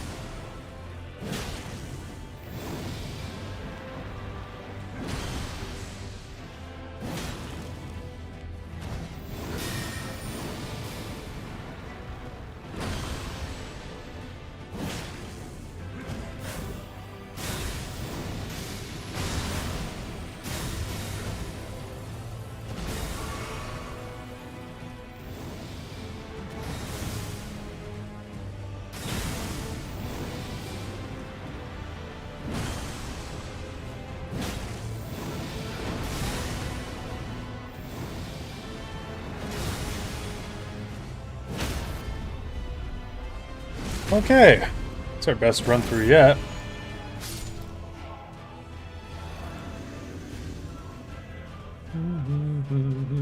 La, la, la. Now, if we can get enough hits off on Beastie Boy, then we might be able to get an early stun lock on him. But it's going to be tough, because I think our spear, yeah, it doesn't have the range to hit him. Yeah, that was a mistake.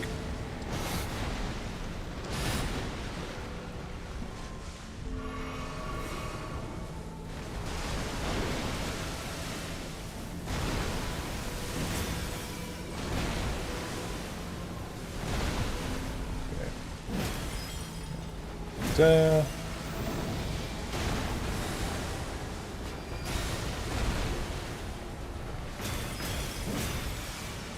Please. Okay.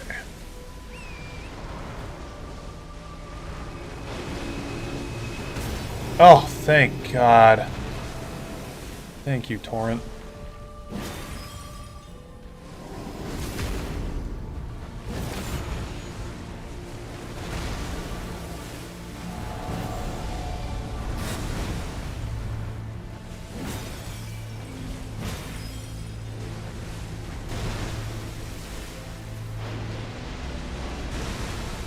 Eh.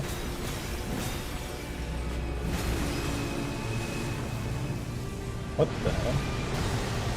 You just saved me. You just saved me from that move.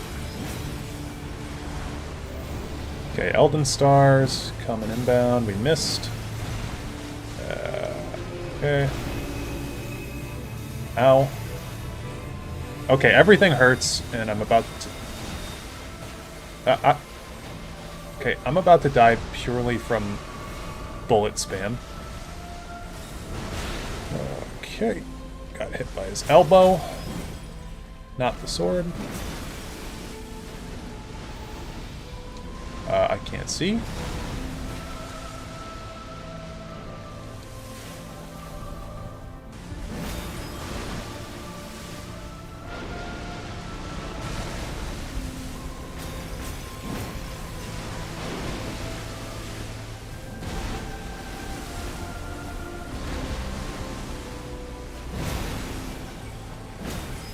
Give me the poise break, please.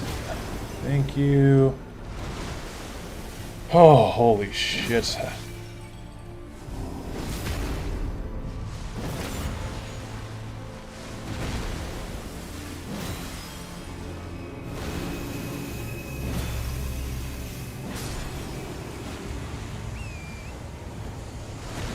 You know what?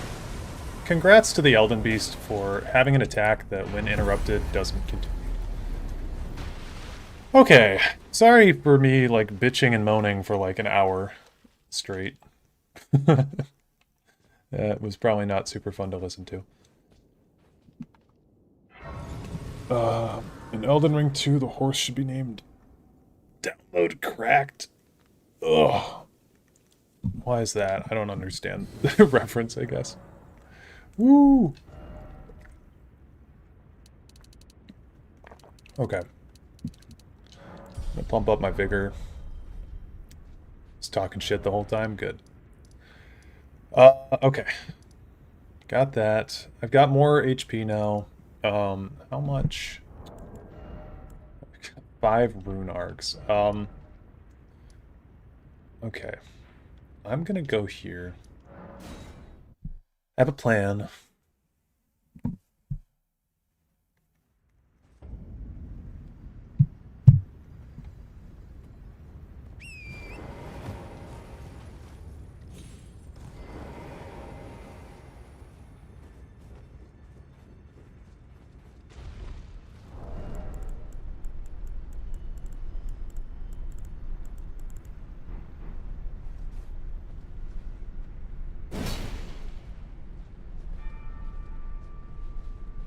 Melania is such a Sekiro boss. Yeah. It does feel like that sometimes. The parries would go crazy. Yeah, I guess if I could get the deflect tier, it could be pretty fun. I'd have to go into the DLC for that, but I think the deflect tier is from the first guy, so maybe we could do that. I have to kill Moog. I feel like I can take Moog. I mean, he's really fire resistant, which is the shitty part.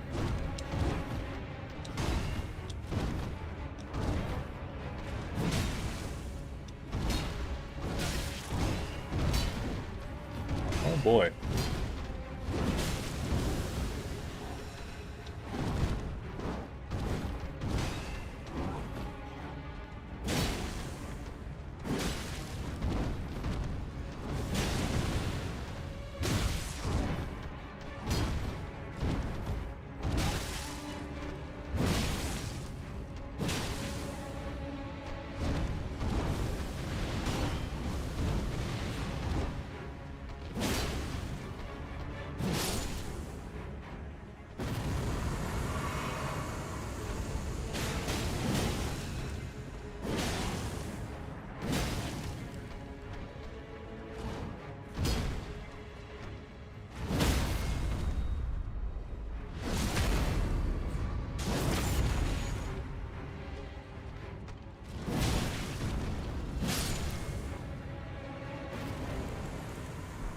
Hooray!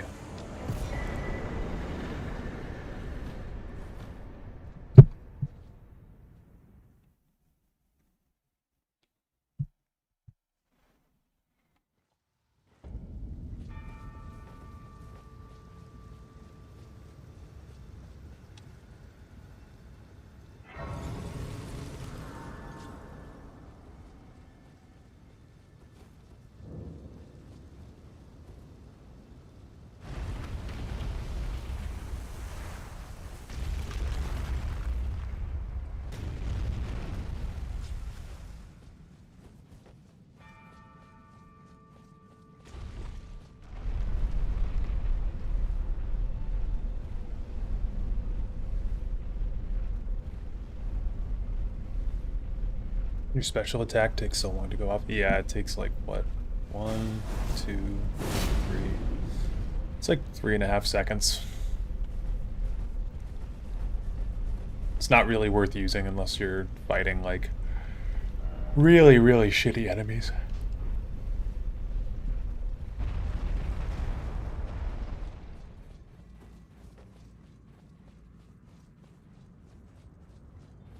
Or something that's weak to fire, I guess. It's a good AoE.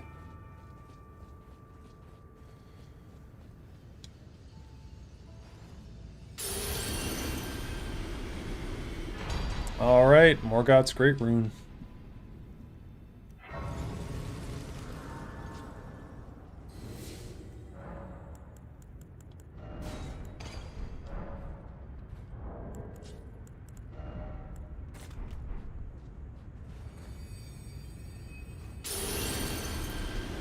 This is a lot of HP.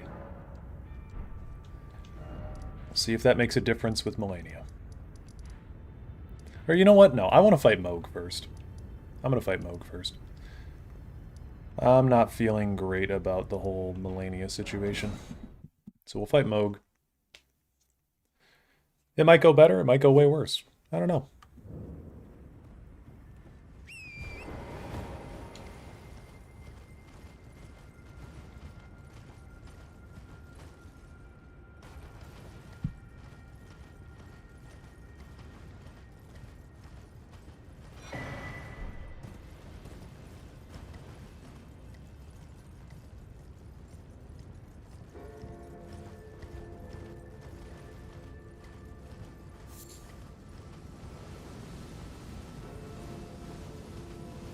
I wish there was more to do in the Consecrated Snowfield, because as it stands right now, it's not that great of an area. It's very pretty though, especially over in this area, where you can actually see.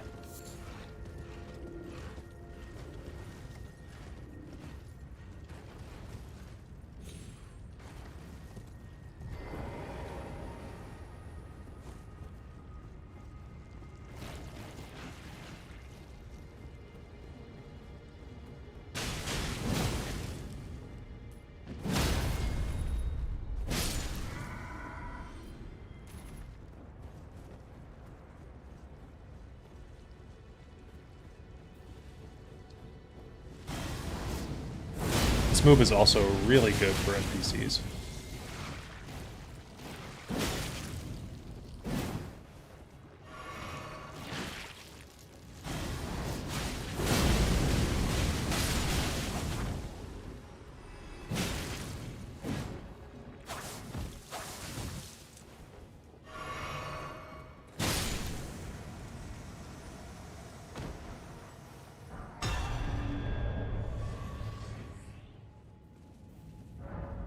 Who's the villain that Lord Harkin couldn't even dream of becoming? Honestly, very true. Lord Harkin is such a sad case because he's not really... I don't like that you can't side with him. And I feel like he doesn't really have that much to talk about. Like, he should be a character that you can have really long conversations with about, like, motivation and stuff, but he just kind of comes across as being, like, villain of the week. He's unfortunately not very interesting.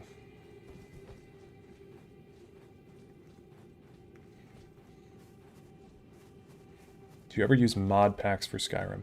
No, I don't really mod.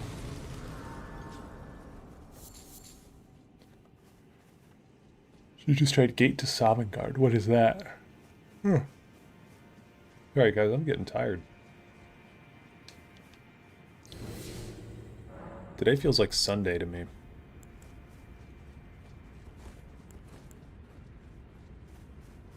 Let's try Burn O Flame.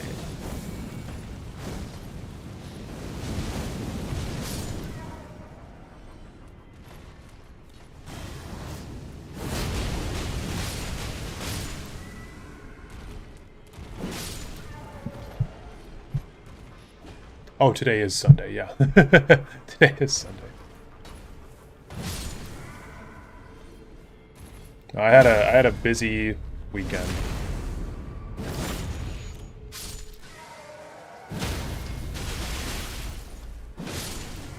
Yeah, it is Sunday.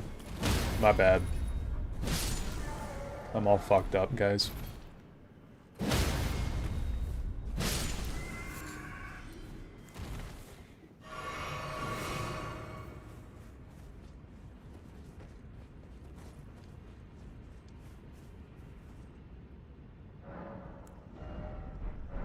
$92K. According to CK2, Harkin was alive in the second era. Yeah, Harkin and Serana were both alive, like, pre-first era. Or at least, like, very early first era.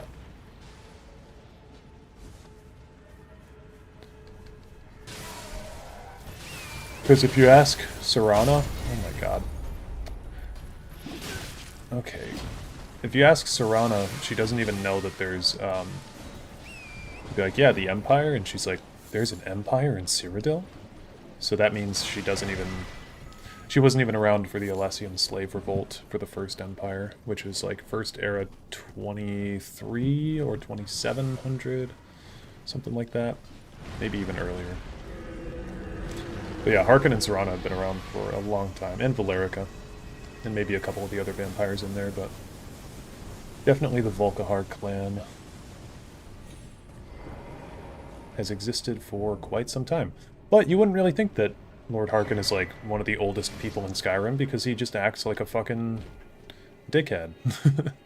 He doesn't seem like he's wise for any of his years or anything like that. Isn't ESO third era? Is Harkin in that? No, ESO is in the second era, but Harkin would also be around during that time as well. And I don't believe that Harkin is in that DLC.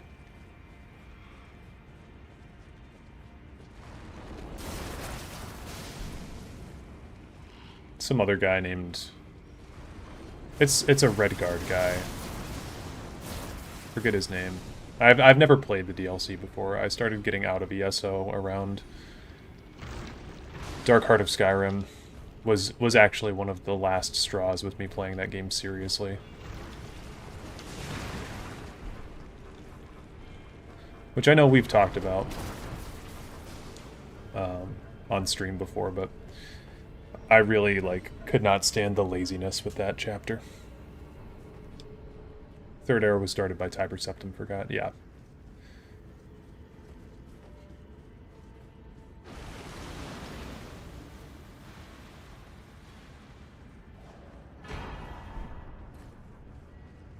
It's crazy that Mikola did all this. Mikola is a terrible, terrible person.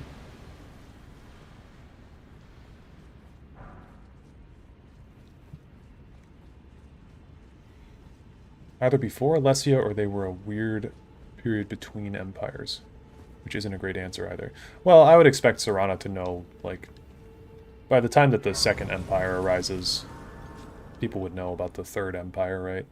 Or about the First Empire. God, my words are so fucked tonight. Okay. Let's do... I'm gonna have to get rid of one of these, so I'll get rid of the Stone Barb, and we'll do the Purifying. All of these fire incantations are not going to be useful. And I'll take that off. Moog does do fire damage, so... I'll take this off, and then I'll put the fire damage thing on. You aren't a fan of the new Elden Ring? You mean Night Rain? Crazy that Serana even speaks the same language if she's from 4,000 years ago. Yeah. Again, just a case of Odd Howard not thinking things through.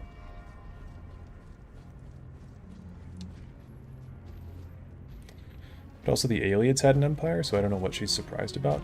She might say something like, there's an empire of men in Cyrodiil.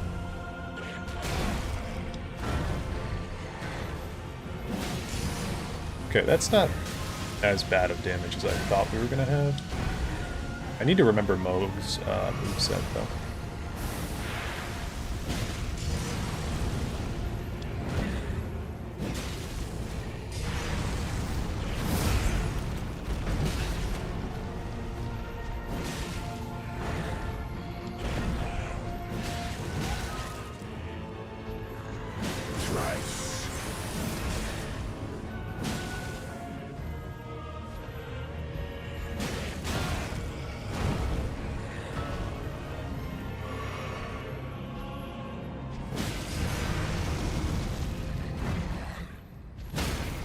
Oh, wow.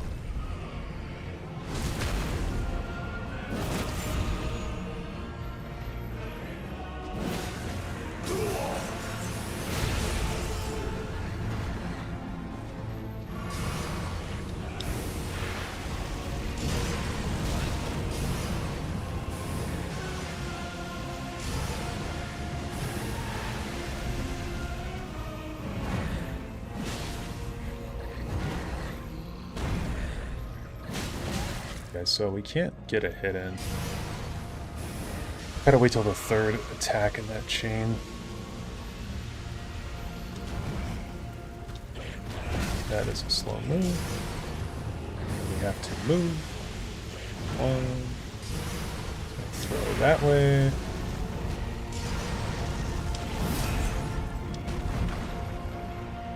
Poke. Miss.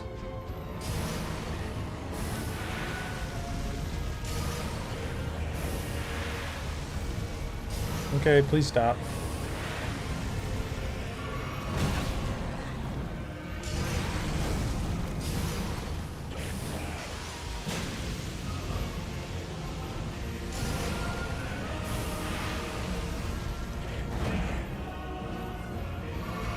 Damn, dude, I can't heal.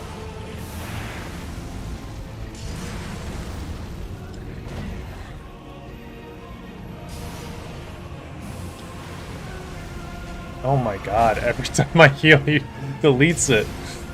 Okay, please. Thank god. That was like 4 flasks that just immediately got eaten by him.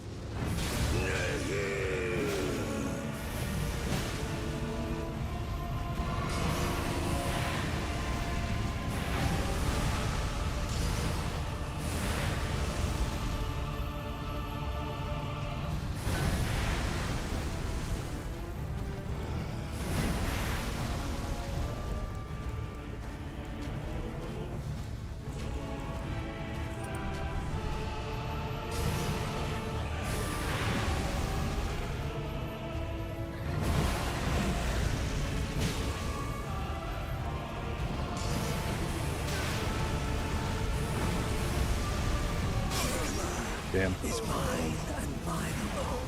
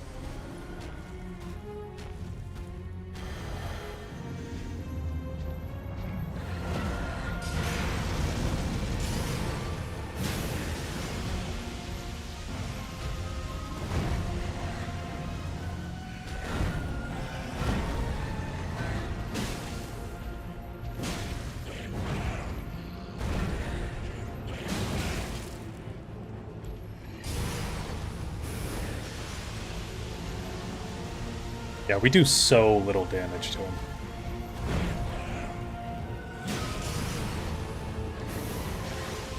It actually, I don't know, does Moog have more health than Melania? Feels like he does.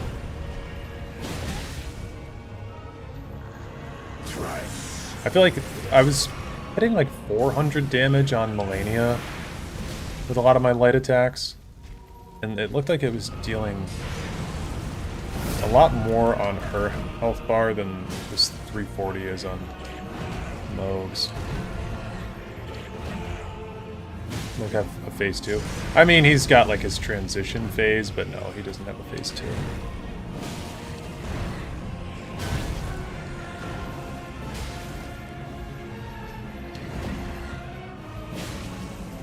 Doesn't have 2 health bars.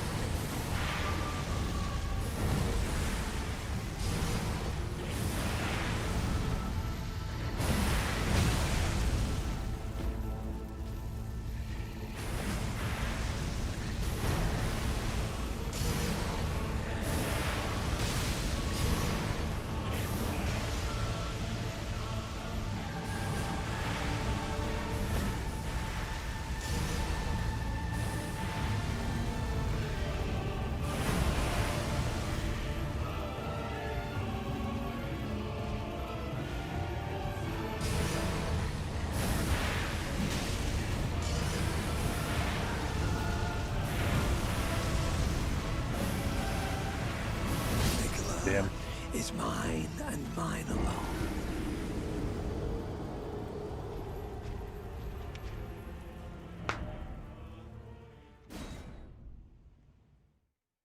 Moog has 18,000 HP, while Melania has 33,000.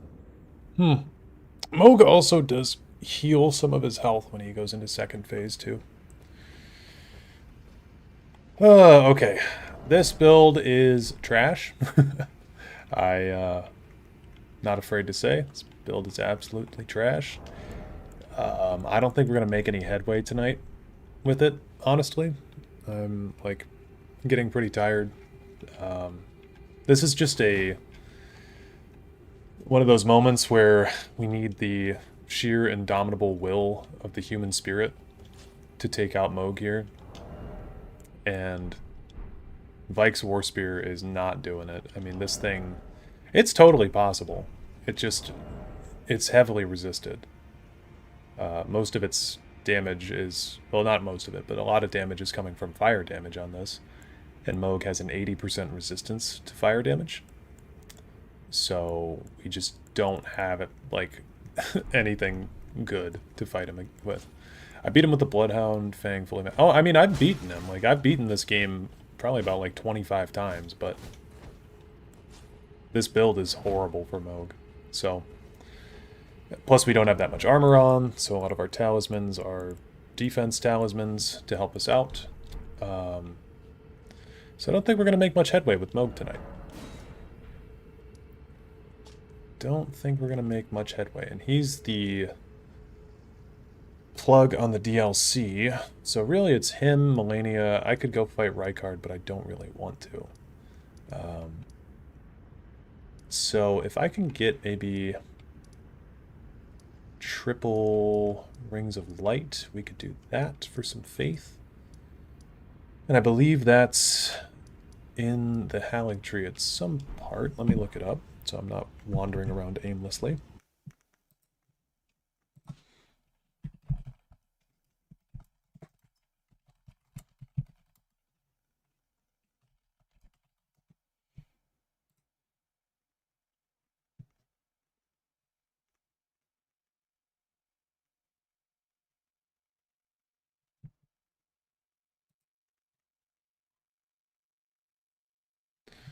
Okay.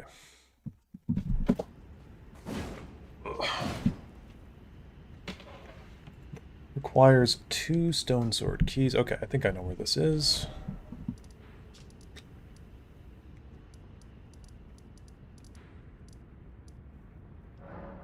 We can go from the prayer room.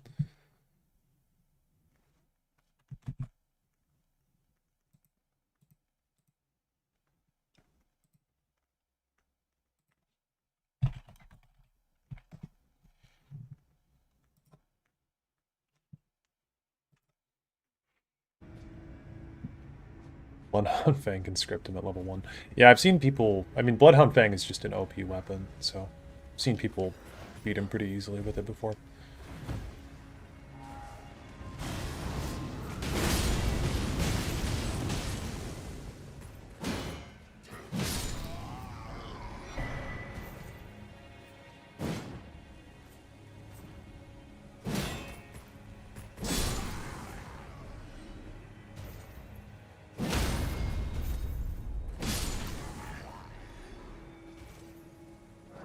Now this does no stone sword key in inventory. Did I use mine? What did I use mine on? Damn it. Okay. Well, we'll go look for some stone sword keys, I guess. New items can be purchased. Excellent.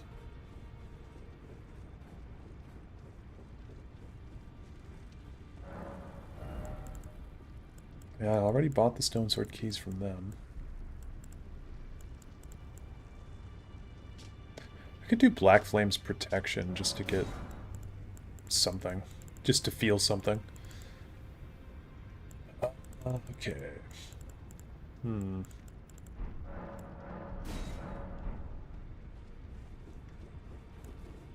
Are there any boss items we could use? There's the Sacred Order.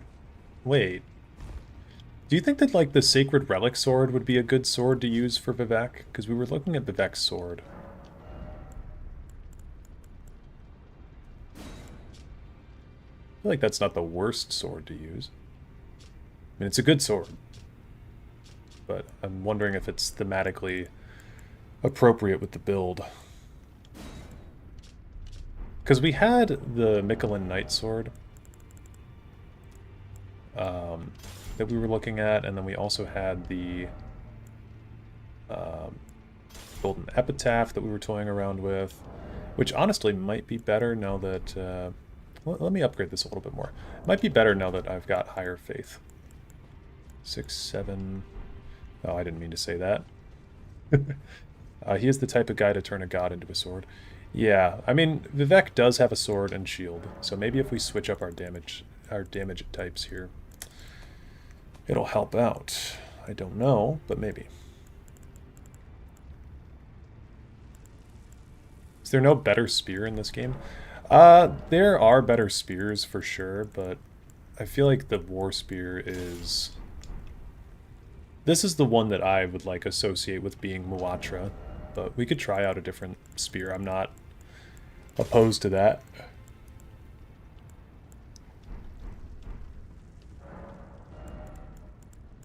Okay. We'll use the Lord's Rune.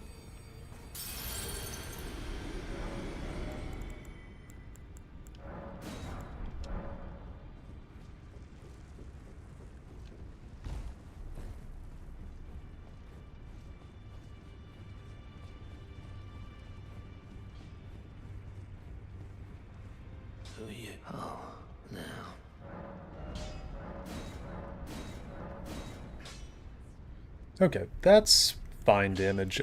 Honestly, the fact that this is a short sword is going to do numbers for it. So let's try Golden Epitaph. I don't know. I need something quicker. I can't keep using this spear.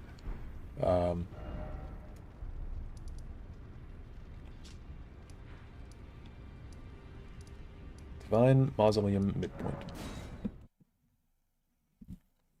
I think that name is dumb, and I typically like abstract odd names for things. That's fair. Just worried that Muatra will tax our mental health. It's already taxed my mental health. And I'm worried too because we have Mesmer to fight later, who's got fire damage. And I think... Is Mindra resistant to fire as well? Fire's just a bad type. Fire's a really bad type to have in this game, it seems. There's the Fire Giant... This asshole. Okay, what's the effect on this, by the way? Last rites. Yeah, that's a terrible ability. Situational, I guess. Alright, let's see. That's not that much worse than what we were doing. And the fact that I can chain 2 hits. Okay, I want to see if I can weave a hit in.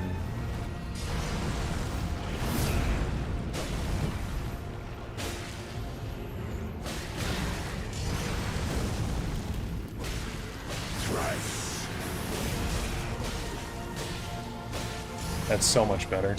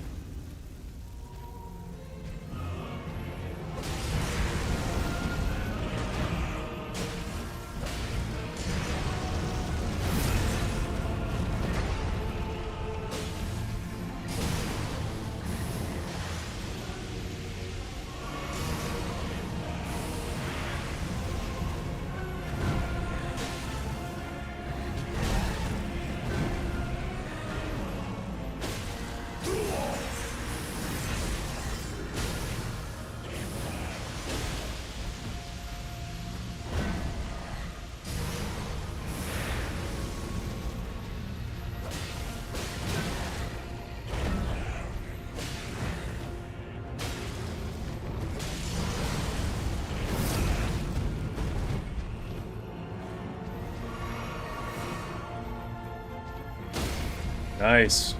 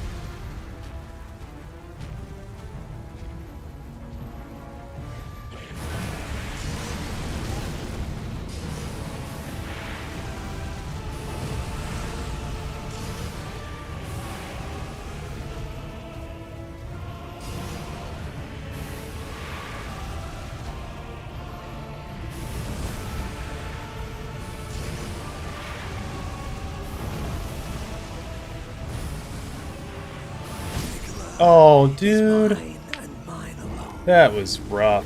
He just put so much shit on the ground. That was way, way, way better than using that spear, though. Back, not getting called in tomorrow, but I have to stay on call all week. Oh, gotcha. I've never been called for jury duty. I've been requested twice, but then they've never called me. I think it's because my mom works at a courthouse. They're like, we don't really need you.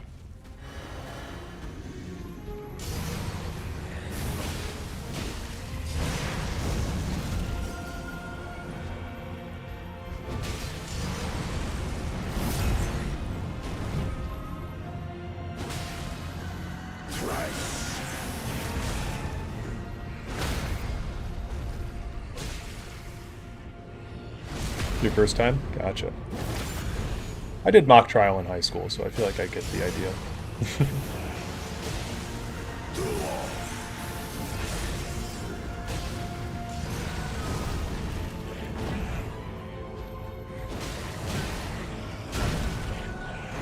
Damn, can't be getting hit by those.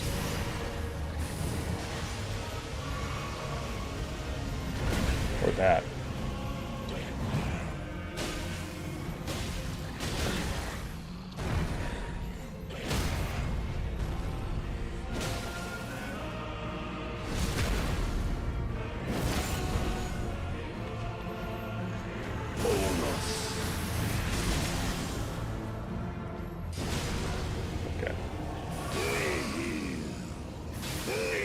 Get in what little damage I can.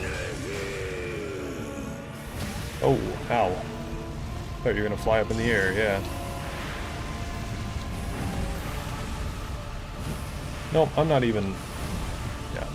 Just gonna run away from that if I can.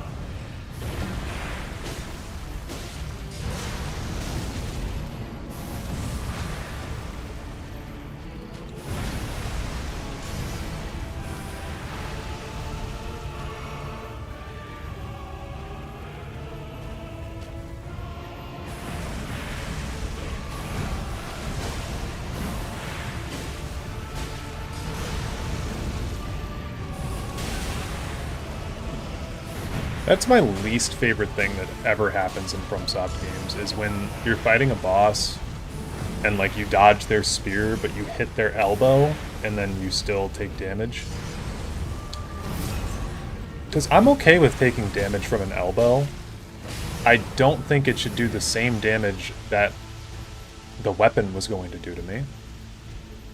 That's the part that kind of bothers me.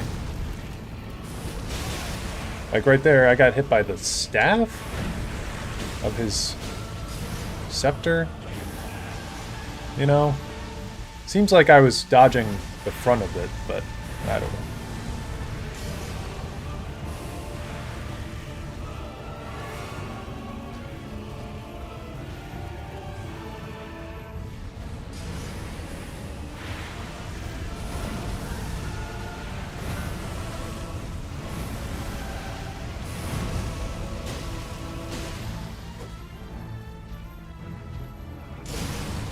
Happens all the time in Dark Souls 2. Dark Souls 2 is a fucking catastrophe when it comes to that, yeah. I really do not enjoy DS2.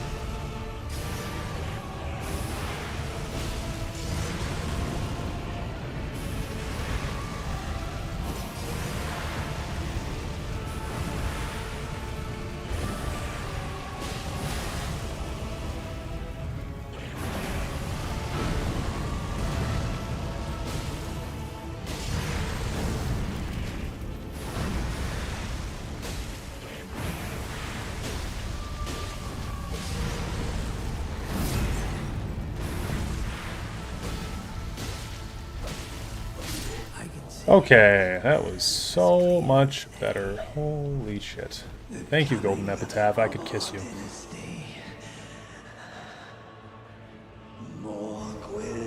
Dark Souls 2 is rough. I remember watching you suffer through that while I was writing an essay for college. Yeah, never finished that run. I had a really bad build on that run, too. Note to self, sword not held works. Yes. Okay, 60 for Vig. I do need some intelligence, actually, if we're going to use Rings of Light. So, we can get into the DLC. Ooh, you know what? We're not going to talk to anybody. You know what we can do? Now that we're here.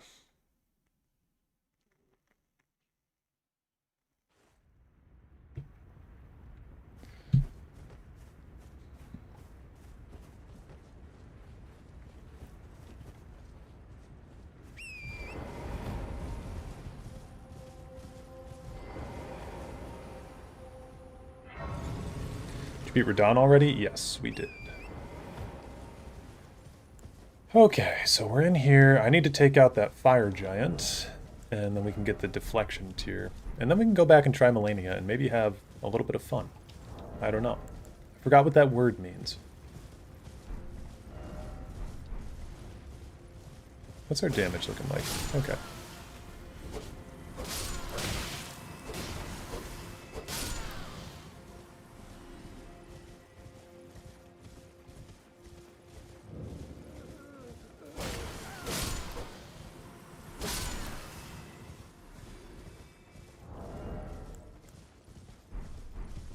Beat everyone except Melania, Rykard, and Malekith, I think. We got Malekith. We killed him.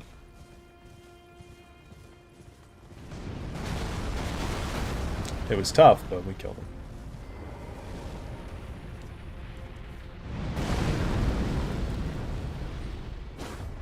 But yeah, we haven't hit Rykard just because he's kind of a gimmick boss. And I'd have to use... I guess I could use his spear. This is kind of a spear run. Or at least it was until about 20 minutes ago.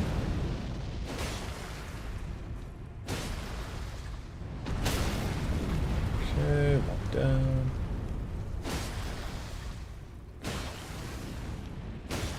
Oh, fuck.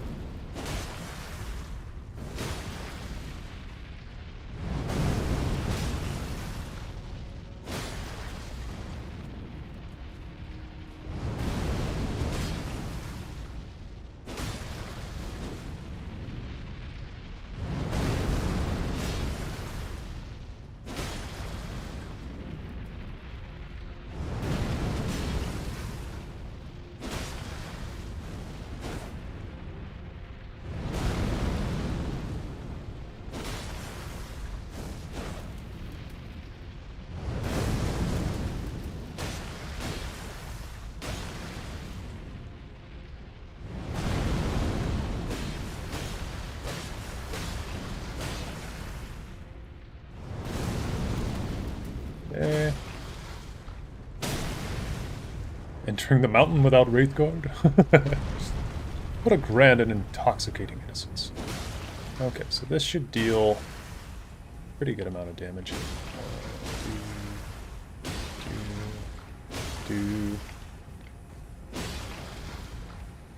I don't know how long we have to just wail away on this thing's face, so I'm going to go for the crit while we can. And that's a lot of damage.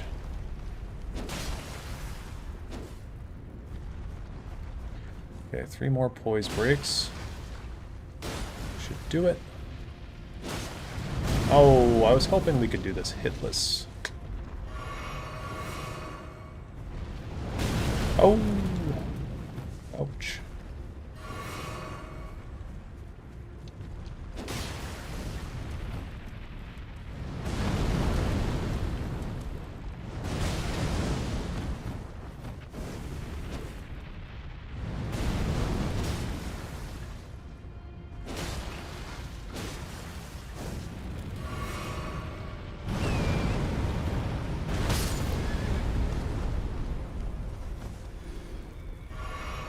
Furnace staggers based on damage and not posture. Oh, I didn't know that. I guess we'll just wail away then.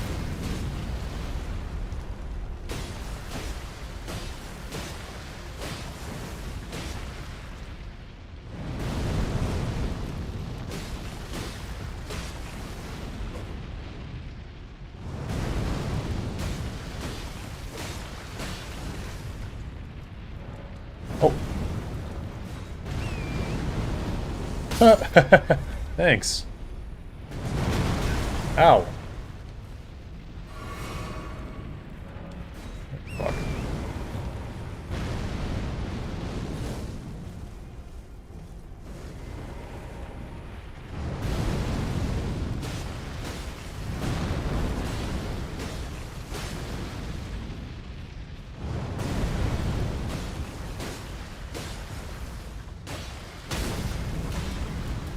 Another one. Let's move over to this one.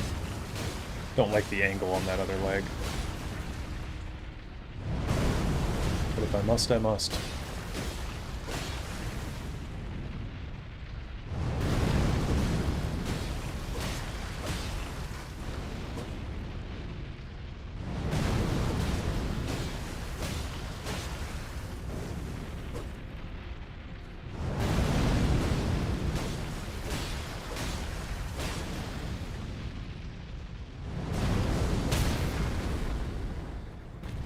Okay.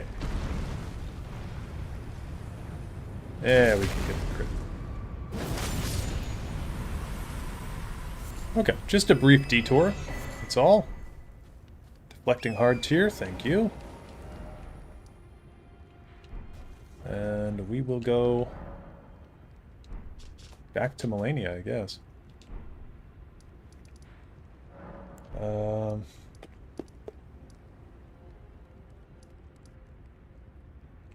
Yeah, I think just back to Melania. Moog gives us, his soul gives us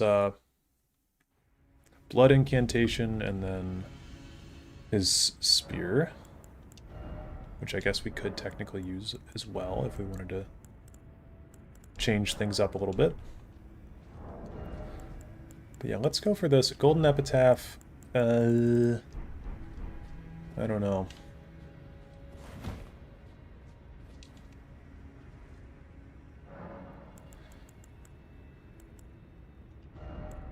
Take that out. Put the deflecting hard tier in. And we'll see how well I can do this. I don't know. I don't know if this is going to work very well. Golden Epitaph or Vike's War Spear? Vike's War Spear is better, numbers-wise. We were doing okay with it, so... Alright, we'll put it on, and we will see what we can do. I'm not really going to deflect. Oh, okay. Well, I don't know. Let's try it. Oh, shit.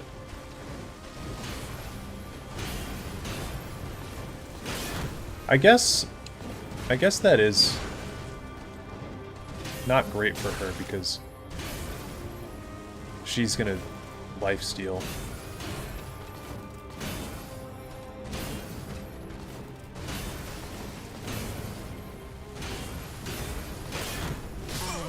Yeah, I guess this is bad. I guess this is really bad.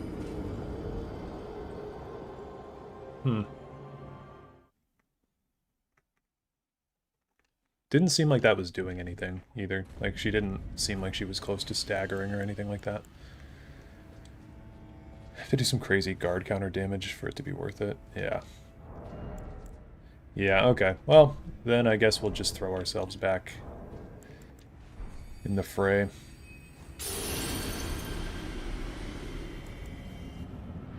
Oh, but I still have the deflecting hard tier on. And I don't want to waste my great rune, so we'll quit out.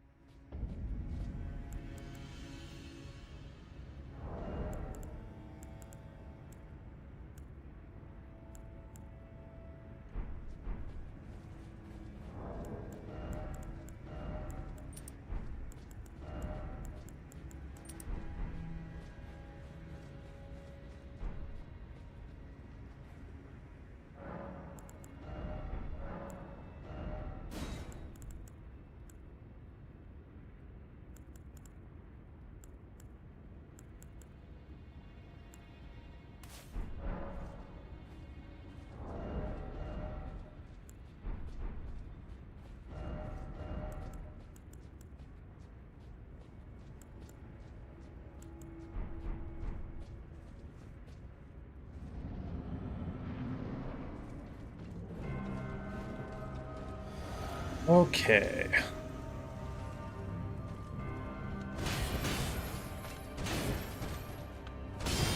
One.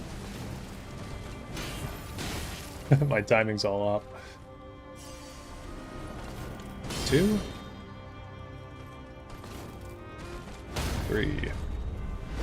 Now this was dealing like 2,000. Yeah, it deals like 2,400 damage. So, pretty good. 2.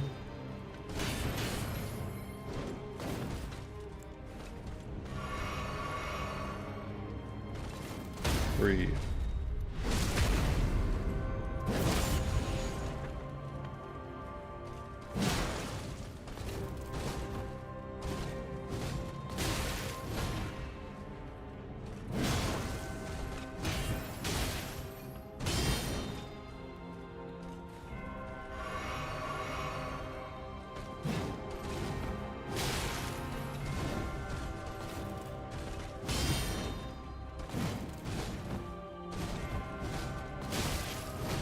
Sword Slash always gets me the vertical one. Okay. I'm pretty convinced we're not going to get her this run. This is just... I need some practice on her again. We took a bit of a break earlier, so...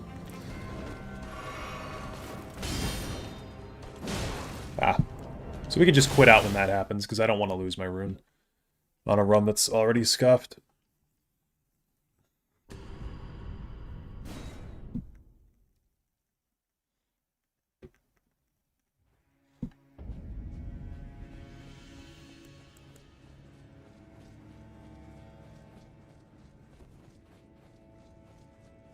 If I get stuck on this for like a couple more attempts, I'm just going to get a freeze pot, and we're going to cheese it that way. Which I don't feel great about, but... there's just no way that I can get around waterfowl.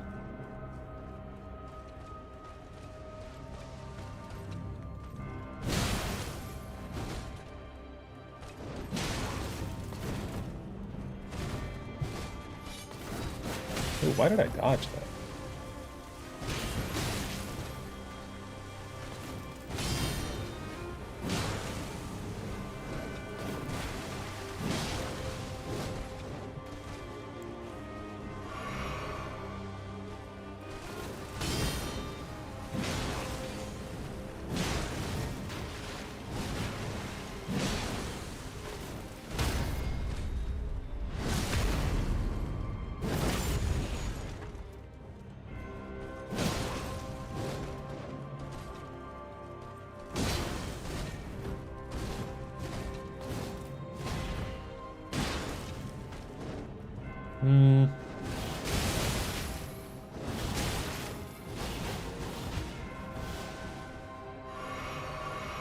Okay.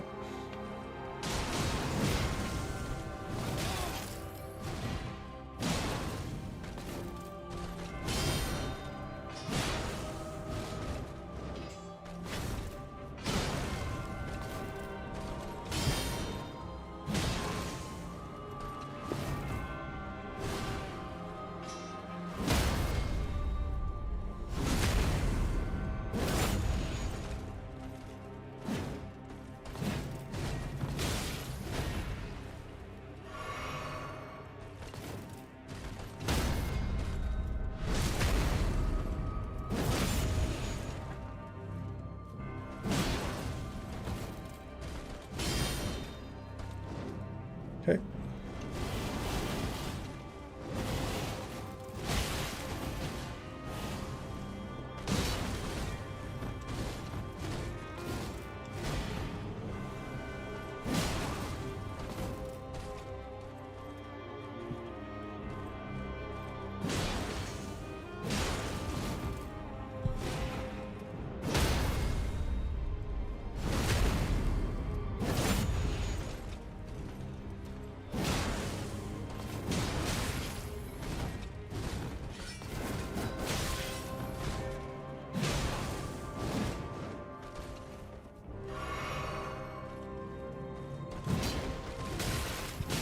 No way.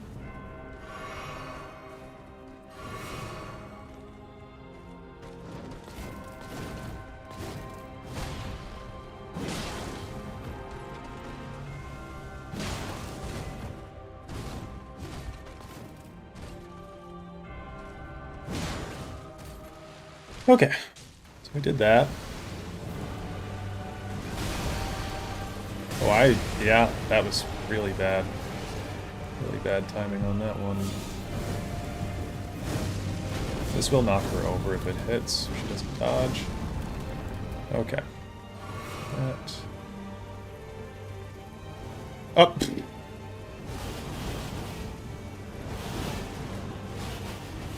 Wow. A flawless dodge.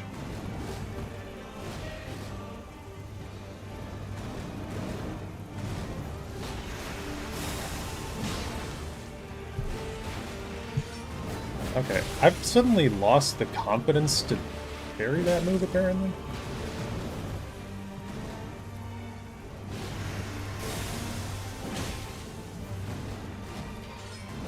There we go, one.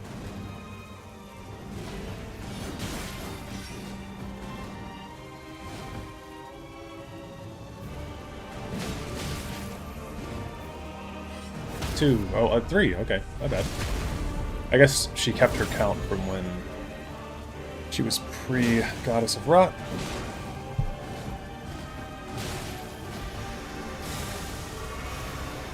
Okay, this one, like I was saying earlier, I do just like to outrun this one too.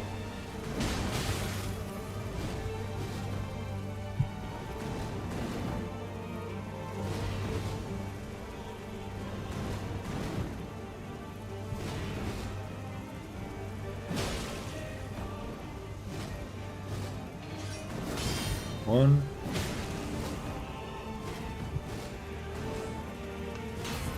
Shit.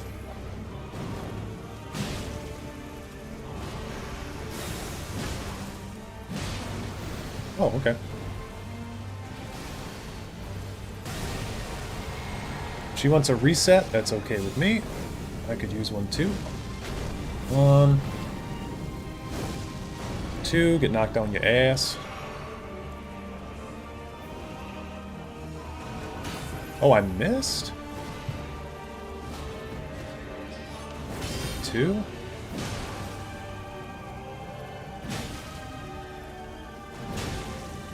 Three?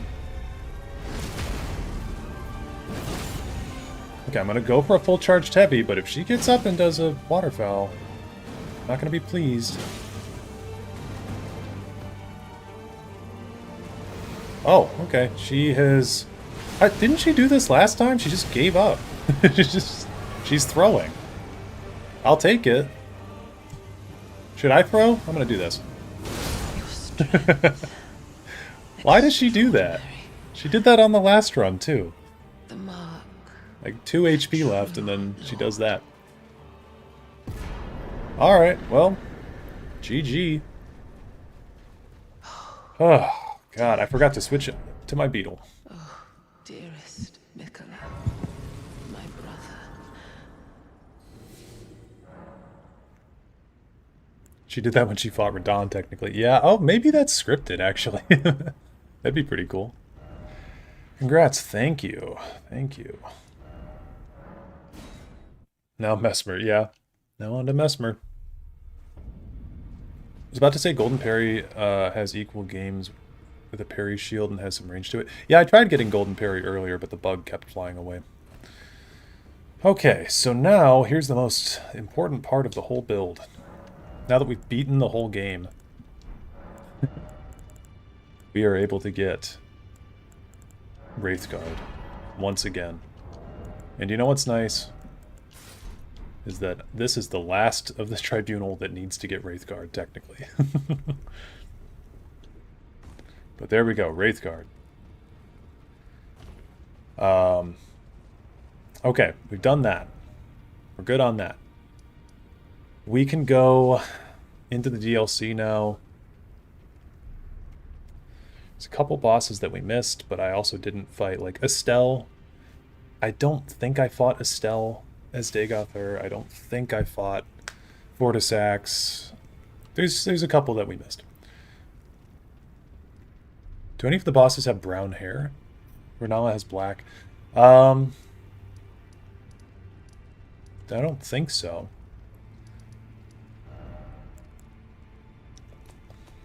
I don't think any of them do.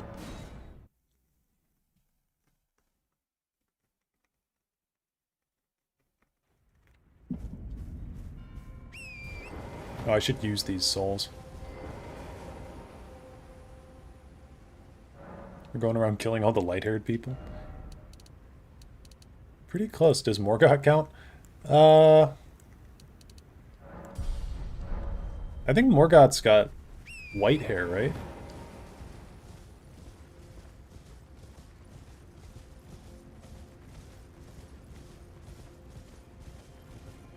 Okay, honestly, what I was going to do is go collect all of the little bird tree fragments, and I don't think that's very fun to watch on camera, so maybe what I'll do is we'll call it here, because we just beat Melania, and we can end on a high note.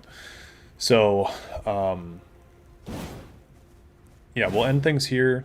Sorry for being so complainy today. It's just, I don't know.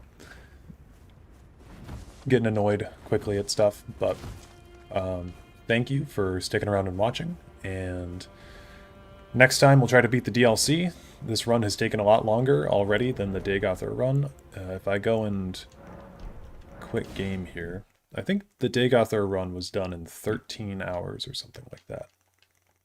I still have that character, so let's see. Oh, I thought I still... Oh, no, yeah. He's 15 hours, okay. So Vivec is kind of on course. We spent like a good 2 or 3 hours on Radahn himself, though, so we'll see if Vivec can keep pace with Dagothar. Until next time.